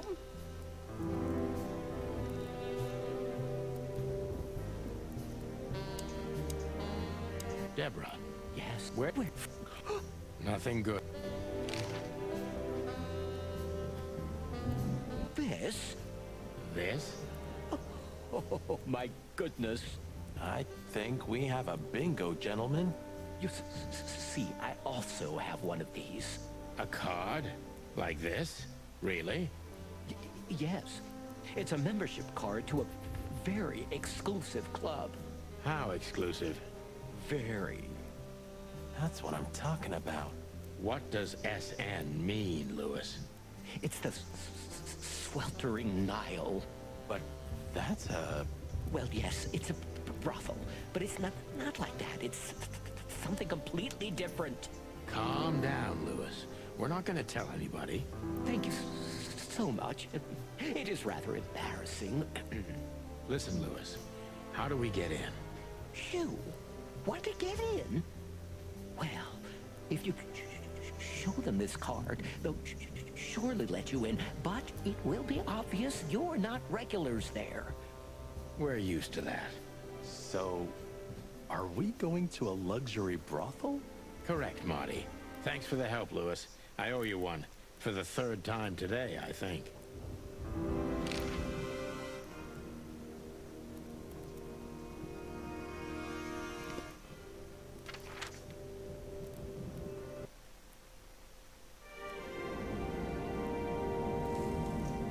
To Marty's delight, we were heading toward the most exclusive brothel in Clawville. The separatists and those opposing the monarchy hated the place, just like they hated everything that supported interracial relations and peaceful coexistence of all species. So the place wasn't just a brothel, it was a symbol. But just like a brothel is not a worthy symbol, Clawville failed to turn out the way it was intended.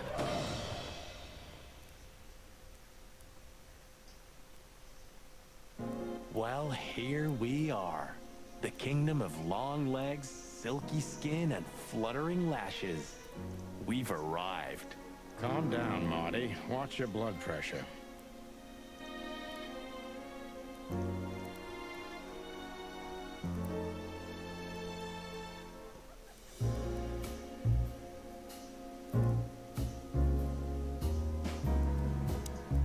Excuse me, gentlemen.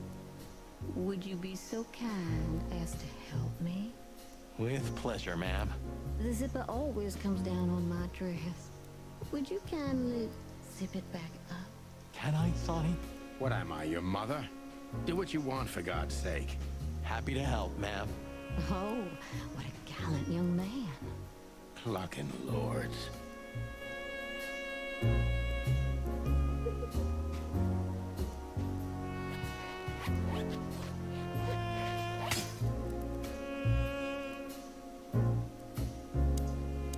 Oh, I'm sorry. If you'd I will be, ma'am.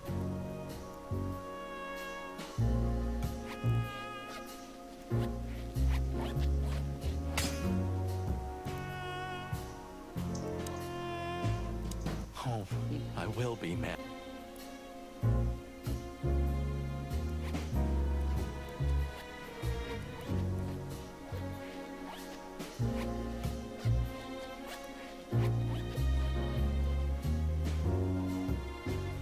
Oh, thank you, honey. Marty, ma'am. Marty McChicken. Thank you, darling Marty. I'm much obliged. Anytime, ma'am. Anytime. May I invite you to... No, thank you. Oh. May I... No. Oh.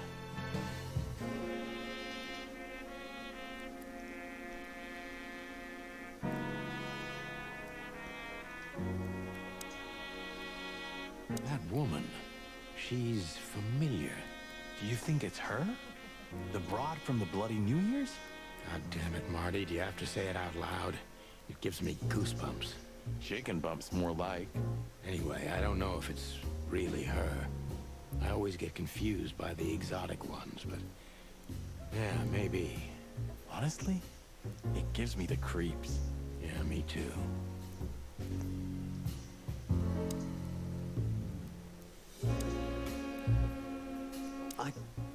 I don't even know. Good gods! Hey, keep it down, Marty. I see it now. Of all that's furry. Yes, it's very furry. Or more like, shaggy.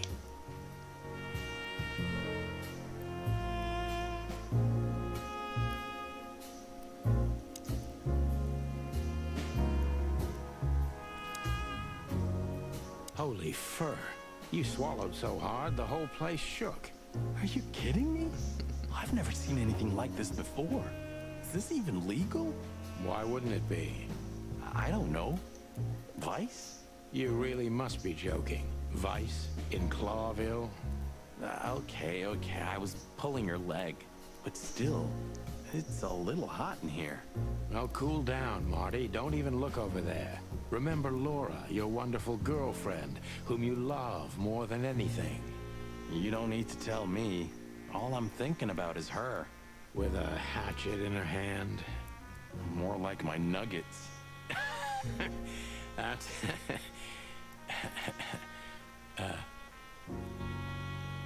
Laura. That's it, Marty. Just slowly turn away from the pictures.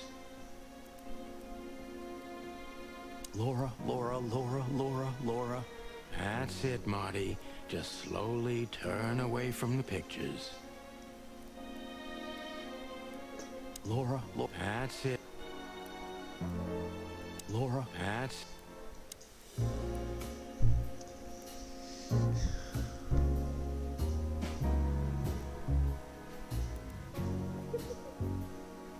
Excuse me, thank you. My name is Day-Night Diamond. Welcome to the sweltering Nile, gentlemen. Miss Diamond, I'm Sonny, and this is my partner, Marty. If I may, miss, you have a beautiful name and exceptionally wonderful stripes. Marty, not now. Oh, thank you very much. Please excuse him. He doesn't visit places like this very often. Me neither, to be honest. Oh, nothing to worry about, gentlemen. There's a first time for everyone. You're absolutely right. We're just interested in a certain lady called Deborah. Deborah? We don't have any employees by that name right now. No. Excuse me, you misunderstand. She doesn't work here. I'm afraid I don't follow. It's kind of confusing, but let me try to explain. Please, I'm at your service. I'll gladly answer any of your questions. You hear that, Sonny? Any questions? Shut up, Marty.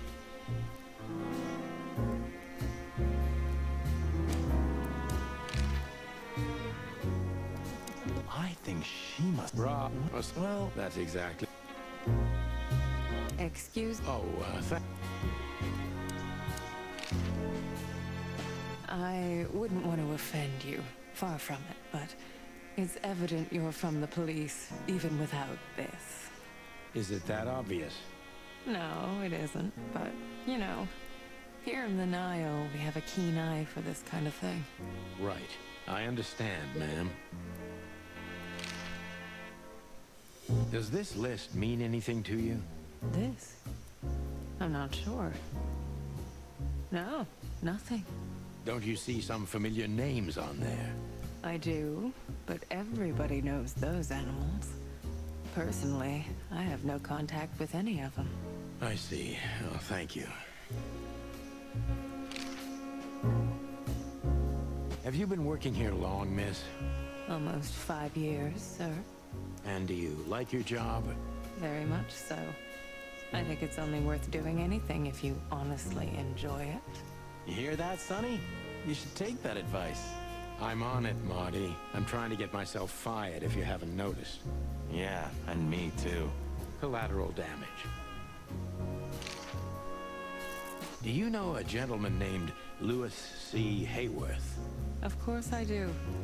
Mr. Hayworth is a regular guest at our establishment. I see. How regular, if I may ask?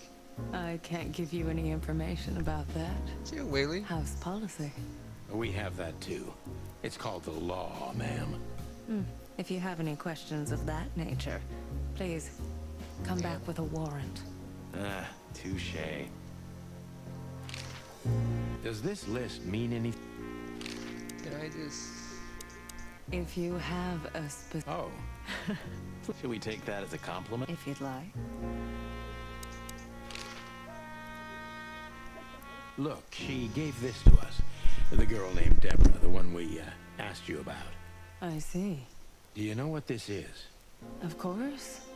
It's a membership card. Was this person a regular here? If this belonged to her, then yes. I can check for you. Please, the ladies will entertain you while you wait. I'll be right back. Thank you. Much obliged.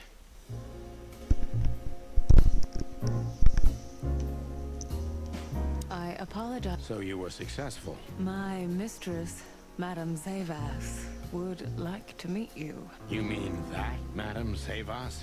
As far It's as a I know, crocodile. there's only one. Please, With pleasure. Madame Zavas was a legend in Clawville. Her name was known all over the wilderness. She's an avid royalist, former member of the Council of 12, spy master, assassin, businesswoman, and courtesan. To be honest, I didn't even know she was still alive. She's no spring chicken, that's for sure. She could also be my mother, or maybe my grandmother. First Ibn Wessler, now her. Honestly, tonight, it wouldn't surprise me if His Majesty Hector III didn't grace me with his presence.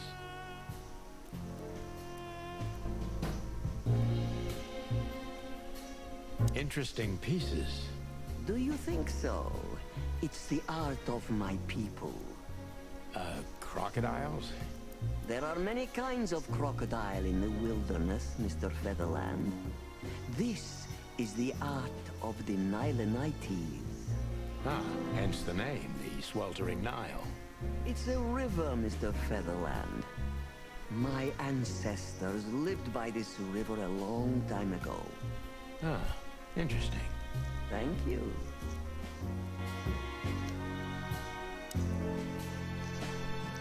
What a painting. Congratulations, ma'am. Marty. Yes.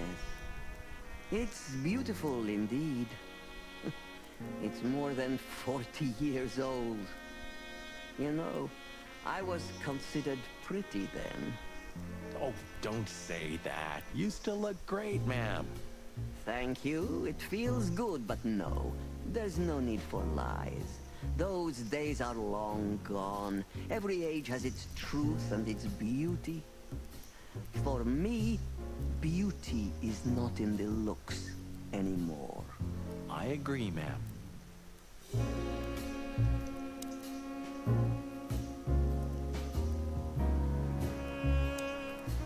Let me introduce myself properly, ma'am.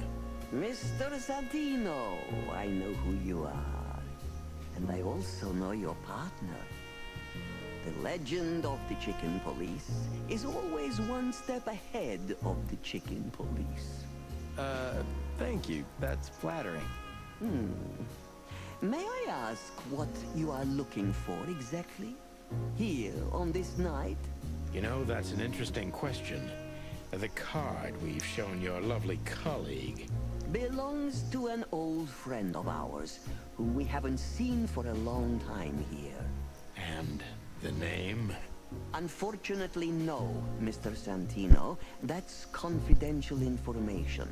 In my line of work, discretion is everything. Well, you know, in our line of work, the law is above everything. Oh, do you think so? I could tell you what your colleagues think is also above everything, but, as I said, discretion. Look, ma'am, we don't want to impose. We're conducting a private investigation, which started off as harmless, but now it's murder. That sounds serious.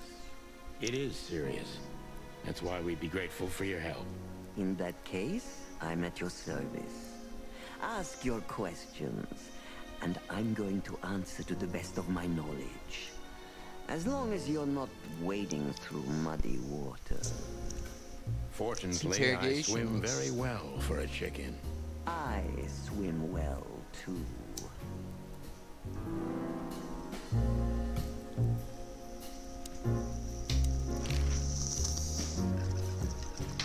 As I was saying, it belongs to us. Only our most valuable guests have one of these.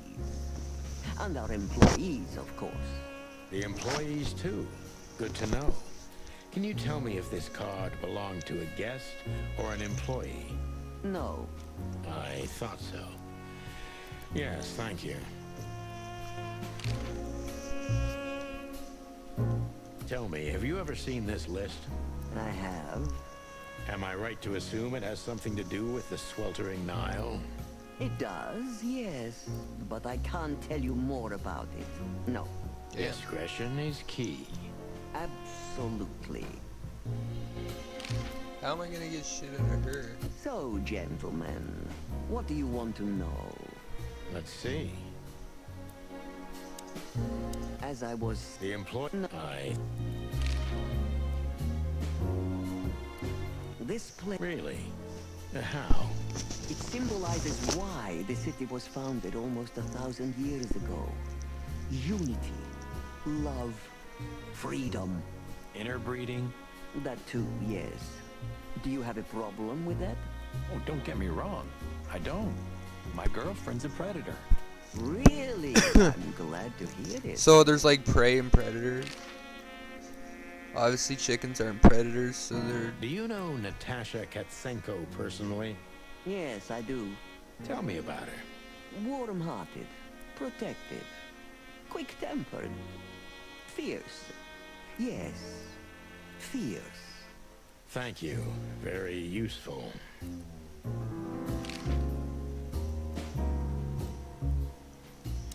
After I got Deceit is everything to Zavos.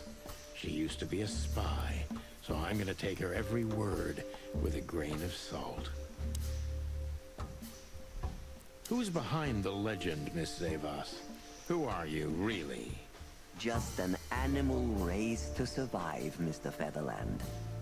And because I've been taught, I know how to survive. I always was what I had to be. And you managed to dodge my question. Clever. Well, you see, this is one of the typical elements of survival. The way of dodging a delicate question and still making the questioner believe he got the answer. But you're too cunning and experienced, aren't you? You're not an easy one to fool. I'm trying to maintain appearances, ma'am. You should.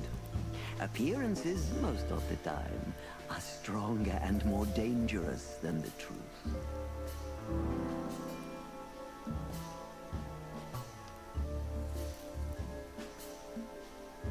Isn't it dangerous being a royalist nowadays? You know, Mr. Featherland, those that are genuinely dedicated never care about danger. That's something you must know even better than I. Do you think it's my loyalty that motivates me the most? If you do, I'm sorry to disappoint you. Maybe you're not loyal to the police, Mr. Featherland, but you are to your own principles and ideals. Am I right? That's true, but you're avoiding the question. Why did you stay in the king's employment after the scandals that are making half the city riot? What makes you still believe so much in the institution of monarchy? You know, I always adapt, but only to a degree where I still don't have to give up myself and my ideals for the sake of survival. You'd rather die then? Maybe it would seem too dramatic or even romantic to you, but yes, exactly. I'm sorry to doubt you, but I've always thought your kind was rather compromised. Do you mean spies or crocodiles? Spies, of course.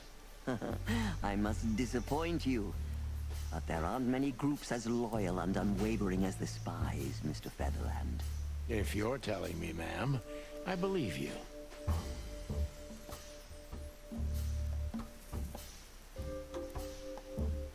Why did you decide to open a brothel? You know, this place used to be an orphanage. Then after the Great Avian Plague, a hatchery. Then, young mothers lived here who had nowhere else to go. That's when I took over. Young mothers and prostitutes. That feels like a sharp turn. No, it didn't happen like that, of course. The process took 20 years, but one thing remains the same. I wanted to help girls who had nothing and no one. To help them. And this was the best you could do, helping them sell their bodies. You see things very superficially, Mr. Featherland. We're a family who helped each other even at the worst of times, took care of each other, and what's most important, survived. And it's the cherry on top of the most treasured secrets of the rich and famous. Very insightful, Mr. Featherland. There's truth to that. Knowledge is power, as they say. And we know a lot about powerful animals that could be used as weapons. Or the opposite. That could avert a war.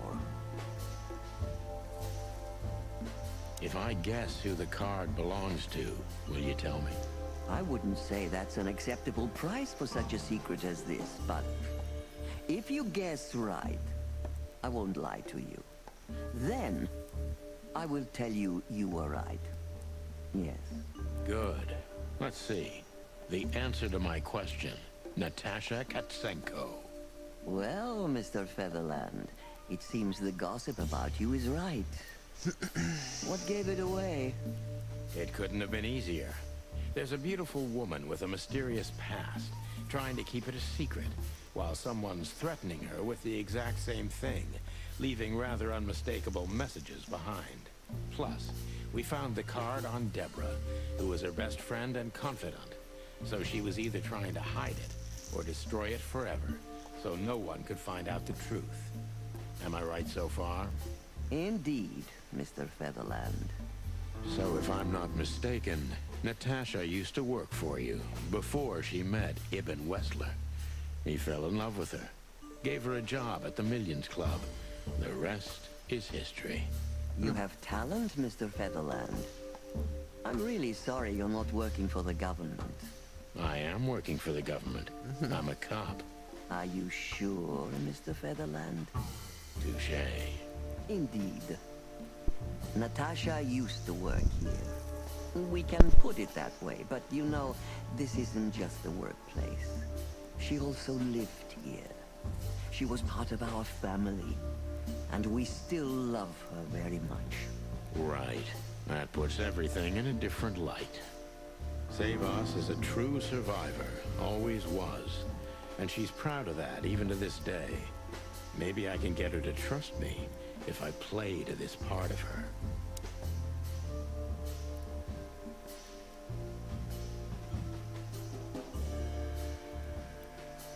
You tried to protect her. From what? Natasha came to me penniless, cold to the bone, and wounded. She was only 17 years old. Even if she were my enemy, I would have taken her in until she recovered. Yes, I'm like that. I was raised to be like that. Haven't you seen any opportunities for profit? Or were you guided by pure animal goodness? Is that so hard for you to believe? I think that worldly women like you try to turn every position to their advantage. I hope I don't offend you. On the contrary. But no. I didn't see any opportunities in a girl who could barely speak our language, who was starving and wounded and obviously running from something. In fact, I was taking unnecessary risks because of her.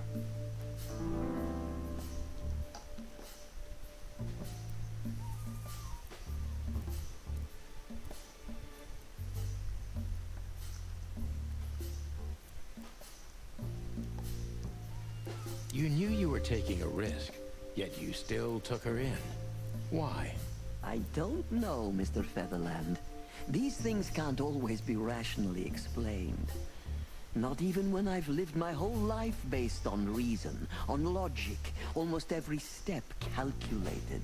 So Natasha came and turned your whole life upside down. She's like that, isn't she? It's in her nature, yes. Poor thing can't help it. She's like a tornado. She usually takes everything with her. That's quite an apt metaphor. But I have to agree. Did she sweep you away, too? I don't know yet, madam. I'm clinging firmly to the ground.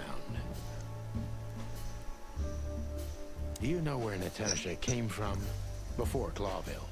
Naturally. The poor dear couldn't even deny it. Even her name's eloquent, her accent, but mostly her manners, Mr. Featherland. She's from Stovos, and she belonged to the upper class of Stavonian social circles. She could barely even speak the language when I first met her. That's all you know about her. An ex-spy like you must have checked up on her new protege's past. That's the most exciting thing. Yes, I have. Multiple times putting my most treasured connections to good use. But nobody found anything. Natasha's trail could only be traced back to the Stavonian border. What happened in that country, no one knows. It's rather curious, don't you think? It is, Mr. Featherland, yes. Curious. That's why I've always been rather fond of Natasha. Did it touch you deeply when she left you? Indeed, it did. Zavos is protective. It seems she's dedicating her whole life to her proteges. If I concentrate on that, maybe she'll open up to me.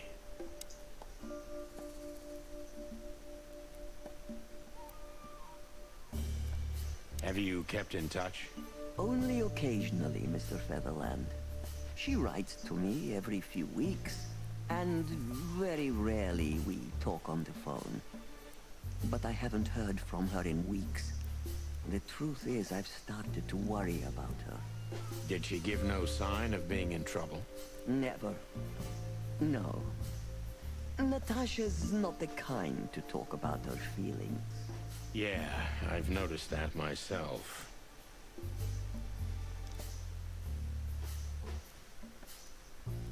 When was the last time you saw her, Madame Zavos? Maybe around 2 months ago.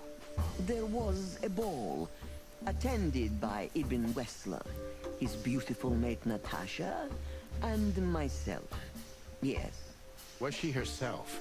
Did you feel like she was afraid or worried about something?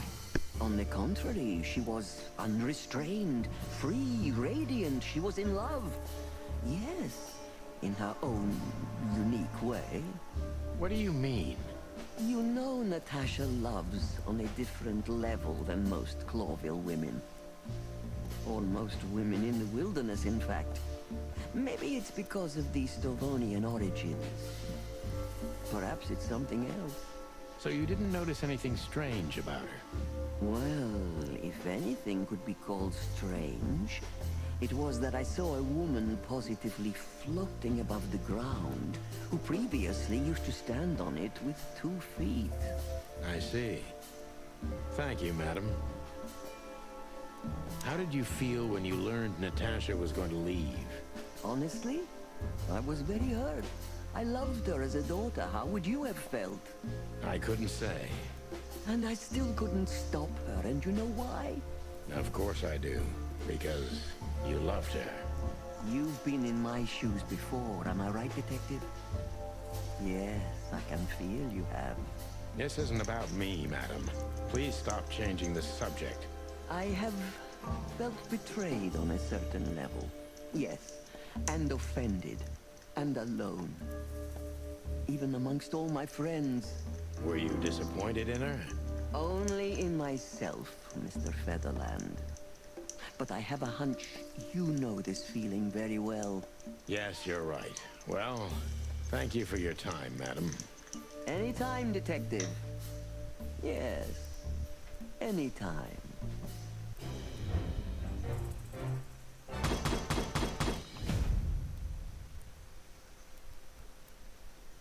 Nice. 90%. That's the highest I've got. Please, gentlemen, wait here a moment. I would like to show you something that could help you. Oh, that's excellent news. Thank you. We will wait. Do you trust her? Not in the slightest. Even her smile is fake. This woman wallowed in other animals' secrets until she became one too. That's exactly how I feel. Anyway, now that we're here, we can take a better look around. Just what I was thinking.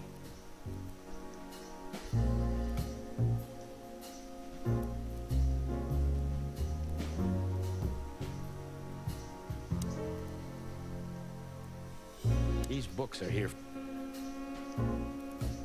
These books are here.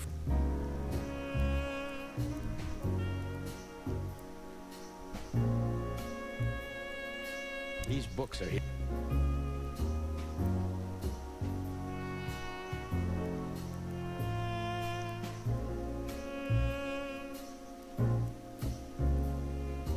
These books are here for a reason.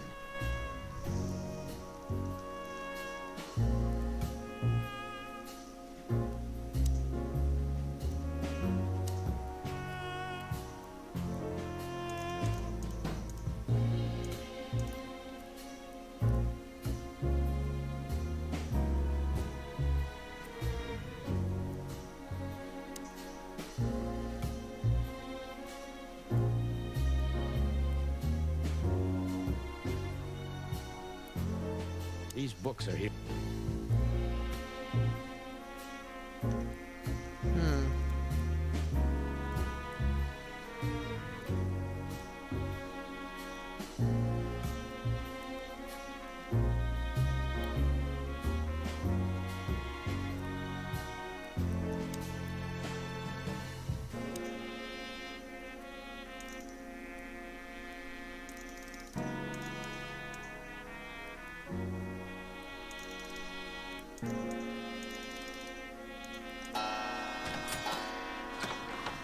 Scared the fuck out of me. A hidden door. Who'd have thought? She is a legendary ex-spy. Well, this is something I've never understood. Why isn't a key good enough? I mean, you can take that with you, but riddles can be solved by anyone. I don't think many animals get to be in this room, Marty. And the other thing is... Maybe she wanted us to find it. Exactly what I'm thinking. Who knows? Anyway, we're going in. This room is not like her at all. The other must have been for show. Marty, this is the reality. We're talking about a professional spy. A former spy. Still, if anyone knows how to mask a real face, it's her. Wait, you think this is who she really is? Cold, dark, and tiny. And full of secrets. So the rumors are true. Military intelligence. This dame's really something. I'm starting to think the whole brothel is just a cover. Makes sense. You think she's still working for Royal Intelligence? Well, based on what she told us, she's a committed royalist. So I imagine she does. Hector III, our great and fair king. I feel sorry for the poor fox, to be honest. I don't. He has it pretty good. Would you like to live your life as a puppet? Everything you do, carefully planned. Your rule and authority, the whole thing, just for show. Even if he is just a puppet, Clawville needs a king. He gives strength and hope to many animals. I guess.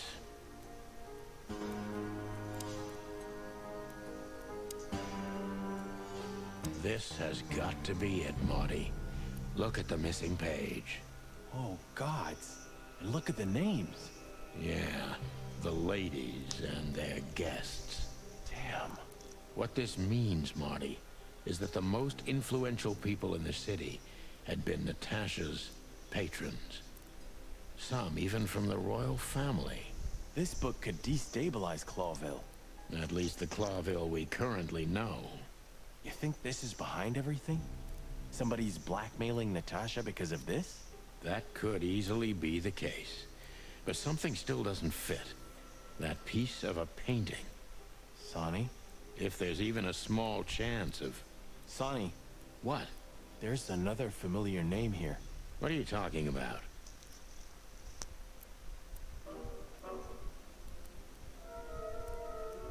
Day-Night? Natasha, Molly. Oh wow. Fucking hell, Sonny. Molly? She was working here too. It's probably someone else with the same name. So that's why Natasha told me they'd known each other for a long time. Look, boss. I can't believe it. All those stories about her past. Listen, Bossbird. Molly loved you, right? Isn't that what matters? Marty, please shut your fucking beak right now, or I'll shut it for you. Okay, boss. I'm sorry. But... Just shut the cluck up. We've caught them sneaking around, Miss Diamond, you see? I see, madam. No, back off, ladies. There's no need for this. We don't want trouble. No, maybe you don't. Unfortunately, trouble has found you, gentlemen. Madam Zabos, we needed to know the connection. What this place has to do with Natasha. And my wife. Filthy cops? He's talking gibberish. May I shoot him? No, not yet, Miss Diamond. I'd be very sorry to put holes in your lovely striped skin, but believe me, baby, I will. I've always wanted to know if diamonds are bulletproof. Please, madam. It'll all be over in a second. No. We have received different orders, Miss Diamond. Stand down. Oh, I see. The pony does tricks on command. Well, I'm not surprised. That's enough, Marty. You knew who she was, didn't you? What she meant to me. Well, well, Mr. Featherland. Aren't you interested in your case anymore? No? All it took was a name from your past, and your professionalism drowned in the mud. Stop playing games with me, Zavos. What does all this have to do with Molly? Nothing at all. No, she was just a little bird among the many who sought refuge here. You forced her into this. You'd love to hear that, but until she met you, she was one of us. Just another... You clucking... Sonny, no!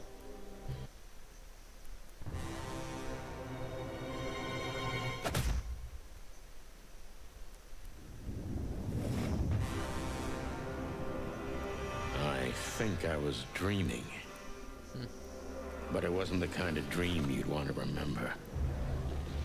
Dark and painful. Then the suffocating smoke woke me. It wasn't fried eggs, that's for sure. Where was I? What happened? That treacherous crocodile. Then I saw Marty, who looked as horrible as I felt. Well, I've always wanted a romantic sea voyage. God damn it. I knew I shouldn't have gone along with this. Marty, I told you you could get out any time. Yeah, and you knew damn well that I wouldn't. That I would never leave you in deep shit once I've joined you. You knew it, and you still asked me to do it. Marty, listen. You're a selfish bastard, Sonny, and you drag everyone around you down with you. How long was it till retirement? 120 days? 121. But you just couldn't sit still on your ass, could you? Well, take a good look around, boss bird. This is you. And this is what follows you. Just this clucking misery. And dead bodies. Do you understand? You have nothing else to offer but suffering. Marty. And feeling sorry for yourself. Oh, you're great at that. I can't believe this shit. We're gonna die here on a goddamn blazing ship like roast chicken. Well, it's dramatic at least, just like you like it. Marty. What? I've almost managed to untie the knot. But if you keep thrashing around like that, we're really gonna die here. Ah, for cluck's sake, fine. Work your magic. Until then, I'm gonna say all the prayers I know. You better.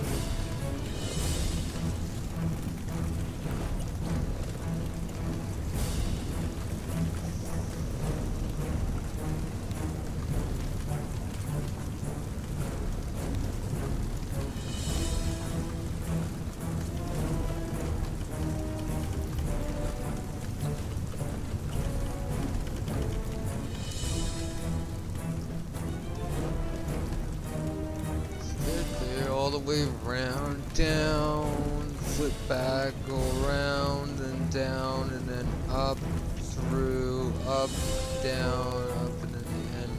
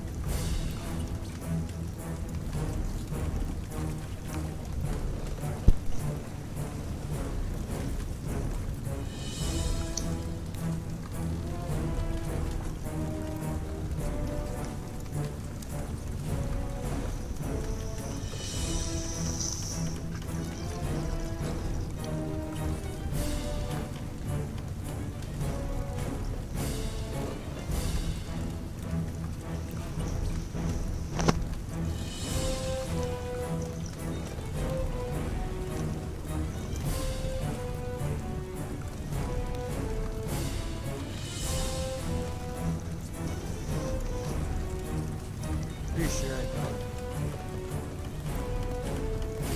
It is kind of hard to control.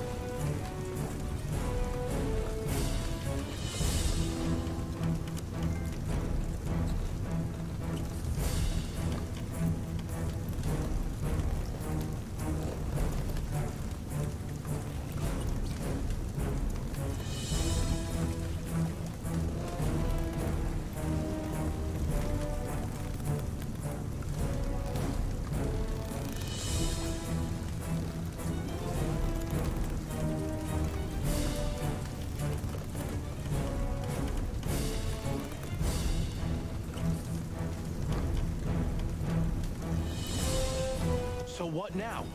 Now we run and swim. I can't swim. Well, you better learn fast or you'll die. I'm not gonna drag your fat ass to the shore if that's what you're hoping. I shouldn't have brought this many guns with me. Throw them away then. Never. Then they'll drag you down into the deep. Ah, I don't care. I always thought your gun mania would be your undoing. Cluck you, Sonny. We have to survive this first. Well, after you, boss bird.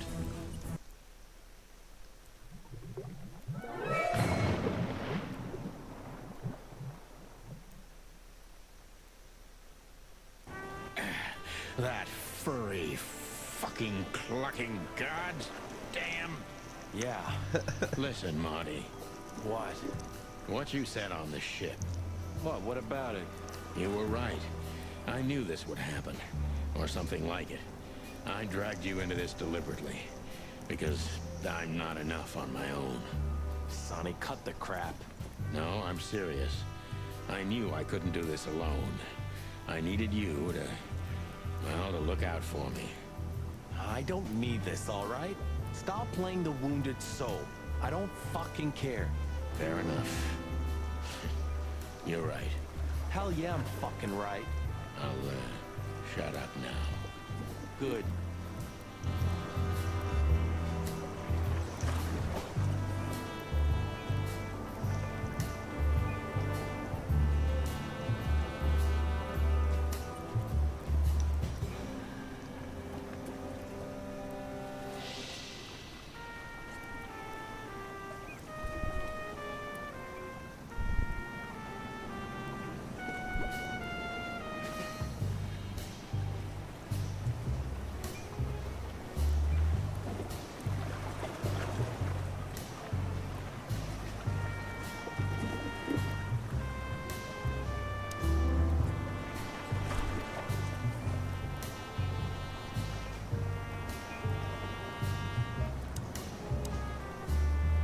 I think I must have hit my head pretty badly.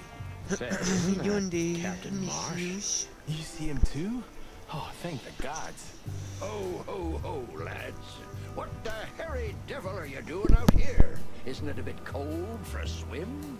It was warm on the ship, at least while it was burning. I bet it was. Arr. Hey, Captain, how's it hanging? It's hanging all right. Arr. What about you lubbers? What was all that ruckus, eh? Oh, I think someone tried to kill us, Captain. Again. Come on, Boise. There's nothing new there. Yeah, old rust can't be scraped away. Did you see anything, Captain? Arr, of course I have. A burning ship. Then two cocks suddenly learned to fly. And even swim, by gad. Oh, what a time to be alive, eh? You haven't changed a bit, old man. Sure I haven't. I'm steady, like the Sea of Clawville. Yeah, except that Clawville doesn't have a sea. Of course it does, laddie. Just not here in Clawville. Okay, okay, that's too much for me.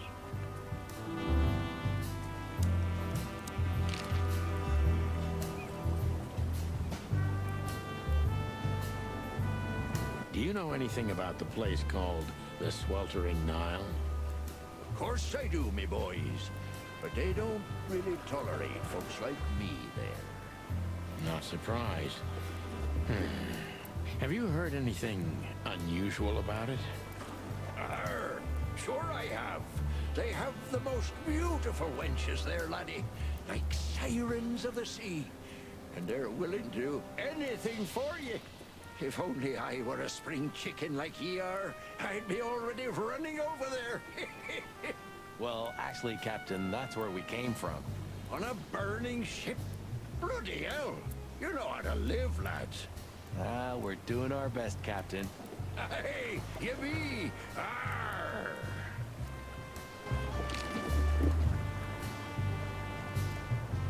But seriously, have you seen anything? Arr! Of course I have. I'm always watching, my lad. Just ask me, what do you want to know?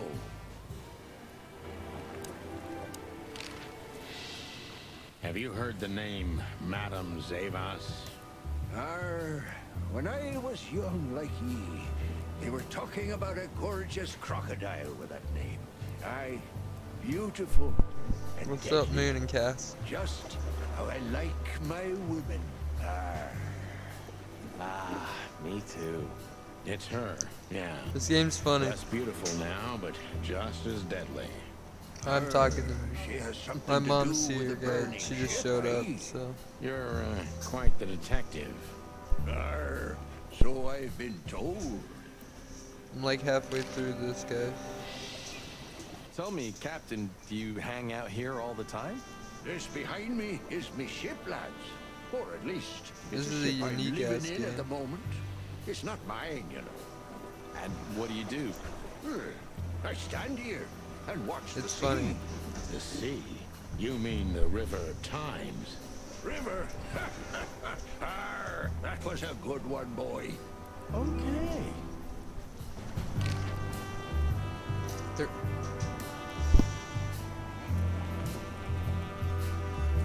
I don't know.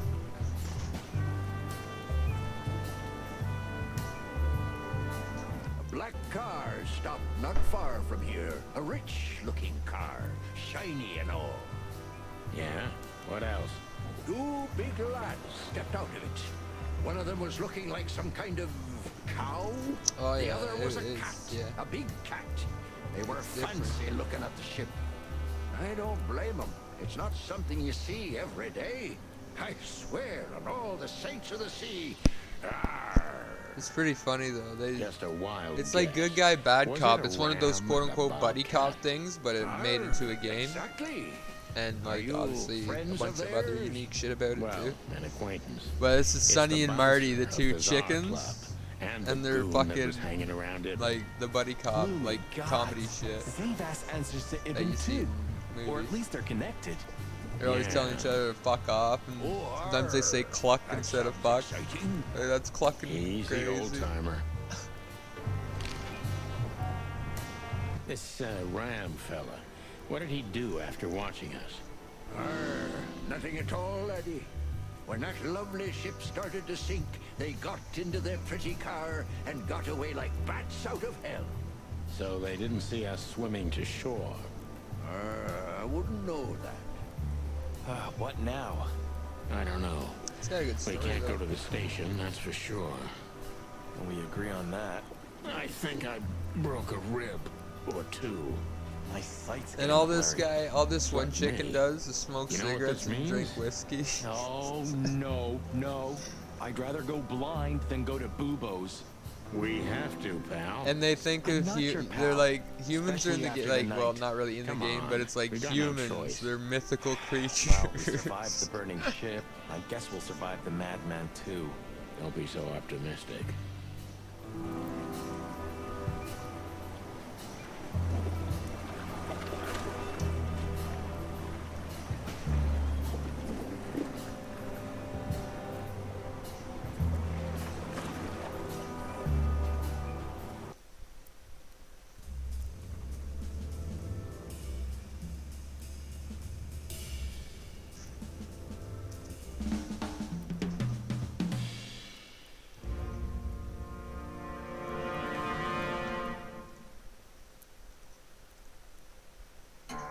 Bubo used to work at the PD as a coroner and pathologist. Then a couple of Yeah. limbs and organs went It's missing. funny as and the fuck. morphine stock suspiciously They depleted, go on about so it. the force said goodbye to him. He then set up a private practice, but lost his license pretty quick. Now he's doing something that vaguely resembles And you see the hole in medicine. his like Fixing up gangsters and dead whatever coppers. rooster chicken, whatever. Or You see the hole in the pigeons, back like of his crown or whatever I you want hadn't to call seen it. the doc since he had That's to a pick bullet dozen hole. pellets out of my drumstick. Thanks, Marty. That hole in the back of his. Well. Look who the cat dragged in. The one and only chicken coppers in the rotting flesh. Good evening to you too, old owl. Oh, has he shot you again? Not yet. Ha ha, it is to laugh.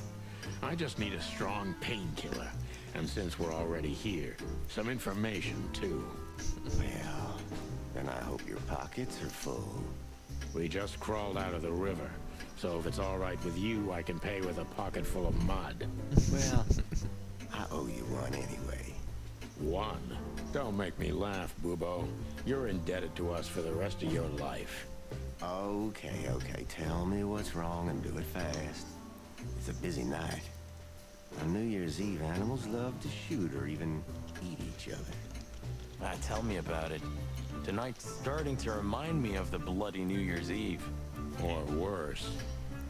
It's a birdshot bullet hole. Blah, blah, blah. Did you come here to cry me a river? Marty is all of his gun's name. Then get your wobbly waddles out of here. Ursula will be home soon. Sonny's an old-ass cop, ever, old bird. and Marty's a younger one.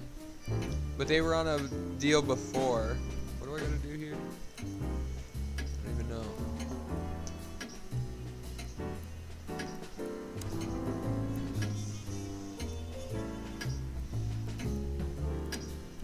Spit it out. What do you want from me? I have a busy night. Busy? I had to patch up 2 muscleheads a few minutes ago. Of course, they ran off and didn't pay. What muscleheads? Wait, let me guess. A ram and a bobcat. How did you know? Shit. What was their problem? Why did they come here? The bobcat's hand was badly burned and something had sliced the ram. Well, it's not an easy job to haul 2 unconscious roosters onto an abandoned ship and then set it on fire. What have you gotten yourselves into again, you fools? Those 2 work for Ibn Wessler. You don't say. Well, in this case, it was nice to know you, gentlemen. Don't celebrate in advance, Doc. As you can see, we're not so easy to kill. Just tell us everything you know. And give us some strong painkillers. Well, all right. Ask away. But I must warn you. If Ursula comes home and sees you here, she'll either kick you out or maul you to death.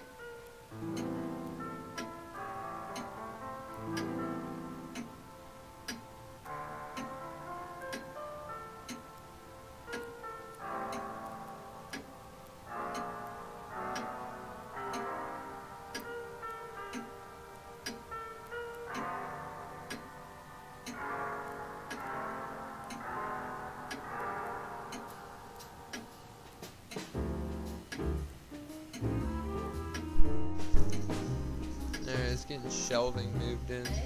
Talking to people, fuck. Well, have a little... What does this tell you, Bubo? That you tore off the corner of a painting? Not that. What do you make of it? That somewhere a painting is missing a corner. Don't cluck with me, old man. I'm not. I'm completely serious. Then, thanks for the help. Don't mention it. Don't cluck with me. What do you know about Madame Zavas and her affairs? Zavas, huh? Who? That woman's probably even more dangerous than Ibn Wessler himself. Oh, great news. Is there some kind of link between them? Ibn's contacts span the entire city, and his new girlfriend, that Natasha, worked in the brothel once. How do you know that? Everybody knows. Oh, great. We almost died for that information. Why didn't you ask? Shush, shut up, okay?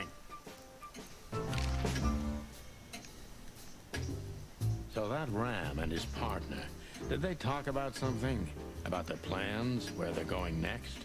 The Bobcat didn't say a word, he just growled. But the Ram couldn't shut up, and he talks like a butler or something. He's got a very strange vocabulary, I must say. What did they say, Bubo? Get to the point.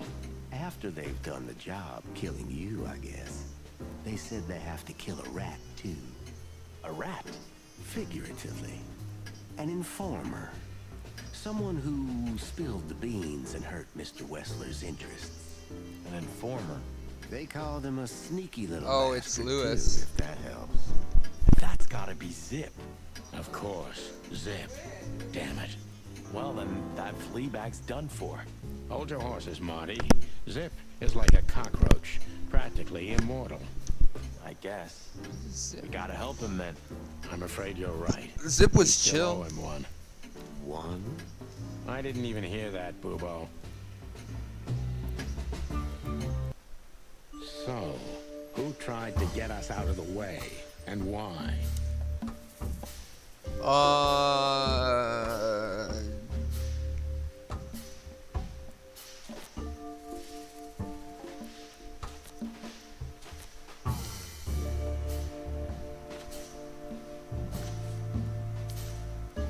IBN and Zayuth?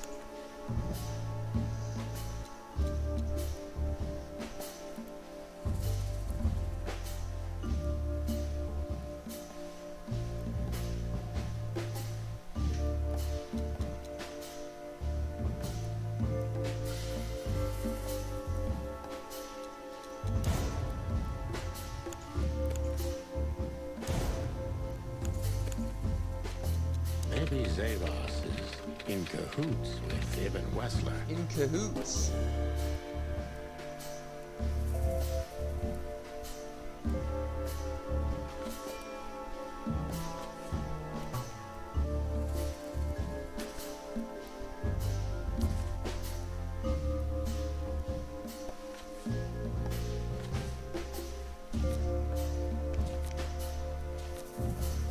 But why? Just because Natasha used to work at that place?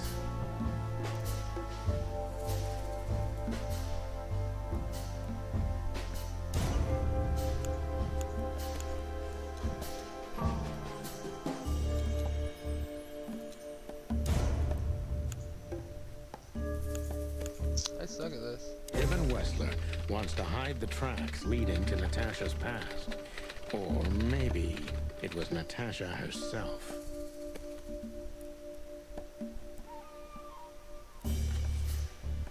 But what does it have to do with Zip? Why do they want to kill the raccoon?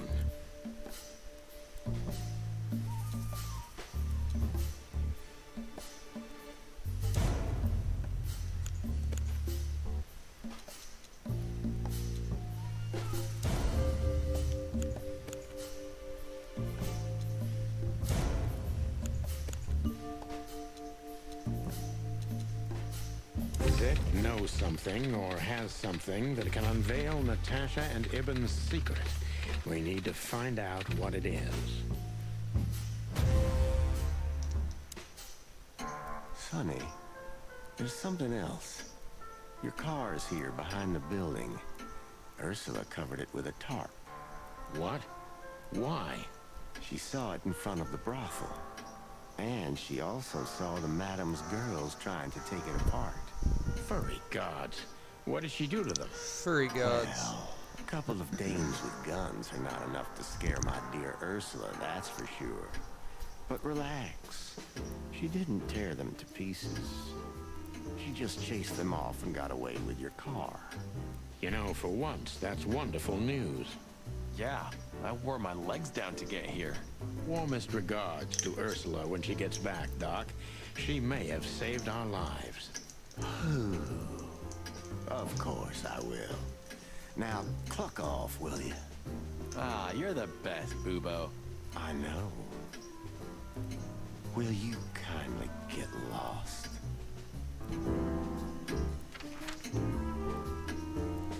I need to go to the club.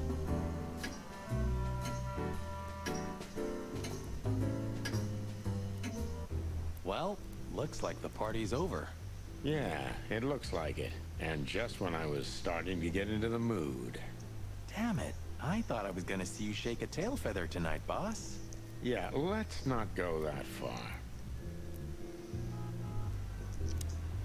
I could already smell you boys. Ah, hello, Morty. What's up? Are you lost, old lizard? Me? Lost? No way.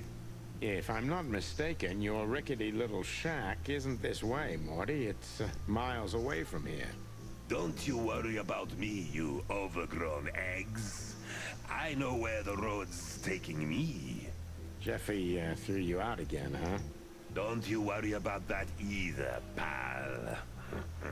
That little bastard. All right, listen, Mort. I'll talk to Lewis for you, okay? Luckily, he's right here. Don't bother because of me, sonny boy. It's nothing. I can walk. No worries. I just want your legend to live on, lizard wizard. Lizard wizard? Hey, Lewis. Here again? I just left something here, Sonny, but nothing important. Are you sure everything's all right, Lewis? You seem, distracted. I'm fine, Sonny. Don't you worry about me. What are you doing here anyway? You look quite battered. Now we got both hot and cold tonight. Literally and at the same time. But we're alive. And we're hoping maybe we can find Natasha here. I'm sorry, Sonny. I haven't seen her since her performance. Well, thanks. Keep your eyes open, all right? And my ears. Listen, Lewis, I need some help. A favor. Sonny, you know, for you, anything, my friend. 5 times a day, even. Okay, I deserve that. So, how can I assist you? Again. You know old Morty, right? Yes, I know him. Indeed. I know he's not a saint, and he doesn't smell like flowers. His manners are disgraceful. And he drinks a lot. He's friends with weirdos. And he's in and out of jail. So, he needs a room, right? You guessed it, pal. Well, no problem, gentlemen. I can handle that. Thanks, Lewis. Again. I don't know how many times. Much obliged. Don't mention it. One day I'm gonna ask you for a favor in return. Anything, long ears.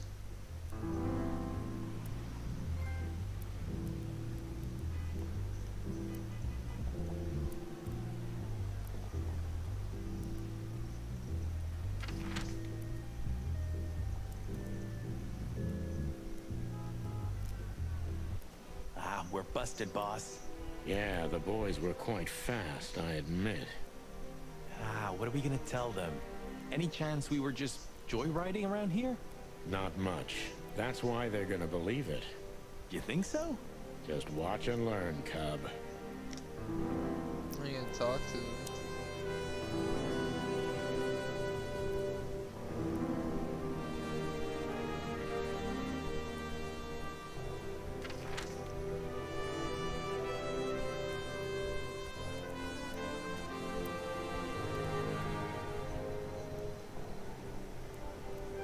Damn, we're late. I don't see him anywhere.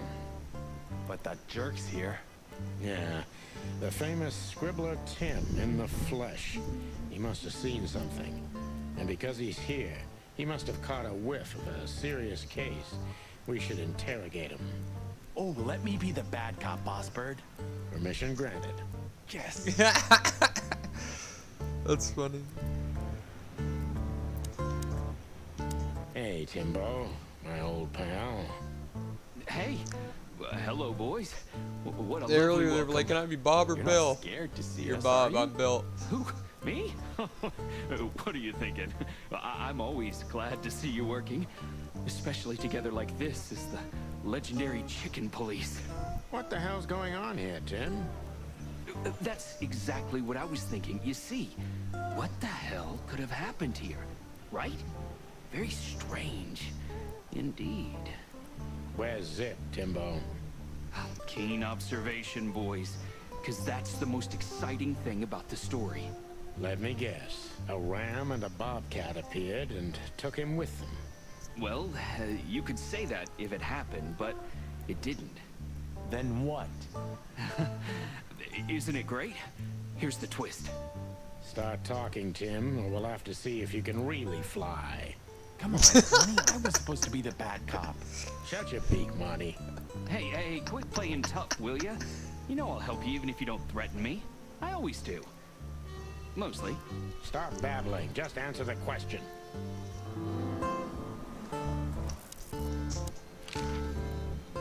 What do you know about Madame Zavas, Timothy? What's the old hag up to these days? I only know what everybody does. She's rich, she owns a brothel, allegedly she used to be a spy, and she's an enthusiastic supporter of the Crown and the Royalist Party. What else? Well, I haven't heard anything else, I swear. She's surrounded by secrets. She was a spy, you know. Although... Yes? A little bird told me she's been entertaining quite a lot of foreign guests recently. I mean, real high-quality VIP guests. Who? From where? Well, I don't know, but allegedly, she's welcomed patrons from Stavonia, Averia, and even Nautica. Basically from everywhere that matters. And? Well, that's all. You know I can get into everywhere, but even I give the Nile a wide berth. Those wild girls are capable of anything protecting the madam. Trust me. Yeah, we've noticed.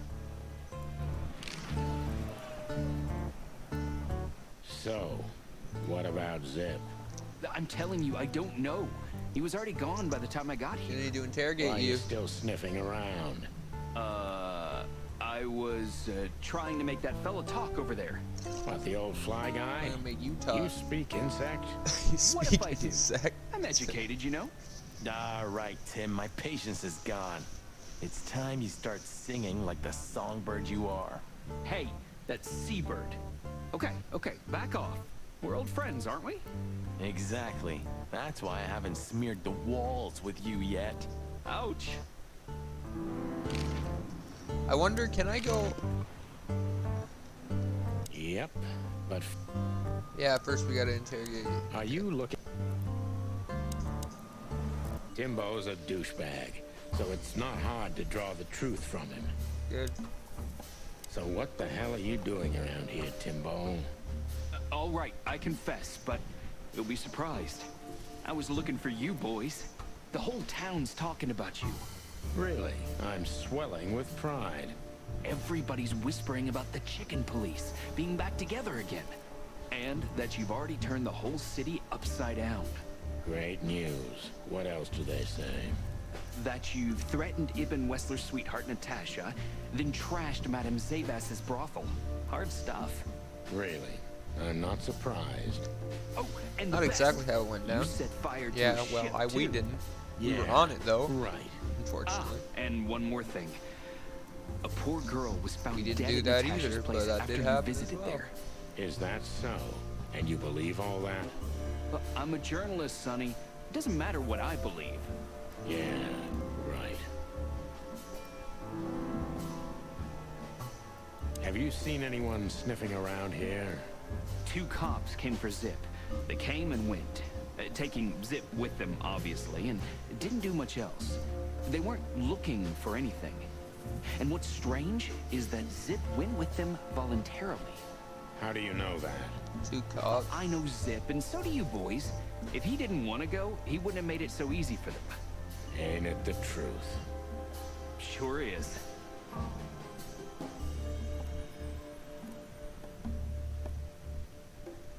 Did the cops take anything? Besides Zip, you mean? Yeah. No.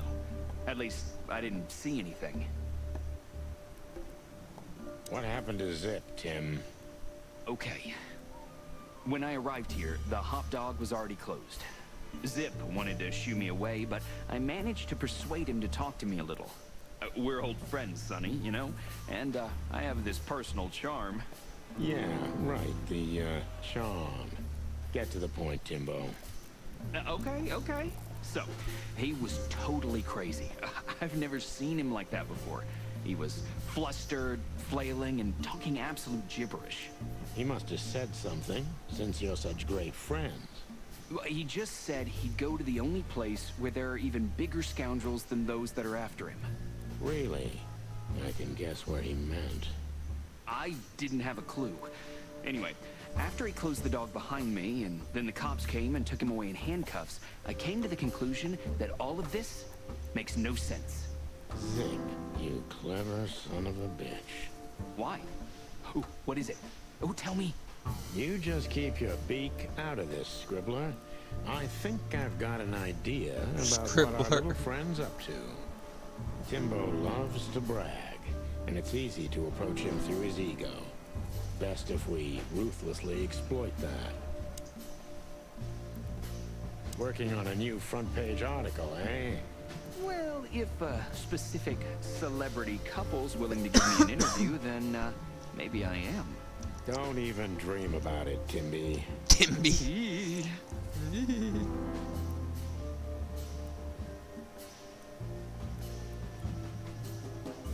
How did you get rid of the cops?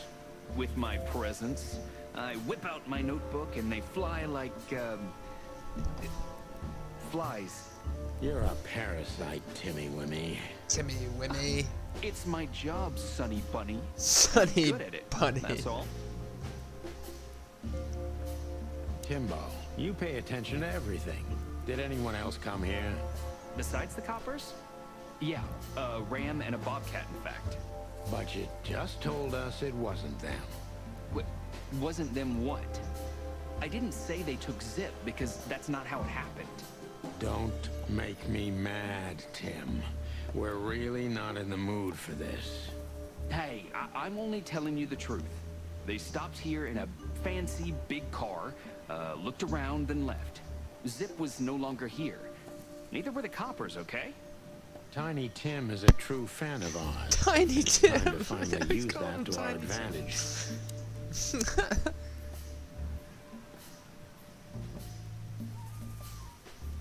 Help your old pals, Tim. What was Zip doing before they took him away? Hey, you're trying to grease me up with all that sweet talk, Sonny honey. Of course not, Tim. We're old pals. I'm sure we are, but I don't remember you telling me that without an ulterior motive. But you know what? I don't care. Feels good anyway. I'm glad to hear that. So...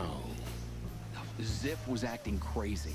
He was running around, knocking over everything, and throwing Isn't he a things away. seagull? So he's gullible, Then he right? suddenly disappeared into the kitchen. I guess that's when he made the call. Because soon after that, the coppers arrived. And in between? Well, I didn't see him in between. Why didn't you go inside? He's your friend, isn't he? Well, I tried, Sonny. The door was closed. I knocked, even yelled. Yeah. You know how a yelling seagull sounds like. He literally just says but it. Nothing. There he was. I think I have a hunch what that was all about. Good for you, Sonny. Zip was hiding something in the dog, right? What do you mean exactly? Well, you tell me. You're good old friends, aren't you? Well, that's right, Sonny, but Zip's not the kind to easily share his secrets. But now that you put it that way... That's more like it, Tim. Tell me, what do you know? I don't know what it could be exactly. I mean, maybe it's not even relevant, but I'm sure Zip was trying to get rid of something when I arrived here. What and where? I don't know, okay? I already told you too much. If Zip hears about me telling you all this, he's never gonna talk to me again. Tim, unless we find Zip, he's not gonna talk to anyone ever again. Not in this life, at least.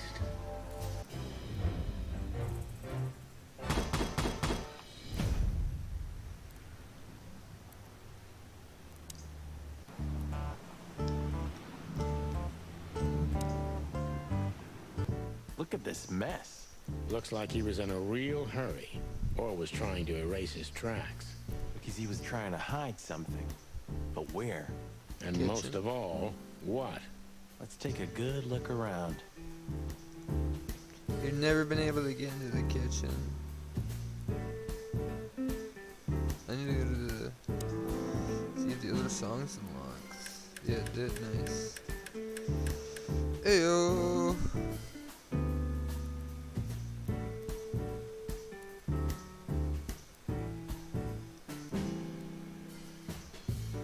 Marty already looked through it. Nothing interesting.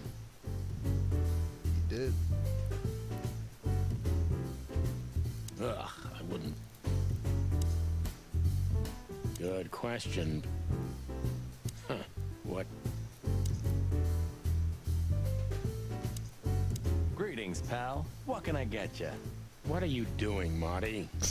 A nice hot cup of coffee? Maybe some toast? Ooh, our strawberry jam pancake is divine. You must have hit your head pretty bad. Yes, sir. One coffee and a turbo milkshake with extra vanilla and millet powder coming right up. Ah, furry gods help me. Please don't have a nervous breakdown, okay? We can't eat garbage.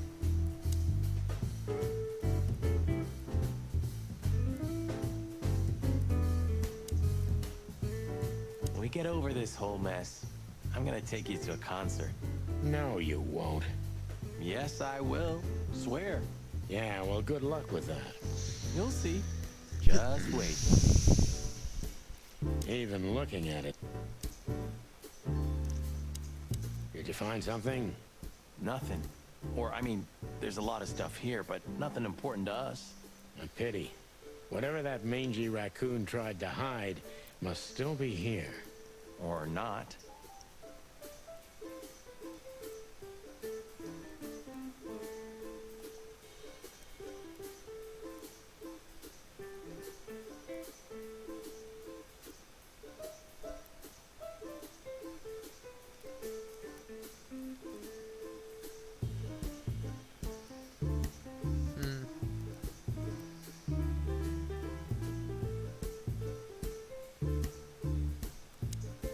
Anything?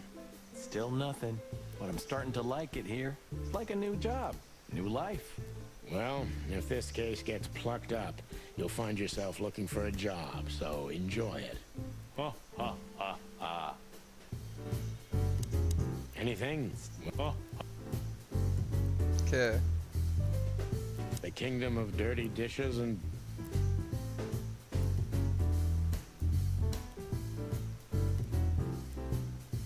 cold and...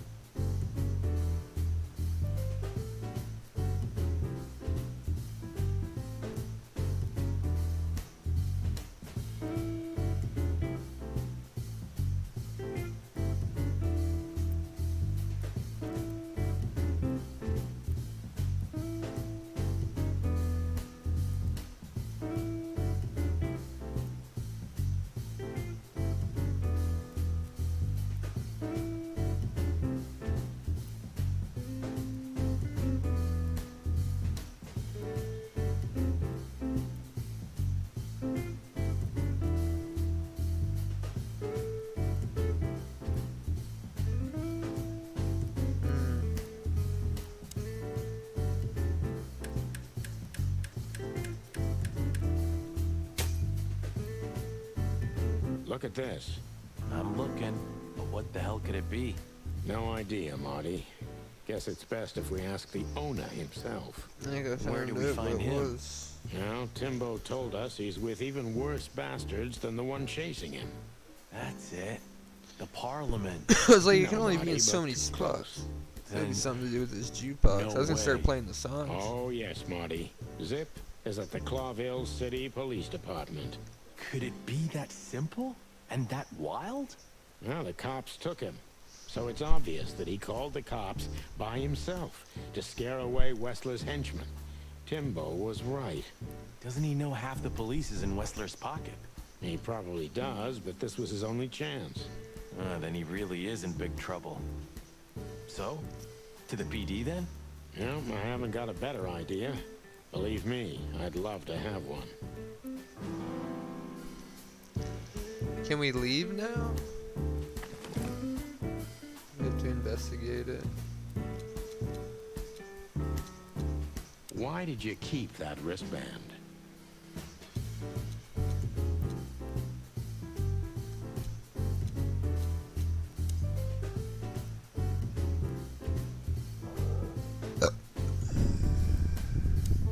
Anything? Oh.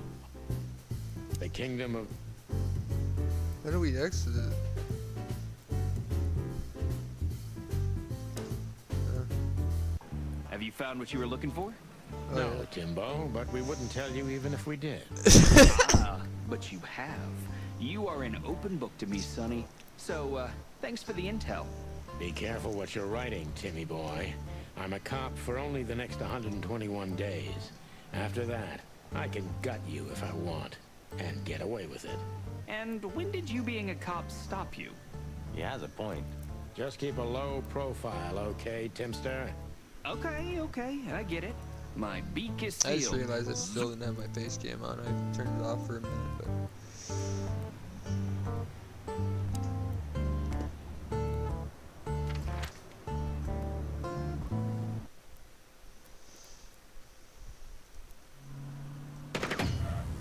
Clucking furry hell! So they know we're still Clucking alive? furry And I'd like hell. to do something about it.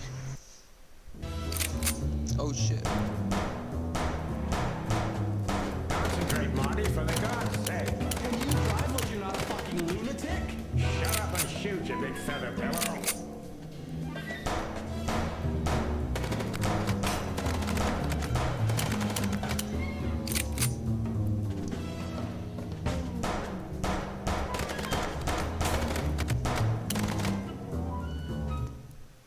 I died.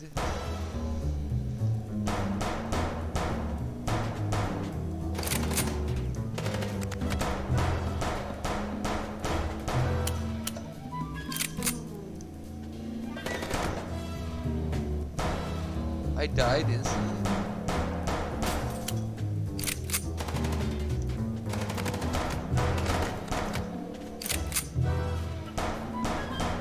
Concentrate, Marty, for the God's sake. Can you drive like you're not a fucking lunatic? Shut up and shoot, you big feather pillow.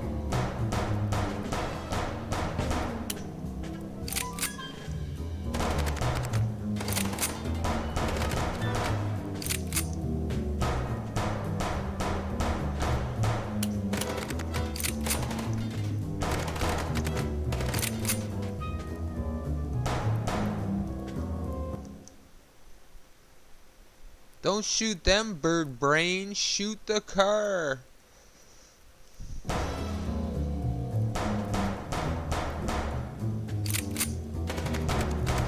Concentrate, Marty, for the God's sake. Can you drive like you're not a fucking lunatic? Shut up and shoot, you big feather pillow.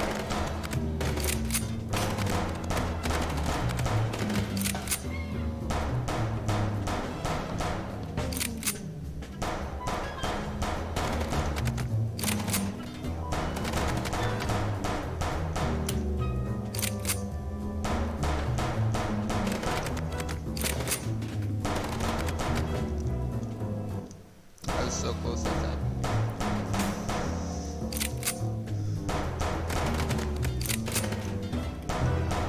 Concentrate, Marty, for the God's sake. Can you drive like you're not a fucking lunatic? Shut up and shoot, you big feather pillow.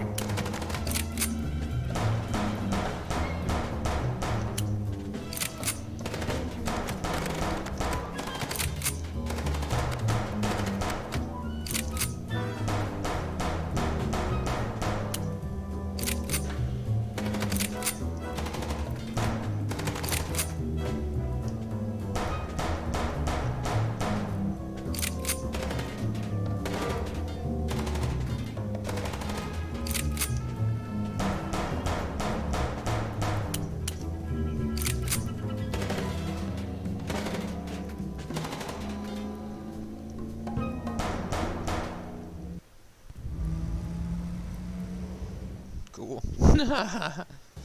We could only hope we'd arrived in time.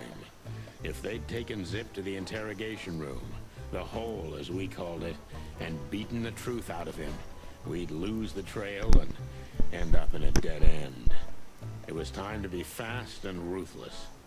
God damn it, Zip. Why couldn't you stay out of this?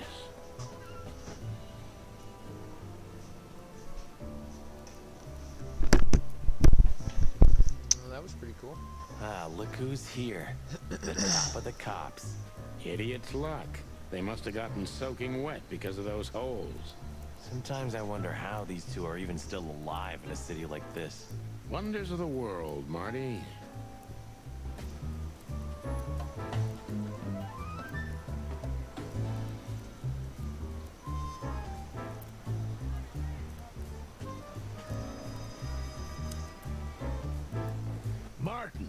Yes, Chief.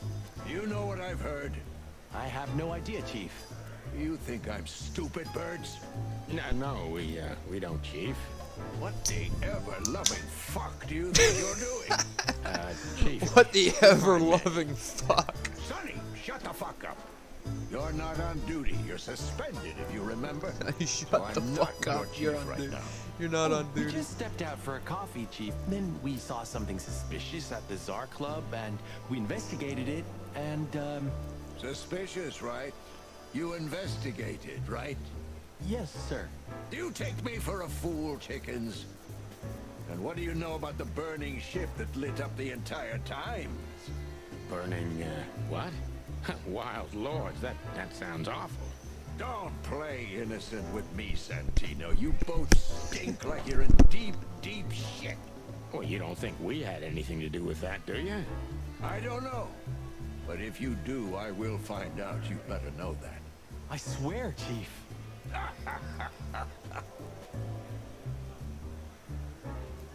I've had enough of your swearing for a lifetime. Get the fuck out of my sight. Yes, sir. Have a beautiful day, Chief. Don't let me see you again, Santino. Or... I'll try not to be seen, Chief. I'm not your chief. Get lost.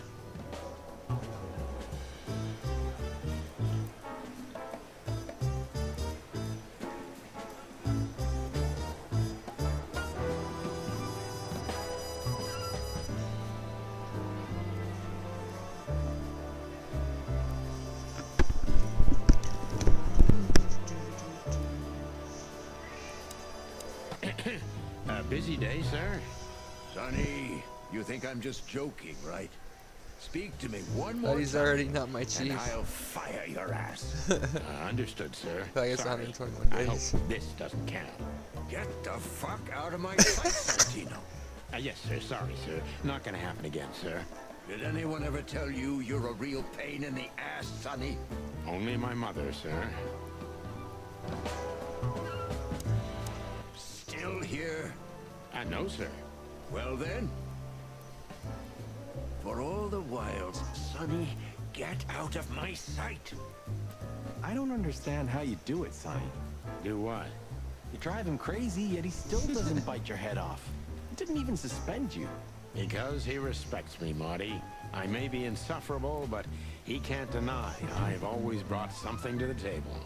That's why you drive the poor old dog mad? No, I do it because I'm bitter and twisted. Oh, yeah. Still, and well, for all the... Don't Alright. drink that. Now we do. Sorry. You in protocol, Bosco? Don't make me laugh. That's the case, boys, like it or not. Stop harassing the witness. Well, what can I do? Sorry, guys. You two again. Say, Bosco, what's all this about, Zip?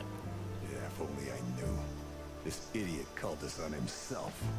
He told us we have to take his statement. And what does he want to confess to? I don't know yet. We still can't get it out of him. But we're taking him down to the hole soon. There, he'll sing like a little bird for us. No pun intended. Would you mind if we asked him a few questions before that? You know, just for old time's sake. Sorry, boys, but you know the rules. The rules, right. More like blood boil. Yeah, more like blood boil. So sorry.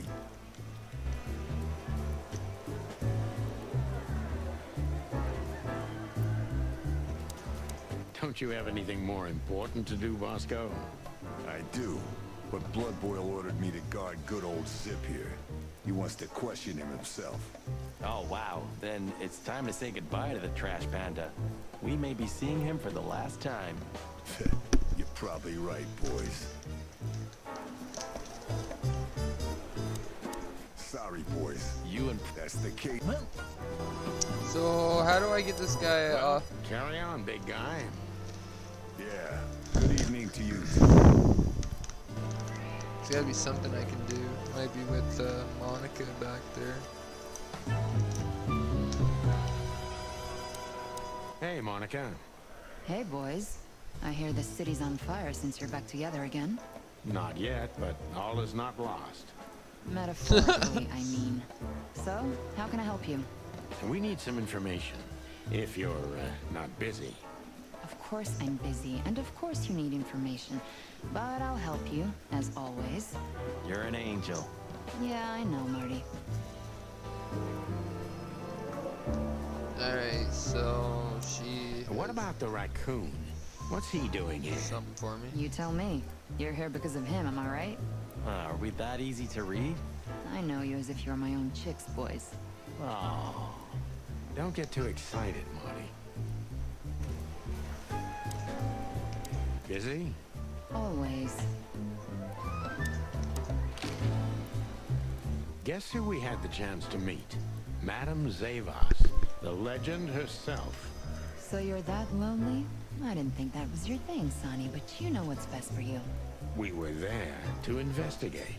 Of course. And were you successful? To be honest, they beat us and tried to burn us alive. Wow. Busy night, right? Even for you. Yeah, so what do you know about the madam? They beat us and tried to Not burn us much. alive. She's not had any run-ins with the police recently. Of course, because half the PD goes to her. Well, I'm not gonna say anything about that. This game ends. Look, Mon, we suspect Madame Zavas is in cahoots with Ibn Wessler. Any idea why?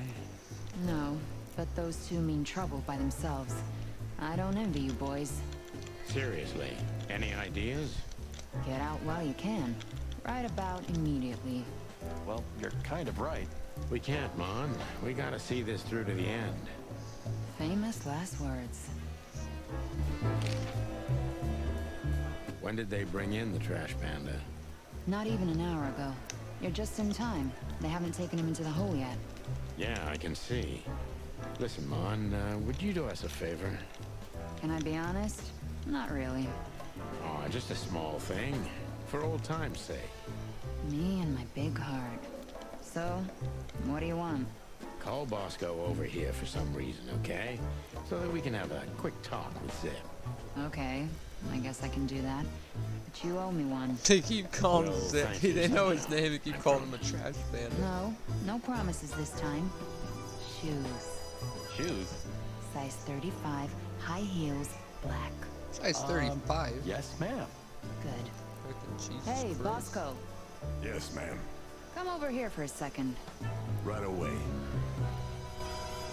Oh, nice. Hello, Zip. Yeah, I don't get it either. But suddenly the cops appeared and, Cut the crap, Zip. We talked to Tim. We were at the dog and at Bubo's, Zip. Two meatheads were talking about gutting a rat. A rat? An informant, Zip. We immediately knew it was you. Isn't that flattering? I can explain, boys. My life was in danger. These lunatics want to kill me, and I have no idea why. They wanted to cook us, Zip. We're lucky to be alive. Then we walked our feet to the bone and almost got shot to pieces just a couple of minutes before. What Sonny means is we're not in the mood for bullshit. Or raccoon shit. But boys, I have no idea what they want from you. I don't know what they want from me either. We have time. And by the looks of it, you have too, pal. So start telling us what you have to do with all of this. You should get the...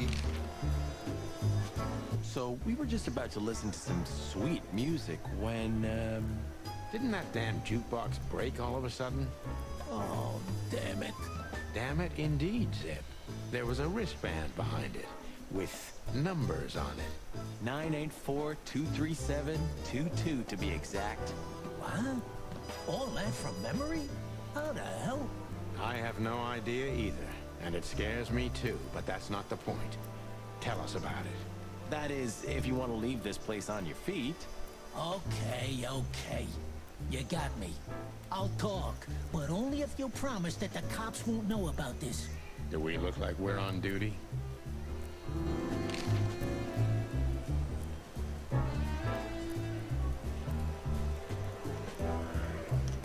We got the interrogation. Who did you escape from? And why here, Zip? Why? Because I like living, that's why. How did you know they were coming for you? I got a tip-off from a friend that I should pack my things and go if I want to live. But I had nowhere to run. Yeah, you know me. The hot dog's my everything. So you thought you'd be safe here? Of course. Ibben's people are everywhere, but, maybe it's harder to get rid of me at the PD. Well, I wouldn't be so sure about that.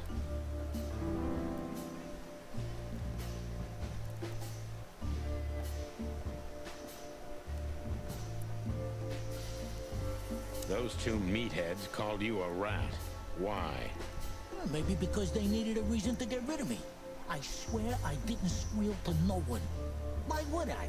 Because that's what you do, even now. This is different. Then, my life depended on not squealing. Now, it depends on me doing so, doesn't it? That could be the case, but it doesn't matter now. Thanks, Sonny. You know exactly how to cheer someone up.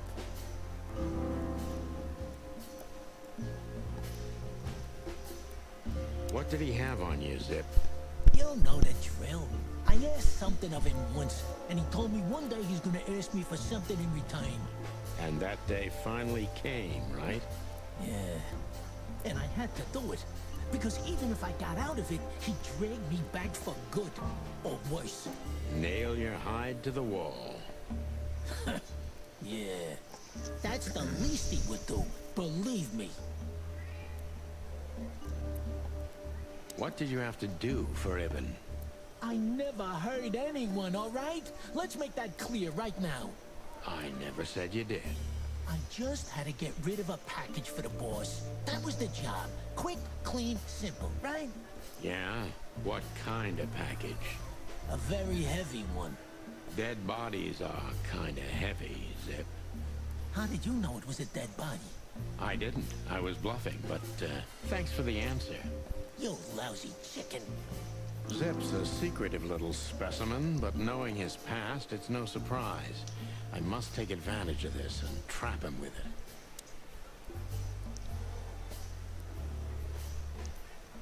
Why you, Zip? Ibben has many loyal henchmen for these kinds of jobs. Because, it's harder to trace back to him, I guess. He chose you out of the whole city for this particular job. Why? He needed someone who knows the hive well. The hive? So, Roach Town, eh? Why? Because I had to get rid of the package there. You mean the body? It's starting to get interesting.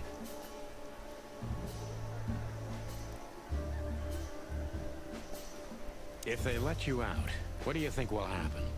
I don't know, okay? Maybe it was a stupid idea coming here, but this was my best stupid idea. Maybe I'll win a few days with it. Or a few hours, more likely. If you help us, maybe we can cover this whole mess up. You mean you can be bought, Sonny? What a time to be alive. The unbribable Santino Featherland. I'm suspended, Zip, and I'm talking chicken to raccoon. Oh, I see. You're a foul.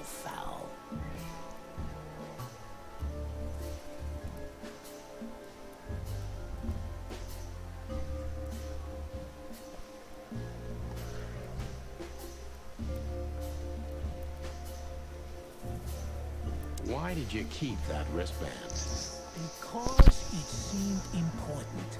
And because, you know me. I'm trying to turn every situation to my advantage. That's the way Zip works. How, exactly?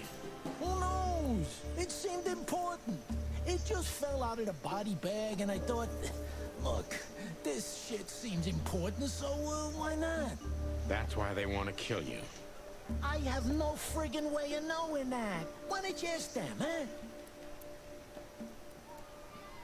What happened to the body, Zip? I don't know, Sonny. All I had to do was drop it in an abandoned part of the hive. Where starvation's most prevalent, I guess. Where insects fight for their survival, right? I couldn't have found a better way to get rid of a corpse myself. All that fresh meat must have been gone in a matter of minutes. Fuck, I don't know. I didn't stick around to see what happened. You make me sick, Zip. You would have done exactly the same thing in my situation. Anyone would have. I got the order, I did what I had to. I wanted to survive. Yeah, that's Ibn for you. Blackmail. Yeah, something like that. Zip may be secretive, but if he manages to open up, he's also honest. He's not trying to change the subject anymore, so I only have one thing left to do. Ask the right questions.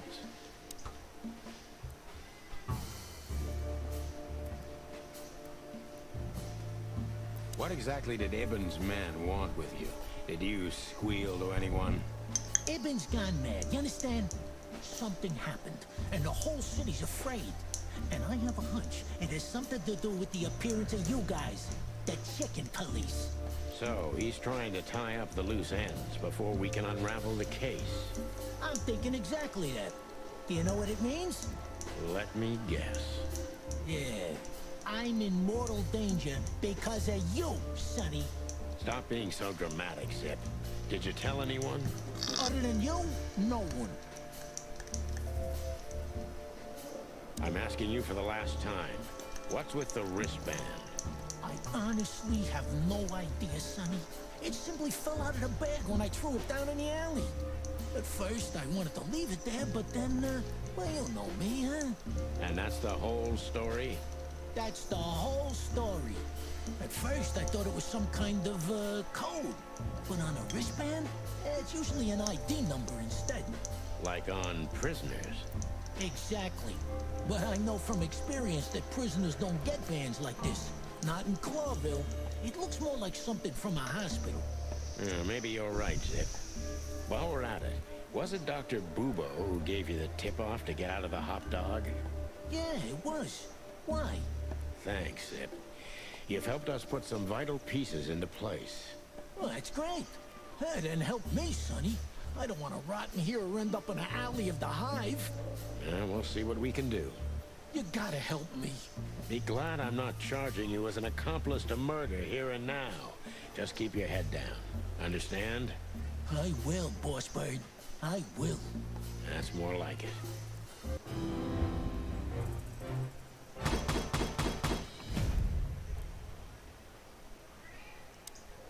So you're telling me you have no idea what this is?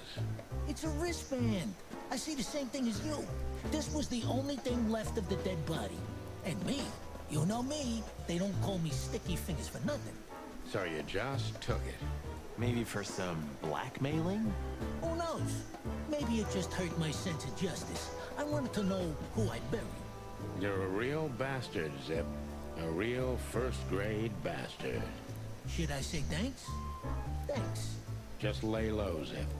Real low. Thanks for the advice, Sonny. So, where to next? Where did that wristband come from? I got bad news, Marty. I only know one person who knows about medical stuff.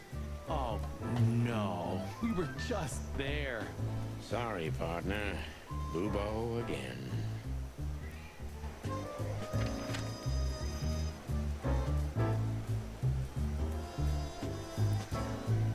Hello, Ursula, dear. Oh, what's the rush? Is there something wrong? Holy tits, Bear. Wrong. That dim-witted, insane, ragged old stinky owl. That's what's wrong. Whoa. It's all right, Ursula. Just tell us what happened. What happened? You happened.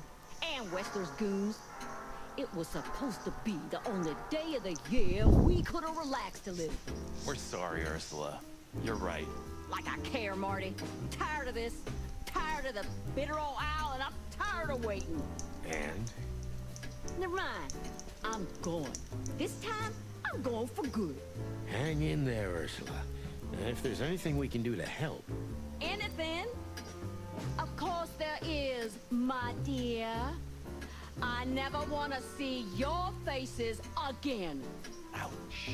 I'm gonna try to talk to the old owl, all right? Good luck with that. Oh, and Ursula, thanks for all you've done for us. With the car. You know, I'm starting to regret it. That was... rough. Yeah. But understandable. I only see Bubo once a year, and even that's way too much. A lot of people feel the same about us. Yeah, that's true.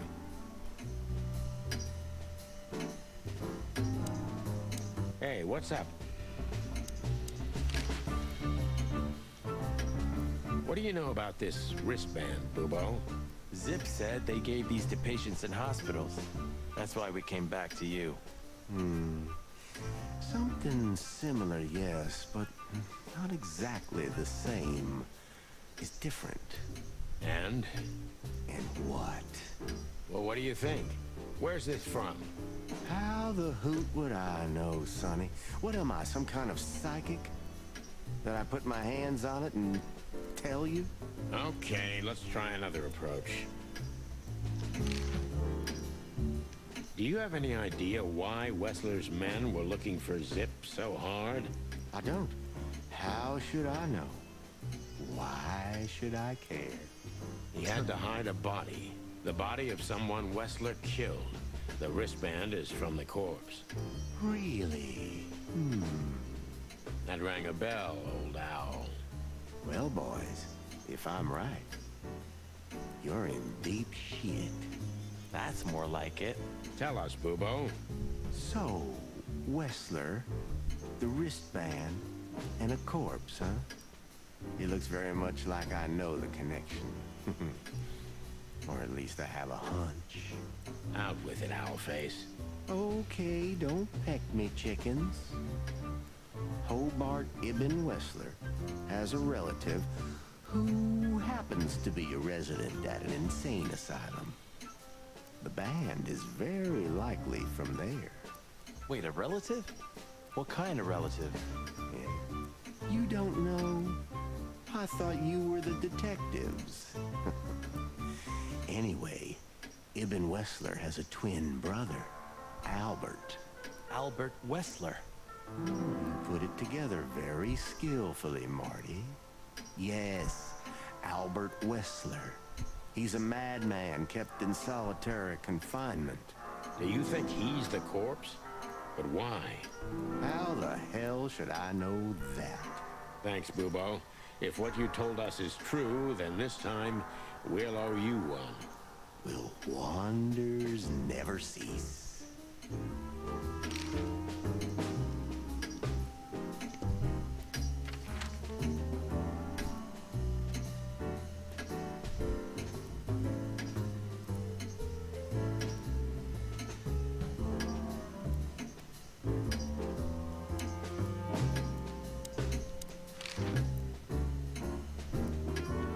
So, Albert Wessler. Which asylum do you mean, Bubo? It's got some fancy long name. I don't remember, but I have a brochure. Let me find it for you. Thanks, Bubo. Here it is. Let There Be Peace Forever. Mental Institution for Ill and Damaged Minds. Quite a big fool. Where can we find it? I've never heard of it. It's a good 6-hour drive from Clawville. Maybe more. But you'll find everything in the brochure. You're the best, Bubo. You finally proved useful. Whew. Finally? Now get your chicken scratchers out of here while I'm asking nicely. Just one more thing. What's that, Bubo? If that someone was really Albert Wessler, the trouble's bigger than you think. It's always bigger than we think, Bubo. We're used to it. You don't understand. Ibn Wessler never loved and respected anyone in his life like he did his brother Albert. So what? Then the problem's bigger than we thought. A cornered rat bites. Well, thanks for worrying about us, Doc. But there's no way back from here. Too far, too late. We're like hounds, old man. Once we've caught someone's leg, we never let it go. Who? Not while you're alive, eh? Yeah, exactly. Well, goodbye then, fellas. And I wouldn't mind if you never visited me again. The pleasure was all ours, Doc.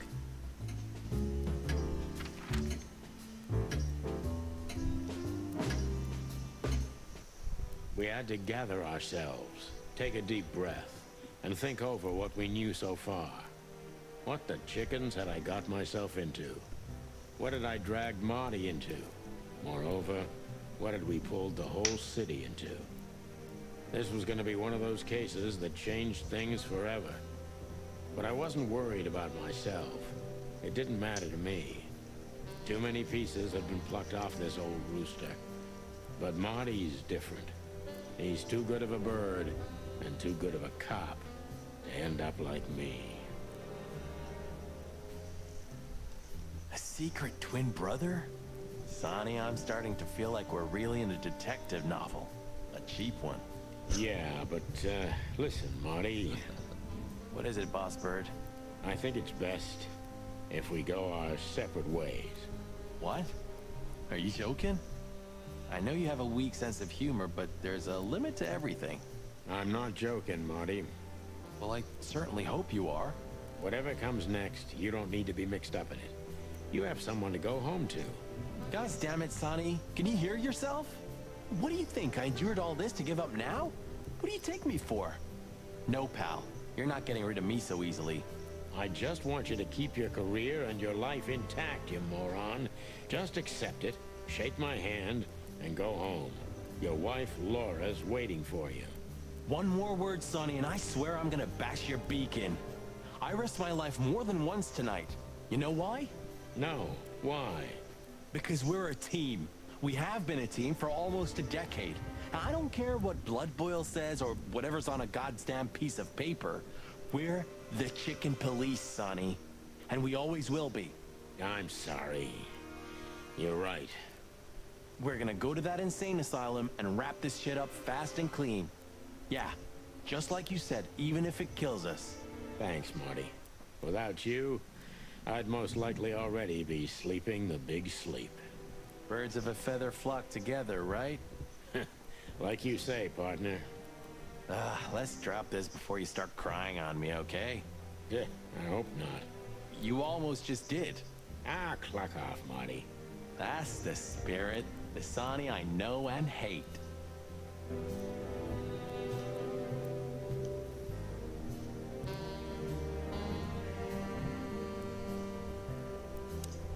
What do you think, Marty? What?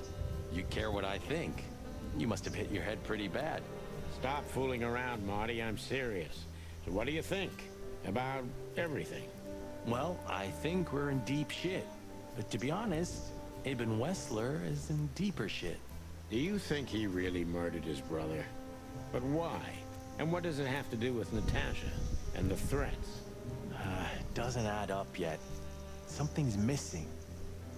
Let's visit the institution and try to find out what we can about this Albert Wessler fella. Exactly. If he's the dead body, we've got to know what the motive was. If we can't, and if he's still alive, we gotta ask him directly. And what do you think, Sonny? I think Ibn, Albert, and Natasha are the three key players in this case, and that all of it has something to do with the brothel. And the fact that Natasha used to be a courtesan? Yeah, that too. Listen, Sonny, about Molly. Oh, just forget it, Marty, okay? She's not part of my life anymore. So that's exactly what I'm gonna do. Forget it. Let's concentrate on the case, and on making it out alive, and helping Natasha, too. Whatever you say, Boss Bird. So you think Natasha's really in danger? It could be, or she could even be behind everything. No, you don't believe that. I'm not sure what I believe, Marty. Let's see. Things got mixed up at the brothel.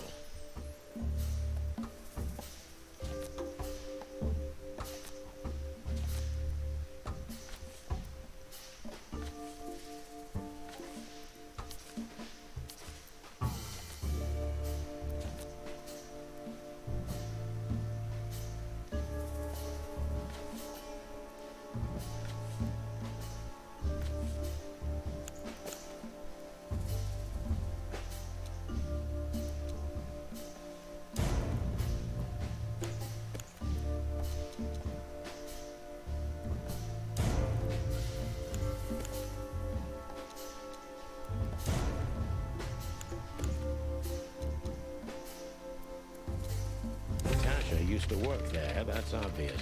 And Ibn wanted to keep that a secret.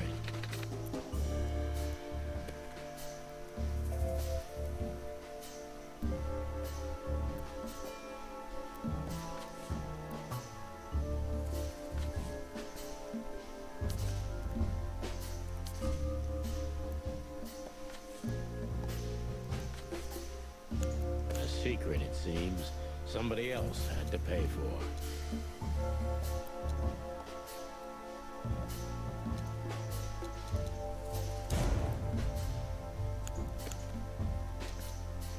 Somebody died for that secret. Zip hid the body, but he kept the wristband. Why did Zip hide the body?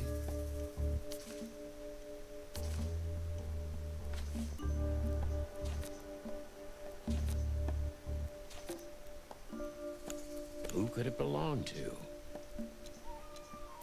The dead body was almost certainly Albert Wessler, a resident of an insane asylum. But why did he have to die?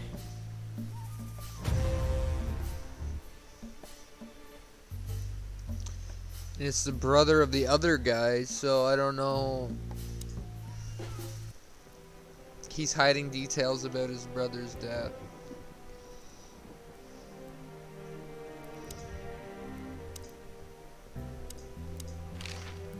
So what do you think happened to the corpse? Probably been eaten.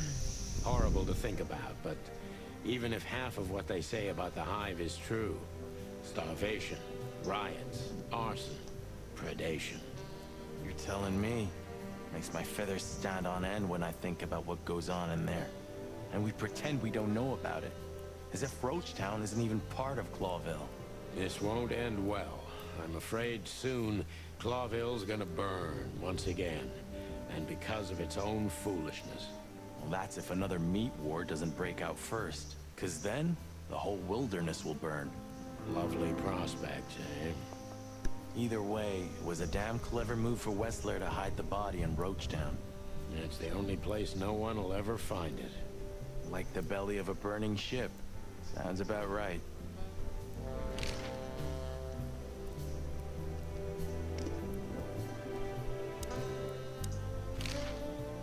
So where exactly is this place? A few hours' drive from here, in the middle of nowhere. It's a creepy old mansion, of course.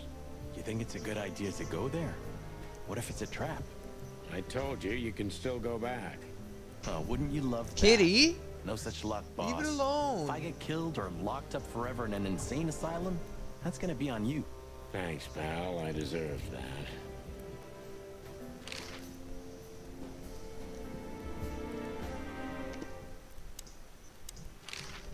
You still trust her?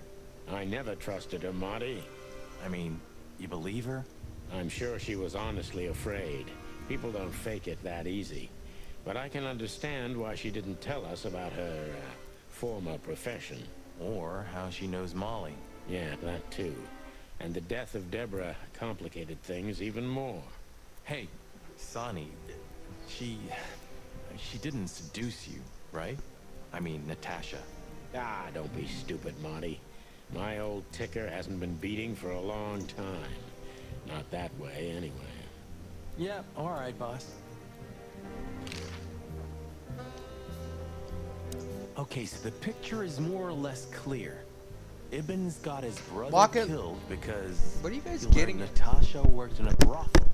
No, that could be the case, but I believe the roots go deeper than that. Which we'd only learn if we talk to him. I mean, if the corpse isn't him, because then we'd need a medium. Which would be exciting, but maybe it's enough if we ask the doctor who treated him. That too, yeah. But where's the fun in that?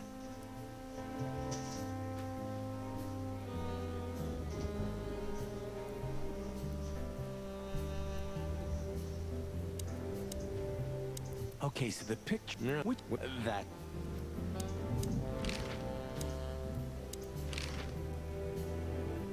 Who'd have thought?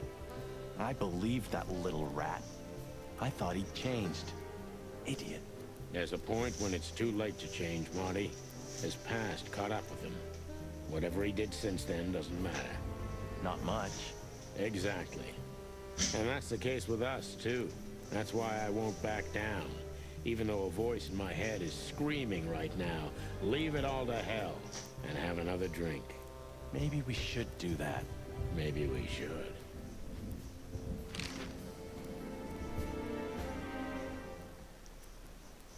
Okay, so the picture... that... I've had enough.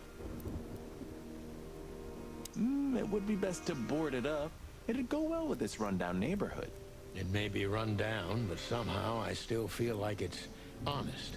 Sure. You could live in Cockroach Town. That's an honest place, too. Believe me, Marty, I thought about it. Why am I not surprised?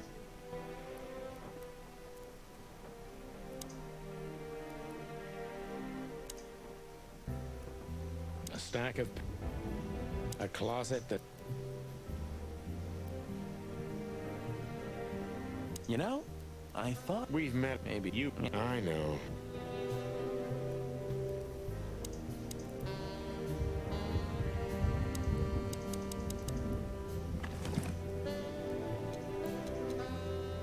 You're the best, Bubo. You finally proved useful.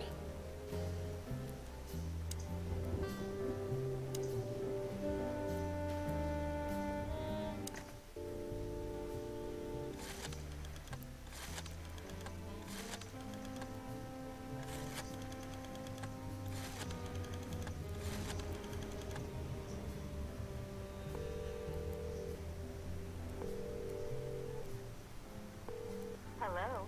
You've called the Let There Be Peace Forever mental institution for ill and damaged minds. What can I do for you, sir? Or madam? Well, I'd like to inquire about a patient who I believe is being treated at your institution. His name is Albert Wessler. I'm sorry, sir, but I can't give out that information if you don't have the password given to relatives. Do you have one? Unfortunately, I don't have that. I'm not a relative. I'm calling from the Clawville Police Department. Oh, I see. In that case, officer, I'd advise you to visit our institution personally. Our director and I would be happy to answer your questions. Thank you, miss. I guess I'll do that. We'll welcome you with open arms, sir. Have yourself a beautiful, starlit night. Oh, thanks. Goodbye. See you soon. So... We have to go there. The thought gives me goosebumps. Chicken bumps aren't good enough for you? Ha ha ha.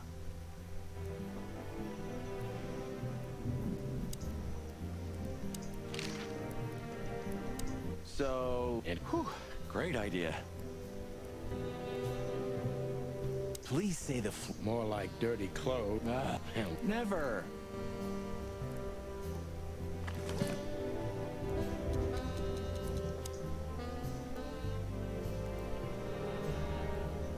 A closet that... Thanks for everything, pal. Truly. Don't mention it, Sonny. If it weren't for you, nobody would have tried to kill me with a Tommy gun or set fire to a ship with me in it. Heh, how lucky you are, huh? Damn right. Sorry for the mess, Marty. I rarely have visitors. Don't worry about it, Sonny. Thanks. Sorry for the...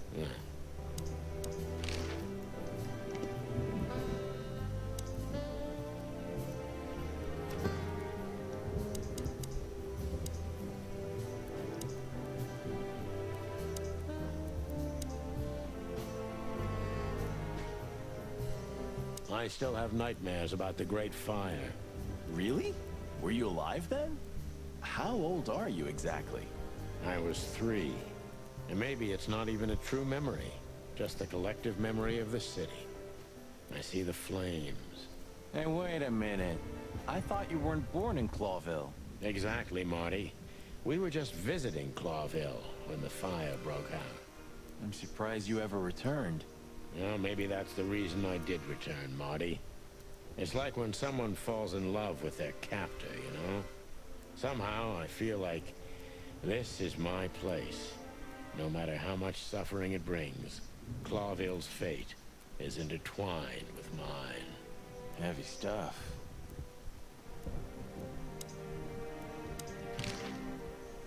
Can we fucking go? So where exactly? A few. Thanks, pal. I've had an. Huh. A closet. Sorry if don't.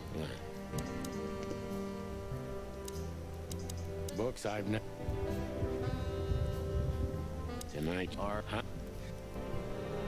Maybe I'm just. When all of this.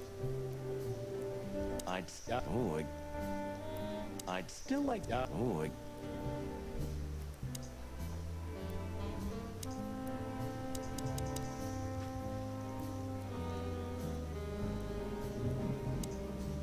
I got a feeling tomorrow's gonna be another tough day. You could. You're telling me. I got a feel. Sorry. Don't worry.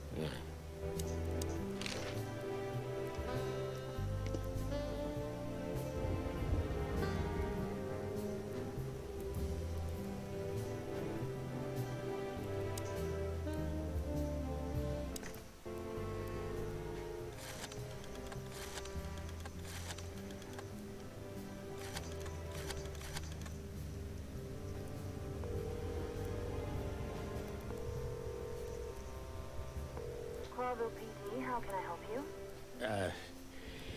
Nothing. Forget it.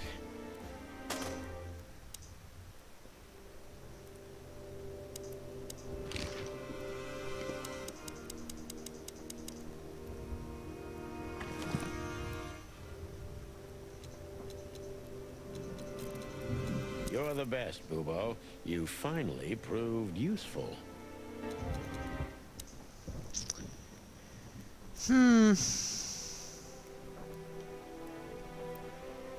I'd still like to die. Oh,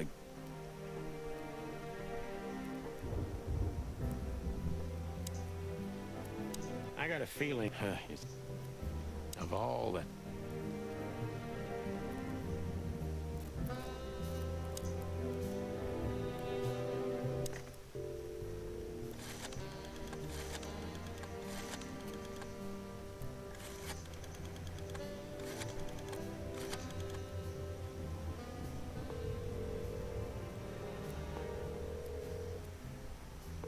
Hey, Lewis, it's me again. Oh, hello, Sonny. What's up? Were you sleeping, pal? Me? Oh, I wasn't. Anyway, I'm always at your service. Would you open up a room for Marty? Naturally, Sonny. Thanks, Lewis. I'm not even gonna say it. I will. You owe me one. Yeah.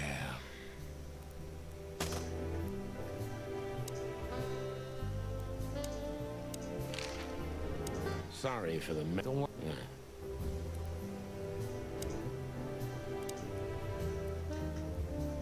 I'd still like to take. Oh, Oh, fucking what? Oh, I can move the map finally.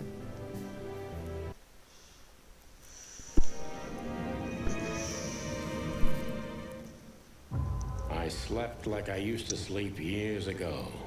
Like a miner or a soldier. Empty. Dead tired. Then I saw Tessa. My darling little Kitty's daughter. quit! But no matter how hard I tried, I couldn't recall her face. I reached out to her, but she just kept getting further and further away. Then I saw Molly. But she wasn't real. Just the ghost of a memory. I'm here, I cried. But all I heard was laughter. Not hers. Who's there? Suddenly, she appeared. Natasha. Just stood there laughing. But her eyes were cold. Then she said something. Painted red. Painted red. Painted red. That was just a dream, Sonny. Nothing more. I looked at Marty and I saw the same thing in his eyes as he probably saw in mine. It's time to hit the brakes, to turn back, go home and forget about all of this. Of course, I stepped on the gas instead.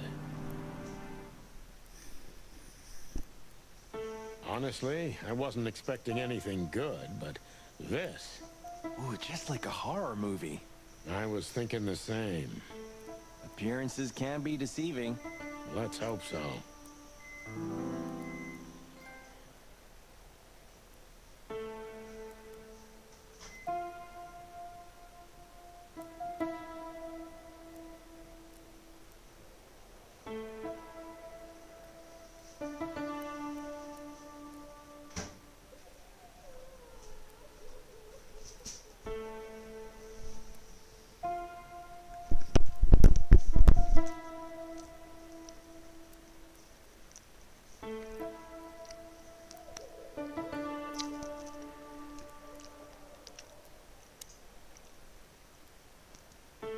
This picture, it's very... special. This, it's special.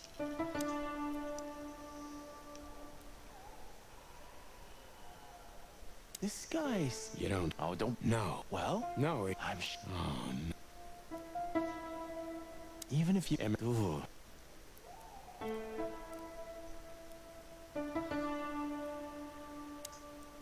Of all the great wild ones. Greetings, miss. Is it really you? Well, yes. Yes, it really is you. The chicken police. I'm afraid so. That draft, can you see your head, bro? Furry and plumey. That's fantastic. Oh my goodness. Miss, we'd like to ask... Please, don't be scared. I'm just really excited. You know, I've read every book about you and your adventures, and I even collected newspaper articles when I was a little girl.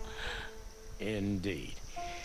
You can't imagine what an honor it is to meet you in person. We really...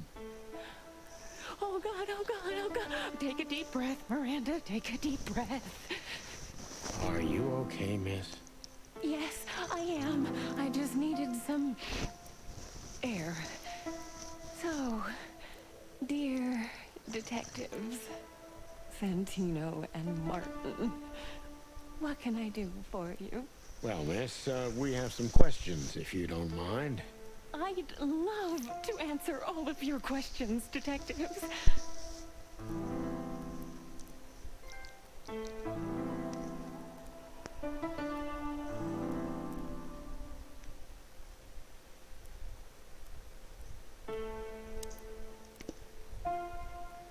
The Lord of the Cast.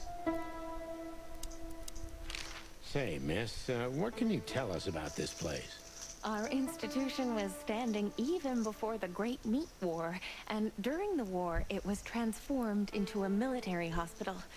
Since then, we're relentlessly working on treating injured minds under the leadership of Dr. Quetzal, the famous specialist.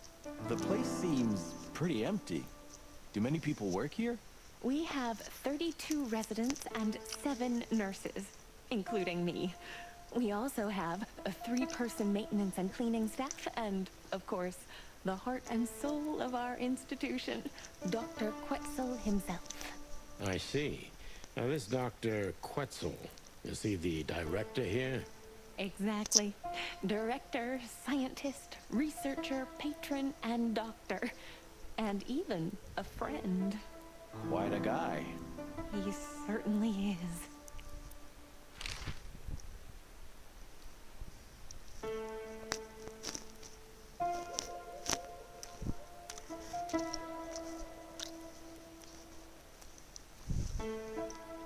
So who is this Dr. Quetzal exactly?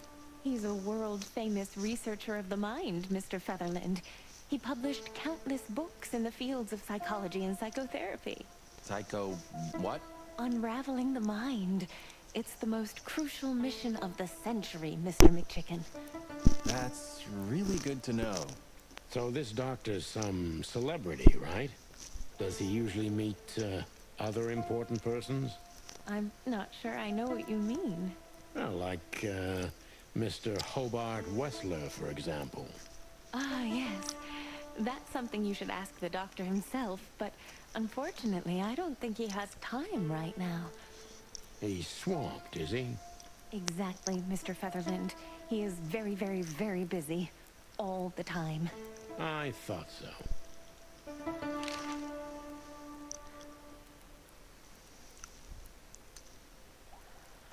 What can you say about this, miss? Have you, seen anything like it?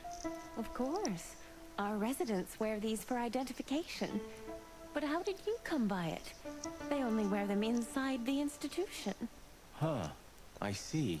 The wristband does belong to one of our residents. But I'm afraid I'm not allowed to tell you more due to regulations. Oh, come on, Miranda. It's us, the chicken police. I'm sorry, I can't. Miranda, this case is a matter of life and death. Lives are in your hands. All right. All right. I'll do it. Albert Wessler. The patient's name is Albert Thaddeus Wessler. Figures. Just as we thought. Thank you, Miranda. We'll never forget this. Please, don't make me blush. And don't tell anyone you heard it from me. Oh, we won't. I promise.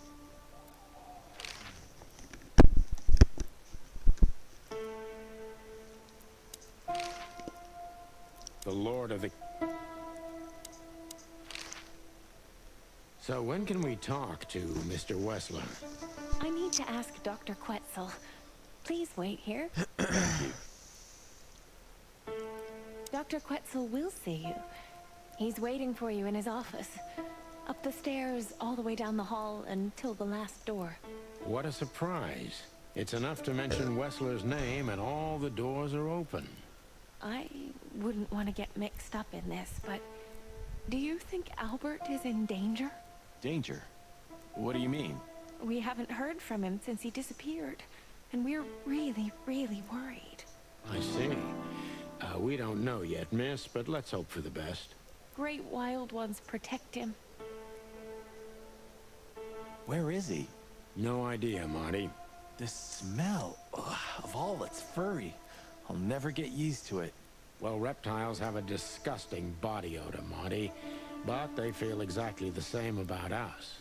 Exactly. Great wild ones, you scared the hell out of me. I already sensed your arrival from afar. You know, snakes have a different sense of smell. And birds used to be our prey once upon a time. Well, yeah. Luckily, we're living in civilized times. Lucky. Please, take a seat. How can I help you, gentlemen?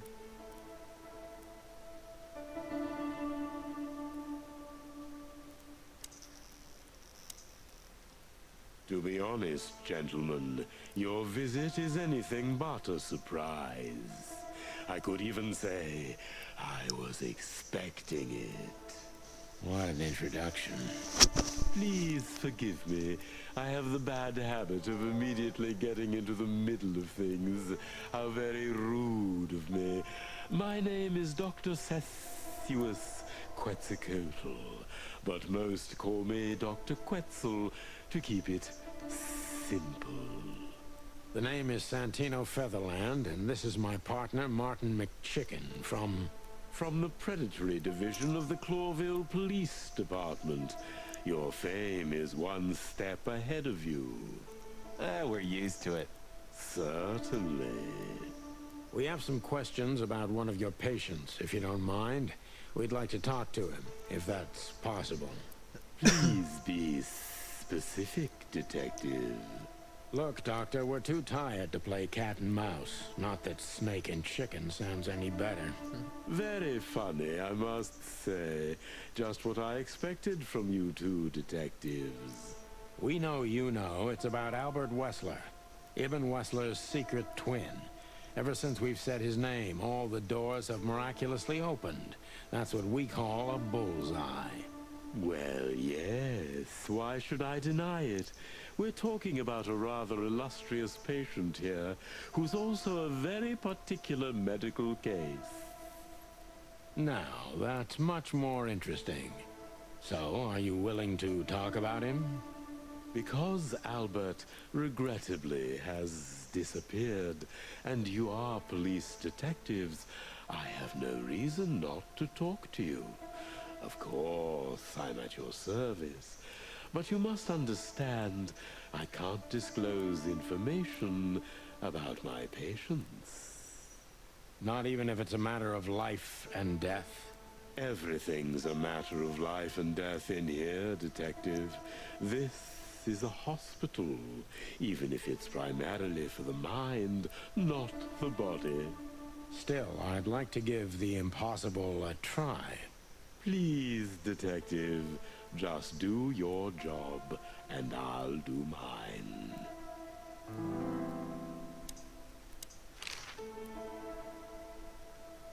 What kind of a place is this exactly? I assume it wasn't built as an insane asylum.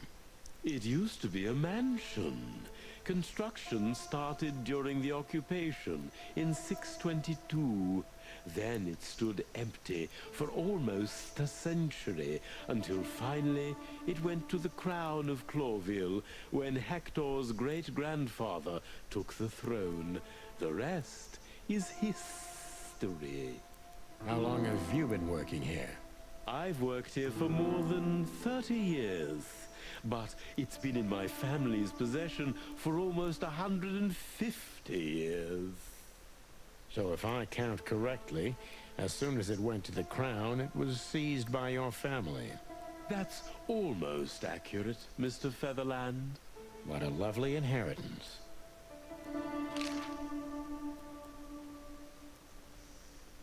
How long was Albert a resident of the institution? For quite some time. His first symptoms surfaced in his teens. Depression, panic attacks, and schizophrenia. Was he brought here immediately after the first signs that something wasn't right? You know, the biggest problem with an opinion on insanity is that animals are ashamed of it. That's the reason our institution stands out here in the middle of nowhere. Because animals would rather hide what they're afraid to face. I couldn't have said it better myself. As far as I know, the Wessler family wasn't exceptionally wealthy. Indeed, they were rather poor, but we offer our services gratis. Then how do you sustain yourselves? By the grace of the treasury of King Hector III, of course. I wouldn't have guessed that. My family and the royal dynasty had always been on good terms, Mr. Santino.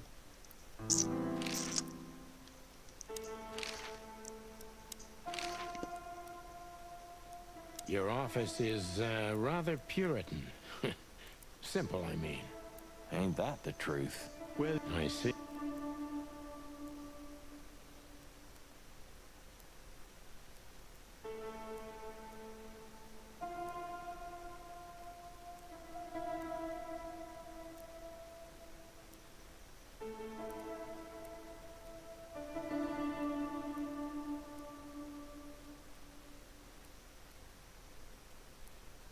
An Isle of Reed is... Oh, this is... Marty. Is this... I would...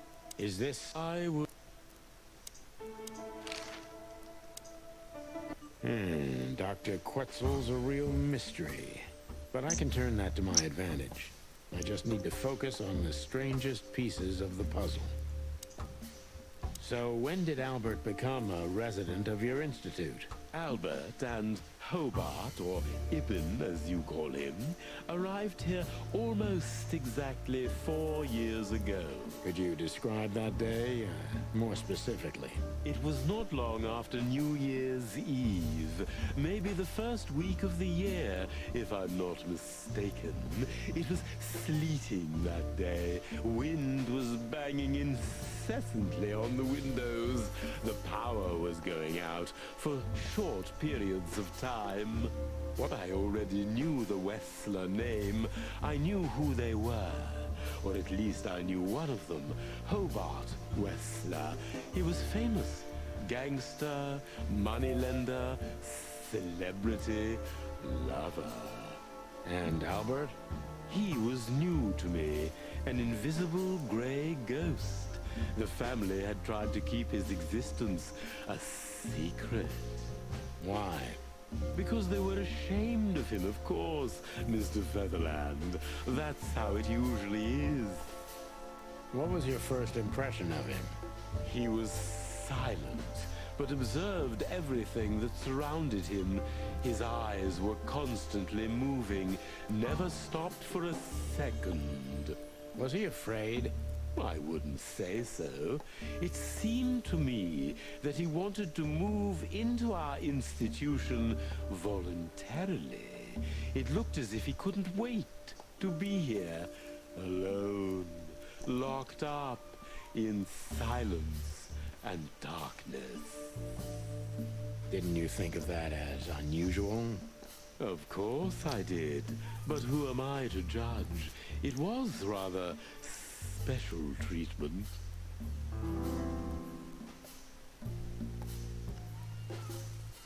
Tell me, did Ibn Wessler threaten you in any way? Oh, he didn't really need to make threats. It wasn't in question. Of course we would treat his brother. You seem like a professional authority, Doctor. One who is above these power plays. Then why? First of all, because he's a Wessler. You don't say no to a Wessler. My vocation may come first, but the will to live is even more critical. We reptiles are survivors. On the other hand, I considered Albert to be a very interesting case.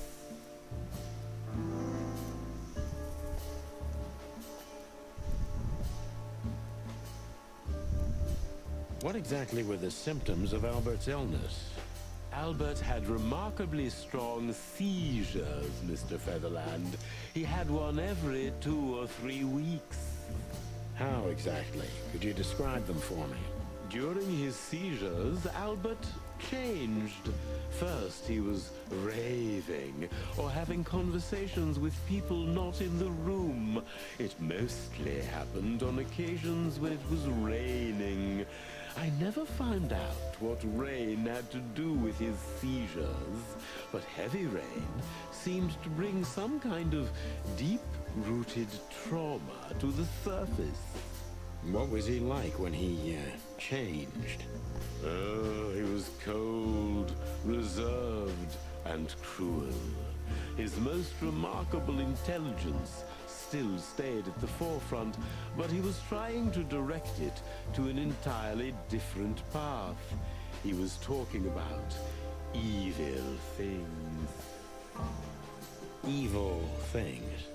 Well, that doesn't sound very professional to me, Doctor. There are some things I can't put any other way, Mr. Featherland. Are you telling me Albert had multiple personalities? We found out very quickly that there was no other reason for the cause of his seizures. He had a cold and calculating personality who sometimes, especially on stormy days, took the reins over their shared mind. He had these seizures from the beginning. Yes, Mr. Featherland, but they started to intensify after Albert left our institution for the first time. He did what? Left the institution? More than once? Oh, yes, Mr. Featherland. Albert left the institution on several occasions until the last time, when he failed to come back. Quetzal's not only very observant, but he's addicted to details. I must focus on that if I want to get closer to the truth. Focus. Addicted to details.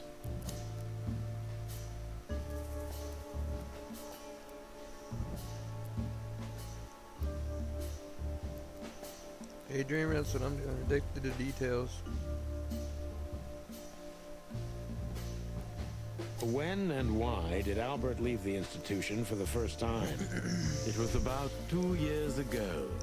Mr. Hobart Wessler appeared and demanded we let his brother go free. Naturally, we obliged. We had no idea if we'd ever see him again. But you did. He returned the same day. Albert was ecstatic. He was unrestrained. I could almost say happy. That was unusual for him? I had never seen him like that before, Mr. Featherland. He just smiled and stared at the empty wall for hours. Did he ever tell you what happened to him outside? Of course he did. Albert and I had a good relationship. He was working on a painting for his brother. Was it a painting of a lovely lady cat? Oh, exactly. So you already knew about that? Yes, Dr. Quetzal, I've seen it.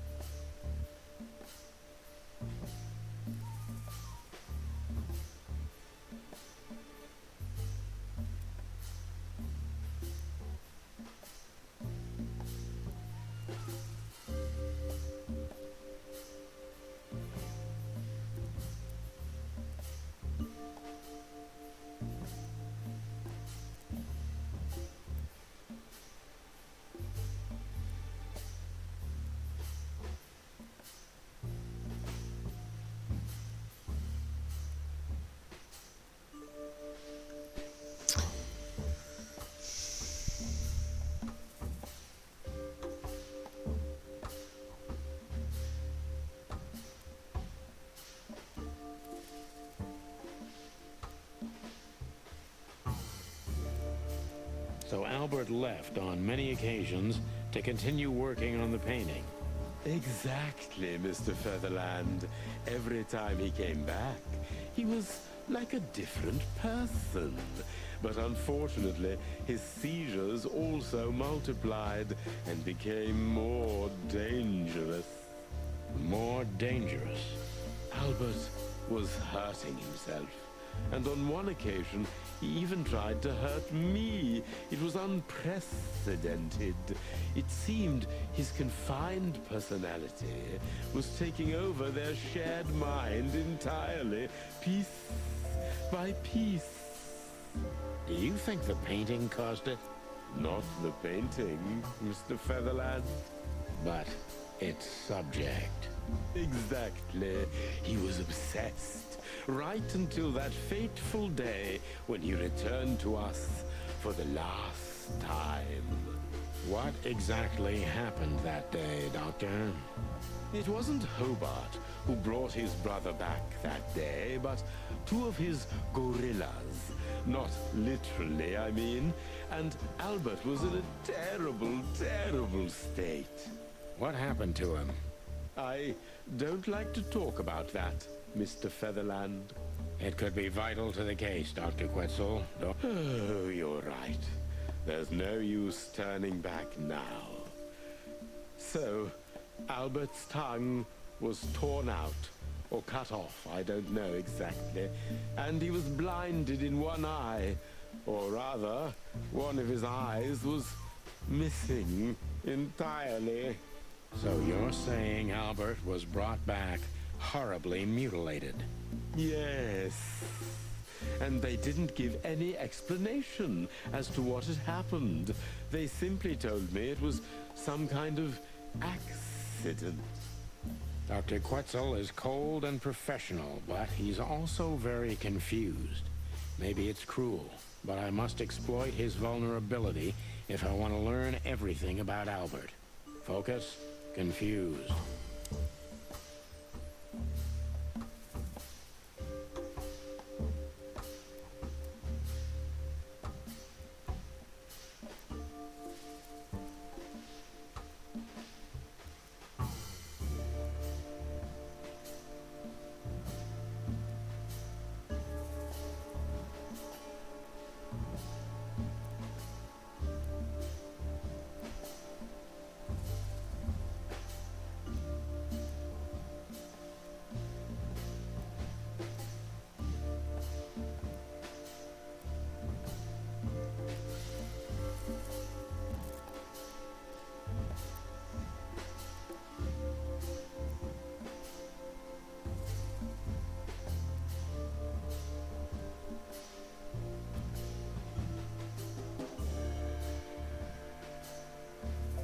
You didn't believe Albert had an accident, is that right?